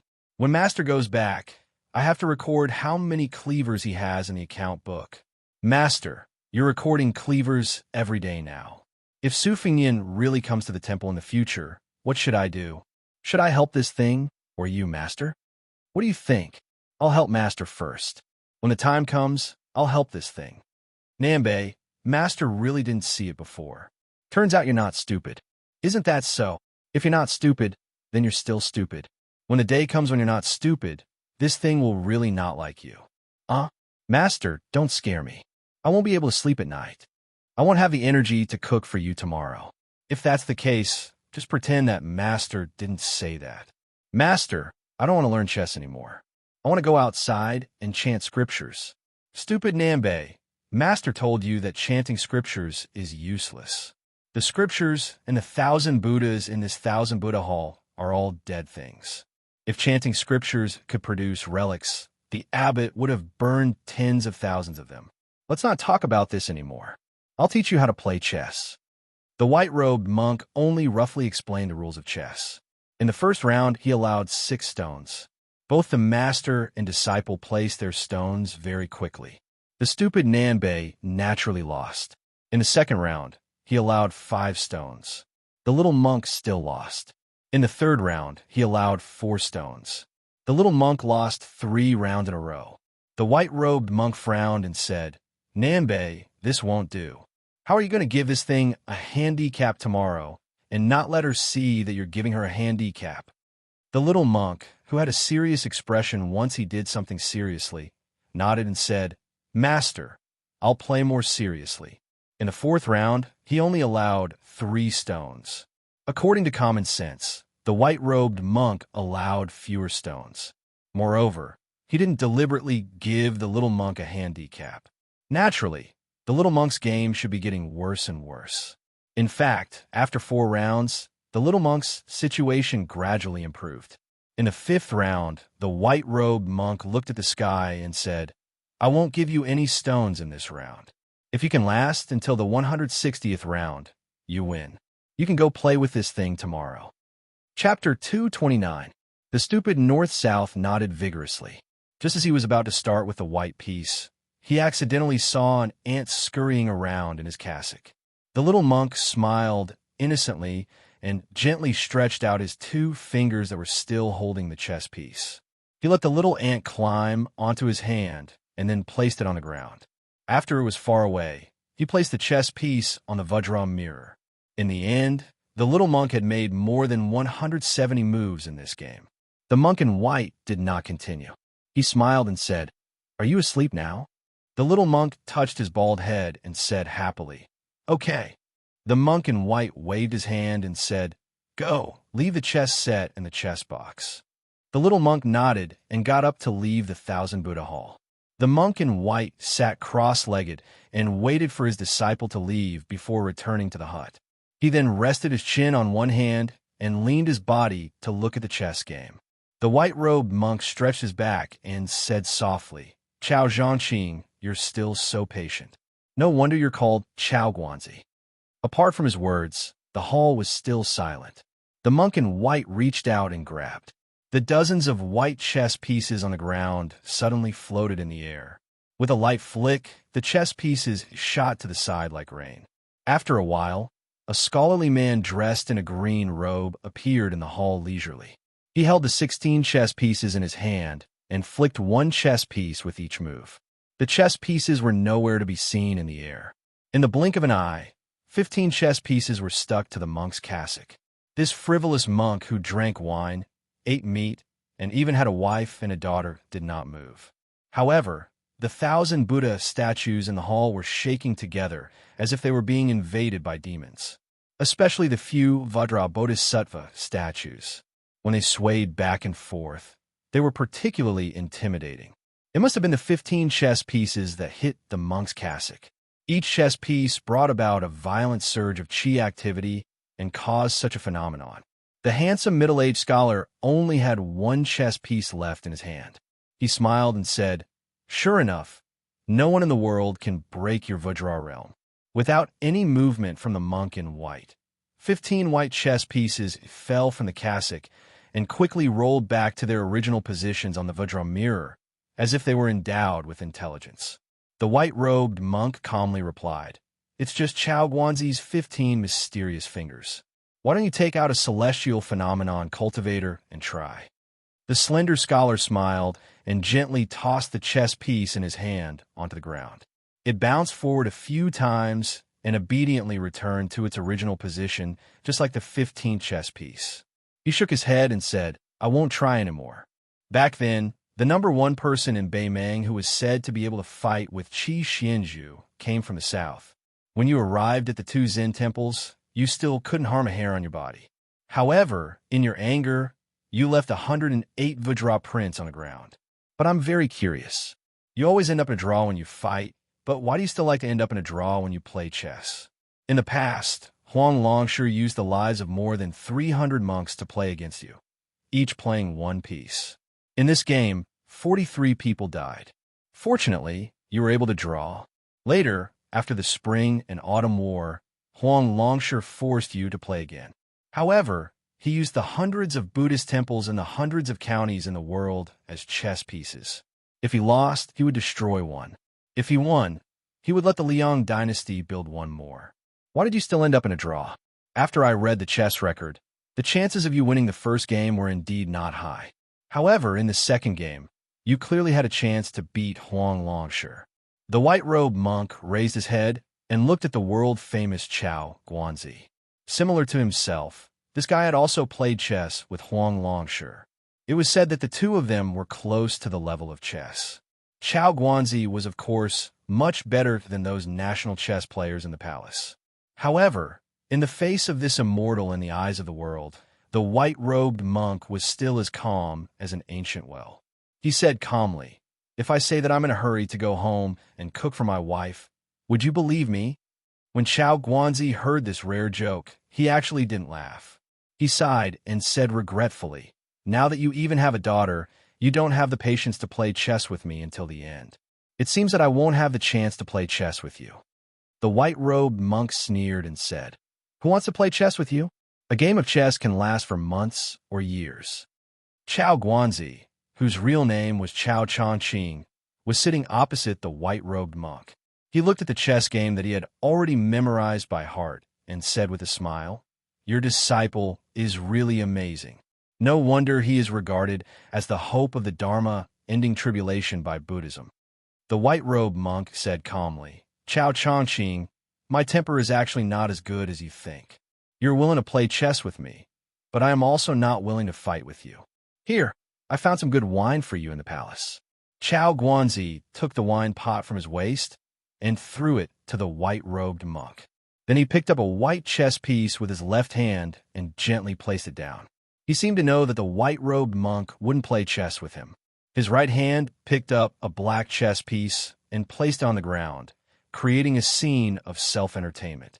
He said, "Don't worry, I would rather compete with Dong Tai's peach blossom branch than have anything to do with you. The world only knows that you are invincible, but I know the terror of your angry eyes." The white-robed monk drank a mouthful of wine and frowned. He asked, "That Korean cat didn't make you stay?" Chao Guanzi played chess on his left and right. He shook his head and said, "It was a coincidence that we didn't meet this time." The white-robed monk wiped his mouth and asked, "You are a scholar from West Chu who is in dire straits. Are you still thinking about finding the little princess who is blessed with destiny and reviving the country?" Chao Guanzi looked lonely and said, "Why wouldn't I? Everyone said that she died with the emperor, but I still don't believe that the little princess is dead. West Chu's dragon aura still exists, but the imperial astronomer doesn't dare to admit it." The white-robed monk raised his head and drank a mouthful of wine. "Chao Changqing, are you here for my new calendar?" The Liang dynasty follows the old calendar and was originally following the will of the heavens. However, after annexing the 8 countries, it is obviously no longer appropriate. The imperial astronomer is busy with this, but I am not in a hurry. Are you thinking of doing something? Leaving a chance for your little princess to revive the country? Chao Guanzi suddenly stood up and bowed deeply. He didn't straighten his back for a long time. The white-robed monk sighed and said, "Chao Changqing, do you really not know that this is a shady business against the will of the heavens? Don't you know what happened to Heavenly Master Ren on Mount Longhu?" Chao Guanzi, who had almost become the champion of Jianghu in one fell swoop and whose pride didn't lose to anyone, still didn't straighten his back. The white-robed monk hesitated for a moment and said in a deep voice, "It's not that I don't want to help, but the general trend is irresistible. The Old West Chu can't succeed at all. So what if the Grand Preceptor, Sun Shiji, works from the inside and outside? Do you really think that everyone in the world is a fool who waits for death? Su Shao, Gu Jiantang, the 6 vassal kings are not dead. Now, Zhang Julu and the one in the palace, Chao Changqing, O Chao Changqing.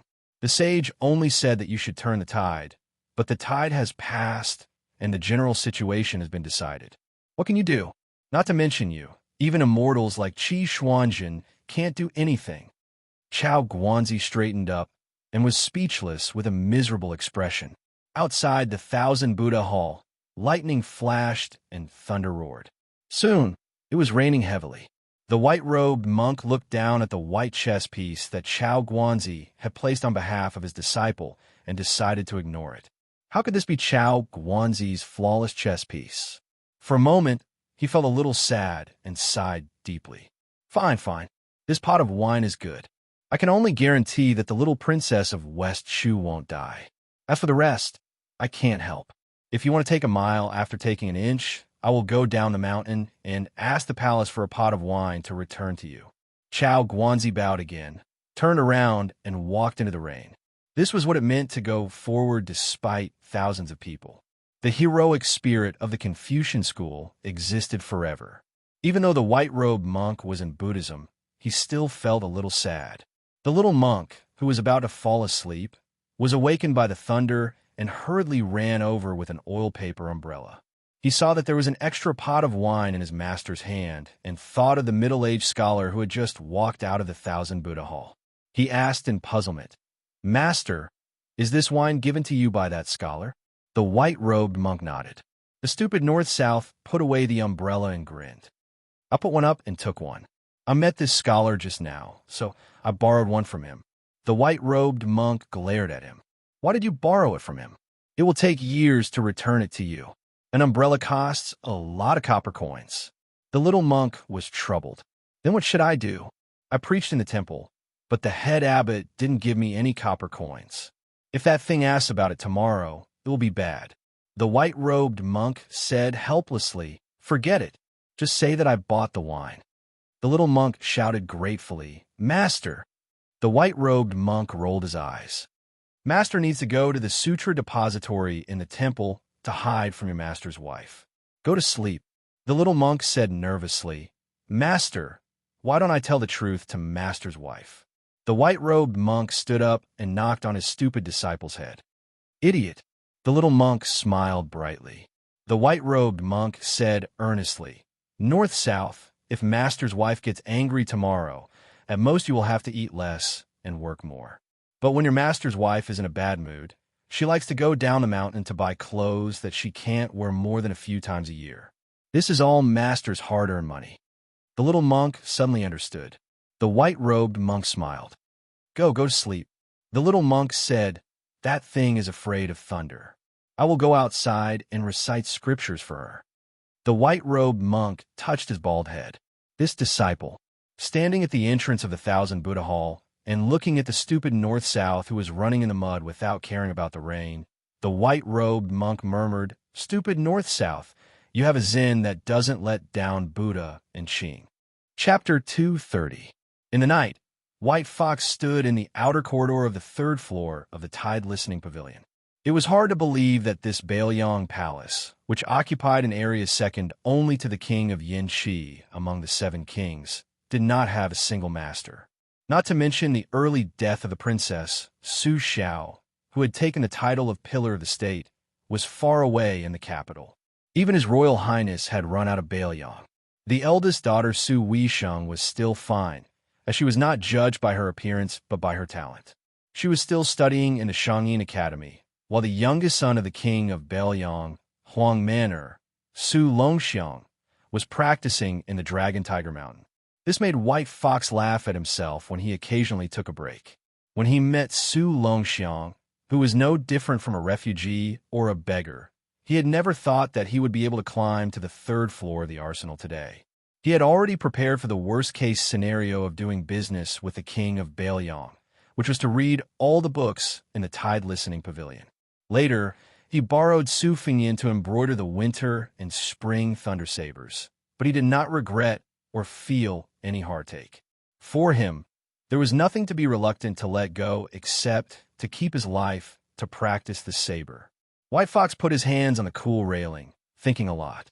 Like the rest of the people, he used to have a big prejudice against Su Xiao, who had conquered the world and built this honorable mansion.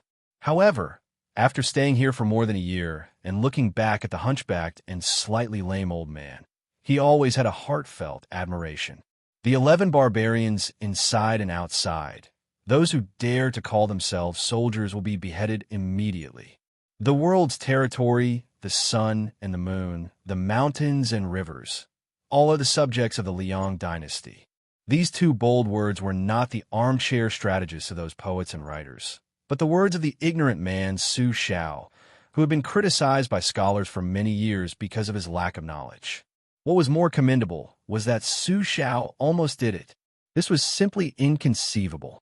"Mr. Nangong, it's rare to see you slacking off." A cold voice came from behind White Fox, with a slight smile. Baihu turned around and looked at the man in front of her. She shook her head and said, "I don't dare to be called Mr. by military advisor Li. Congratulations on reaching the third floor. You're 1 year faster than I expected." The one who came was none other than the state scholar Li Shan.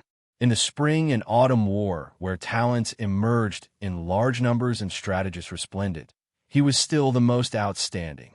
Back then, this person and Western Shu's Zhao Guangling were known as Su Rintu's left and right arms, left Zhao and right Li Yishan. Generally speaking, one person was the strategist, the other the decisive. Among them, Zhao Guangling was proficient in Chanyang stratagems, while Li Yishan focused on scheming. Many of the schemes that harmed the virtue of the underworld came from his hands. The two worked together. Their coordination was flawless. Zhao Guangling vomited blood and died in the territory of Western Shu. His merits and demerits could not escape the eyes of everyone. Li Yishan stayed at the Tide Listening Pavilion to advise the king of Baoyang on the strategy. However, looking at his complexion, he was also terminally ill and did not look like someone who would live a long life. Indeed, when Western Shu was defeated, it was Li Yishan who proposed to kill anyone above the wheel, regardless of whether they were women or children. Until now, when Li Yishan was mentioned in Shu Prefecture, children would stop crying. How could such a person, who did not care about the virtues of the underworld, live a long life? Baihu asked, "There's something I don't understand. I'd like to ask military advisor Li." Li Yishan nodded and smiled. "Please speak. I'll tell you everything I know." Baihu was not a polite person to begin with. She asked directly, "The king of Baoyang is recognized as a talented general who can only lead an army, not a talented general who can lead a general. During the spring and autumn war, the other three famous generals were rarely like the king of Baoyang, who always led the troops in every battle. The Battle of the Western Fortress was undoubtedly the most magnificent war in history. However, he still boldly handed over the command to you and Qin Jibao and personally led the elite cavalry to attack the enemy's den. Why can the Bailiang army only have the surname Su and not others? Li Yishan looked at the tide-listening lake, which was always quiet without any bait. He smiled gently and said, Zhao, Guangling and I had argued about this before. Neither of us could convince the other. The answer does not lie with me. It lies with Su Xiao and Su Fengyan. Mr. Nangong can continue to look on coldly from the sidelines. It's a pity that Zhao Guangling was born in a chaotic era. Otherwise, he would have been a capable minister who could govern the world. He wouldn't be worse than Zhang Jilu. At that time, the biggest disagreement between us was who would be in charge of the Bailiang army in the future. Would it be a descendant of the Su family or someone else? That's why I told Su Xiao that it was fortunate that Zhao Guangling died early. With his unyielding character and his hatred of evil, regardless of whether his Royal Highness was a real hedonist or a real foppish son, he was still an eyesore. As for me, I'm probably not as good as him when it comes to strategizing, but my temper is much better. That's why I've been able to live longer than him. Why else do you think Su Fengyan would send me wine every 2 to 3 days? That kid is very shrewd. Zhao Guangling doesn't like this kind of petty cleverness. On the contrary, I admire it. Furthermore, when he was a military counselor, he would personally attend to everything in the military tent. I'm more lazy, so I can see many things and know more about the Crown Prince's temperament. I watched that kid grow up. That time, because of the armored maidservant Zhao Yute, he angered the princess consort. She punished him by raising his arms and holding 2 books to reflect on his mistakes. How old is he? How long can he hold that? He insisted on not admitting his mistake, but he also didn't want to be lazy. He held 1 book on top of his head and the other in his mouth. His temperament is exactly the same as the princess consort's. Of course, this small matter doesn't mean anything. It's hard to say whether His Royal Highness will be able to inherit the position and take over the 300,000 steel cavalry. Baihu'er hesitated for a moment before asking, Aren't you worried about that little butcher? Li Yishan was afraid of the cold. Even during the summer, the cool breeze still blew in the tide-listening pavilion on Mount Qingliang.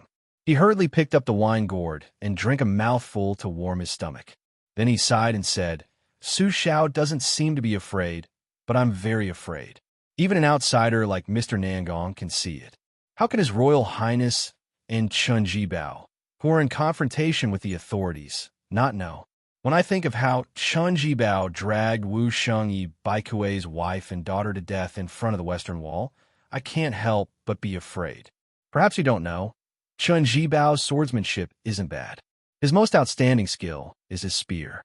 Compared to spear immortal Wang Xiu, his master, he's on par with him. Chen Jibao's art of war has always been to succeed in 1 strike.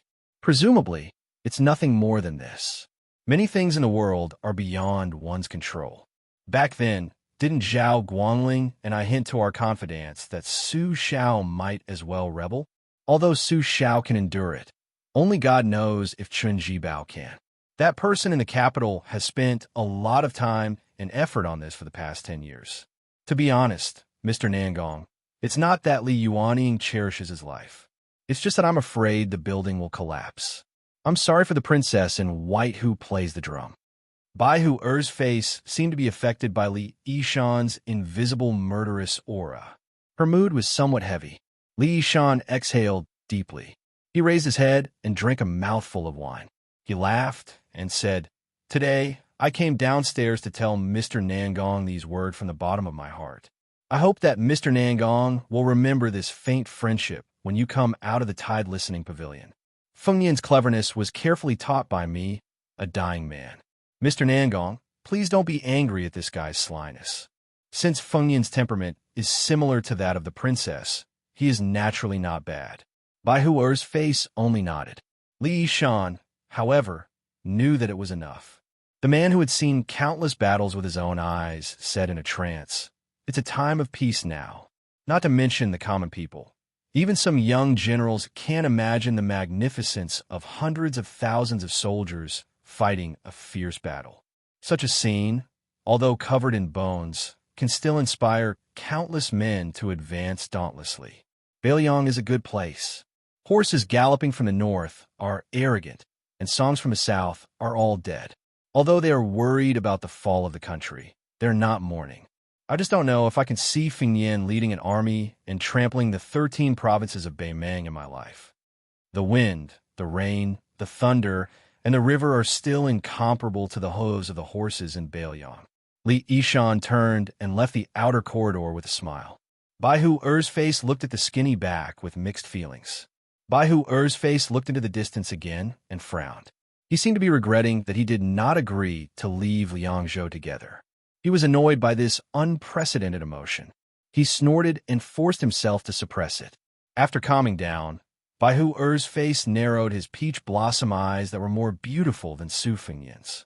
He looked in the direction of the eastern sea and gritted his teeth. The second in the world? Chapter 231. Only one chapter for today. Hearing that the old god of swords was going to impart the two-sleeved green snake, Su Fengyin was shocked beyond words. Without waiting for him to react, Li Chungang coldly snorted and said, "Lend me the sword." The spring thunder at Su Fengyin's waist trembled incessantly. He subconsciously wanted to press down on the simple and unadorned short knife to prevent it from leaving its scabbard. The old man wearing the sheepskin fur coat sneered and said, "I'll let you experience the Wu family sword mound's imperial sword ascending Mount Kunlun." How could Su Fengyin defeat the old god of swords who had been in seclusion under the tide-listening pavilion for so many years? The spring thunder was still guided by the old god of swords' finger and leaped into the air. Li Chungang pressed down with his finger, and the spring thunder descended. With a twist of his finger, the spring thunder spun rapidly in front of him and finally formed a circle of bright knife shadows without a blade. The old god of swords allowed the spring thunder to spin in circles in the air. He reached out and grabbed the handle of the knife. Two streaks of green gang instantly exploded from the simple spring thunderblade like two mysterious green snakes. The old god of swords did not remind Su Fengyin to be careful. Using the knife as a sword, the sword aura was imposing, and he chopped down at Su Fengyin, who was pondering the Imperial Sword School. The sword aura roamed and instantly shot towards Su Fengyin's face. Last time on Mount Wudong, Su Fengyin fought against an imperial bodyguard of the Dongyue imperial family. That bladesman used a pair of wild brocade knives. What Su Fengyin valued and envied the most was that person's unique drawing knife technique. Seeing the green snakes surging toward him, Su Fengyin did not know how to understand that mysterious meaning. Since the green snake sword aura was unavoidable, Su Fengyin drew his knife out of its scabbard in a flash. With one breath, he raised his knife to block the cold sword aura. Standing at the top of the slope, Su Fengyin was pushed to the waist of the slope by the two intertwined green snakes. Dust flew up from the ground. His Royal Highness sleeves and shoes were all destroyed. However, the old man with the sheepskin coat took advantage of his position to bully Su Fengyin. One sword after another, the sword aura grew stronger and the green gang became denser. Su Fengyin did not even have time to catch his breath. Fortunately, the fourth floor of the grand yellow courtyard allowed two cheese to produce green lotuses. Together with the green snake out of the hole, he was forced to retreat from the waist of the mountain to the foot of the slope. The old god of swords narrowed his eyes as he stood at the top of the slope. He asked, "Your drawing of the blade is a small trick." If this old man is not wrong, this is the famous technique of the East Yu imperial family. It has never been written down in a secret manual and is only passed down by word of mouth. How did you learn it, kid? The qi in Su Fengyin's body was surging like a tidal wave. His grand yellow courtyard had just stabilized, so he immediately felt extremely uncomfortable. He said bitterly, "I once saw a member of the East Yu imperial family use drawing of the blade once.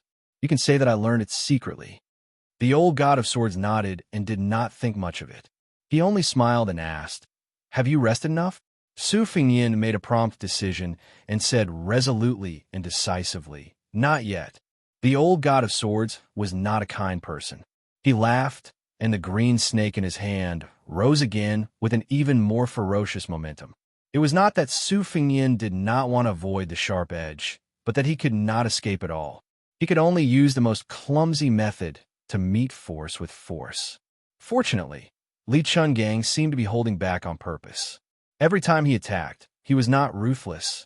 Compared to the 300 Zhonglong sword forces on the official road, his aura was more like a soft knife cutting flesh. He probably wanted to see how many green lotuses the grand yellow courtyard could produce. Su Fengyan gritted his teeth and sank his feet into the mud. He used the sword move-covering armor imparted to him by his aunt to resist the green snake sword force. Unfortunately, the old god of sword aura was so powerful that Xiao Dong could not bend any further under the pressure of layers of sword aura. With a bang, Su Fengyan and Xiao Dong flew backward. They tumbled a few times before they got up, and another green snake slithered over. Su Fengyan risked his life to change to the sword move from the flying sword of Dun Wang to fight the enemy. When he was sent flying again, his mind was in a daze, and he had a glimmer of understanding. The superior way of his sword was divided into the control of the sword and the creation of the aura. It gave up the sword will and sought the sword moves. Therefore, the sword tomb of the Wu family was the best. However, there was a flaw.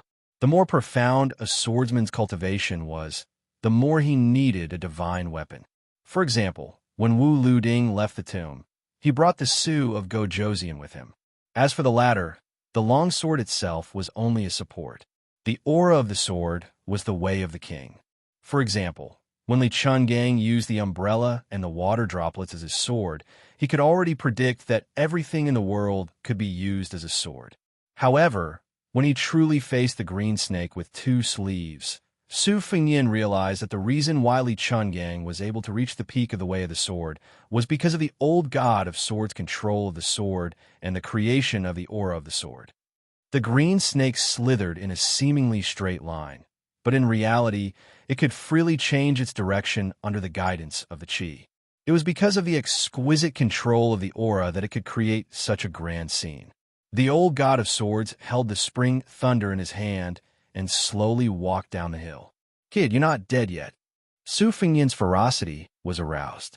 He pretended to be fat and laughed. "Not yet." Again, Li Chungang dismissed it with a laugh and said softly, "The small injustice in the chest can be dispelled with wine. The great injustice in the world can only be dispelled with the sword. Kid Su, be it this old man's wooden horse ox, or the Su of Gojoseon that is now in Wu Liuding's hands, or the great Liang dragon sparrow that your mother used in the past, if you don't dare to think about leveling the world with one sword, how can you reach the realm of earth immortals if you don't even dare to think about it?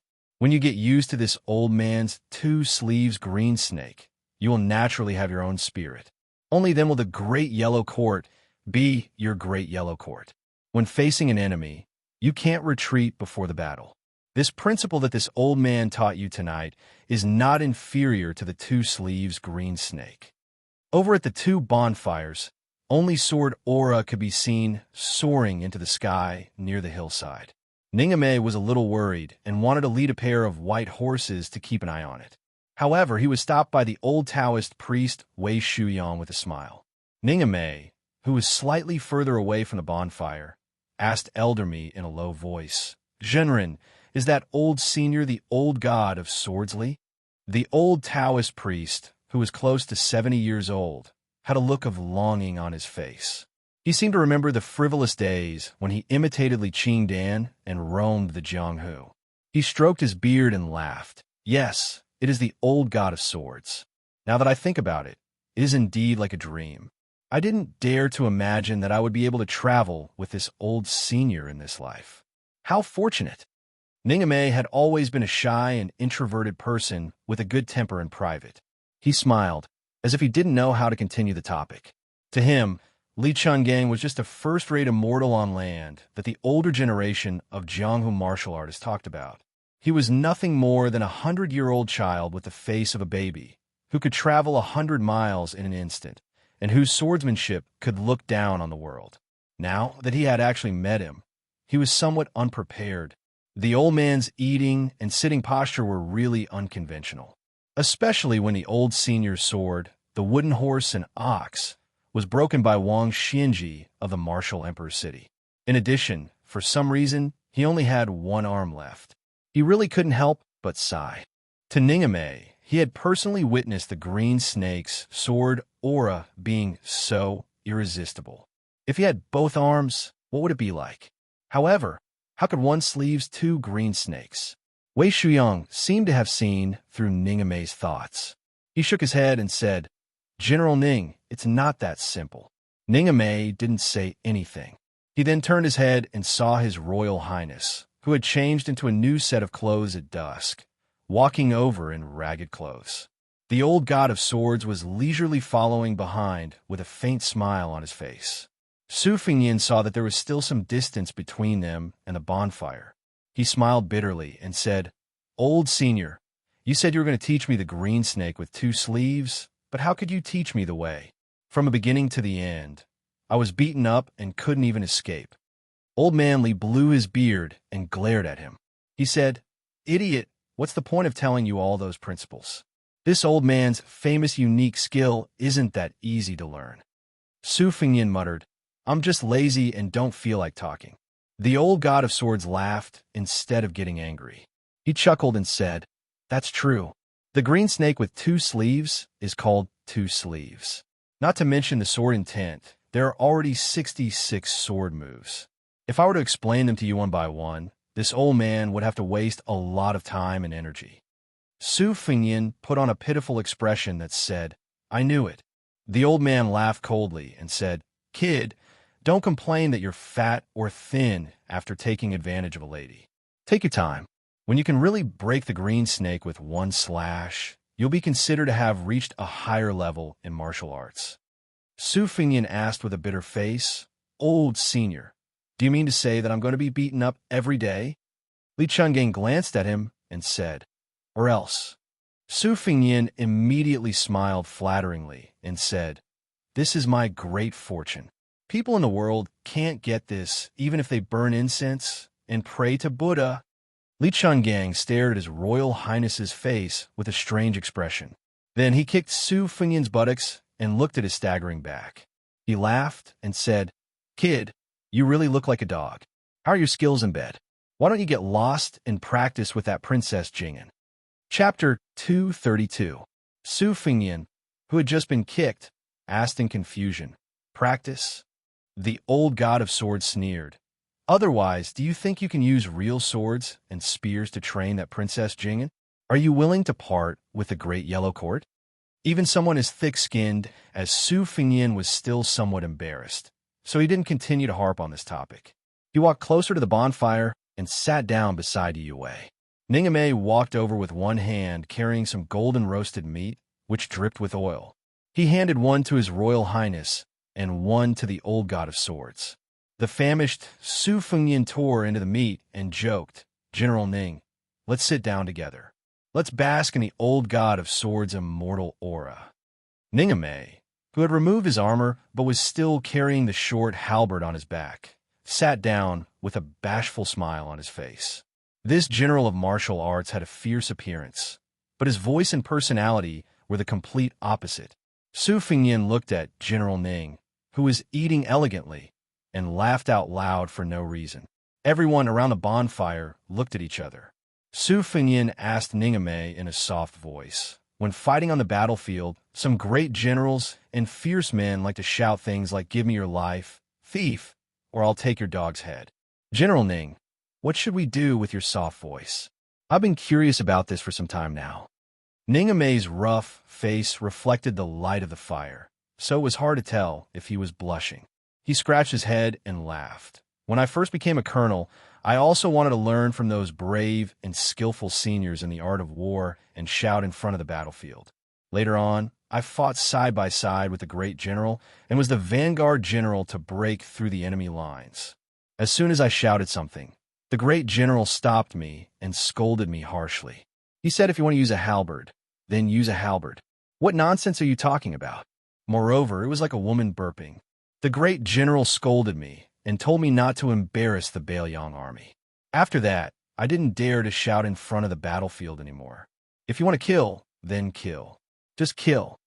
I knew you would be scolded badly by Su Xiao. Su Fingyin held his belly and laughed. His ragged appearance was no better than the beggar he had been 3 years ago. As he laughed, he swung the barbecued meat in his hand. Princess Jingyan, who was not far away, looked a little absent-minded. Needless to say, King of Jing and Zhao Hong had always been high above the masses, spotless and sanctimonious. Even heir apparent, Zhao Sun had always had a crafty style of not getting tired of eating good things and not getting tired of delicacies. From the large decorations in his room to the small jade pendant on his waist, all of them were treasures and had absolutely no fate with the word tacky. Su Fingyin glanced at Princess Pei and then smiled at Li Chungang, who was wolfing down the food. Old senior, how is General Ning's halberd skills? Can it be said to be at the point of perfection? Hearing this, Ning Amei immediately became restless. As expected, the sharp-tongued old man with the sheepskin fur coat spat out a piece of bone and laughed. Point of perfection? That empty-handed Wang Mingyin who stole the halberd should have already transcended mortality and become a saint. Why is he only ranked 11th in the world? You rascal, if you want this old man to teach this fellow halberd skills, just say it. Don't try to trick me. Su Fingyin smiled and said, Old senior, please do not hesitate to teach me. The old god of swords said impatiently, We'll talk about it when you're in the mood. Su Fingyin saw that Ning Amei, the big halberd, was only immersed in shock and surprise. He quietly stretched out his leg and kicked him. The latter's body trembled, and he cupped his fists and said, Ning Amei thanks the old god of swords. Old Manly glared and said, What old god of swords? Did you recognize Dong Tai as the new god of swords? As long as I haven't fought with this junior, this old man is still the god of swords of the Jianghu for the past 100 years. Ning Amei was terrified. How could he understand Li Chuangong's temperament? He could only look at his Royal Highness for help. Su Fingyin waved his hand and signaled Ning Amei to leave first. Just as he was about to smooth things over, he inadvertently saw the little mud man holding a book and wiping her tears. Her slender shoulders trembled. He stretched his head and vaguely saw the title of the book. He laughed involuntarily. It was Wang Chudong's The First Snow, but he did not know which volume she was at. Su Fingyin sat over and gently snatched the book. He glanced at it and looked at the pages. Jiang and I was already at the end. She was probably feeling sad because of the line, May all lovers in the world be together. Without waiting for the little mud man to fly into a rage, he tactfully returned the book to her and teased, It's all a fictional story. You can even cry after reading it? Countless infatuated men and women in the world have shed tens of thousands of caddies of tears for this book. You're nothing more. Jiang and I held the book, The First Snow, tightly with tears in her eyes. Choking with sobs, she scolded, Do you think everyone has a heart of stone like you? Li Chungang joined in the fun and said, This old man had time to take a few glances. The love in the book is still okay, but this Wang Dongxiang's poem is really good. It follows the sages of the past and has a deep understanding of the essence of poetry. However, there are a few pieces that are not up to standard. I don't know who he learned this bad habit from, but there are large sections that are copied from the three mysteries of Lao Zhuang and Yi, especially some of the rare words peeled from the Buddhist scriptures. If this old man were to comment, he would be suffering from a Zen disease. However, after the spring and autumn war, hundreds of thousands of scholars fled Zen. Therefore, it can't be said that this Wang Dongxiang is not talented enough. He is just following the trend of the times. Suddenly, Su Fingyin and the old man tacitly stared at each other, making the people around them look at each other in dismay. These two fellows had strange smiles on their faces at the same time, but Li Chuangong's smile had a hint of regret. Both of them sighed at the same time. Even Jiang and I could not help but tidy up her emotions. She curiously muttered, What happened to these two fellows? Naturally, she did not know that the old god of swords' nickname, Li Qingdan, came from a poem that was gifted to him by a lady from a noble family. That lady was no different from Wang Dongxiang. At that time, she was also a prodigy, like a poet in the scholarly and literary world. However, The most brilliant poems in her life were all written for Li Chungang, whom she admired. Unfortunately, Li Chungang's heart was undistracted. He was deeply in love with the way of the sword. When he was young, he did not care about love at all. Many women were sad because of this and could not rest in peace until they died. In this matter, how similar were Su Fengnian and Li Chungang?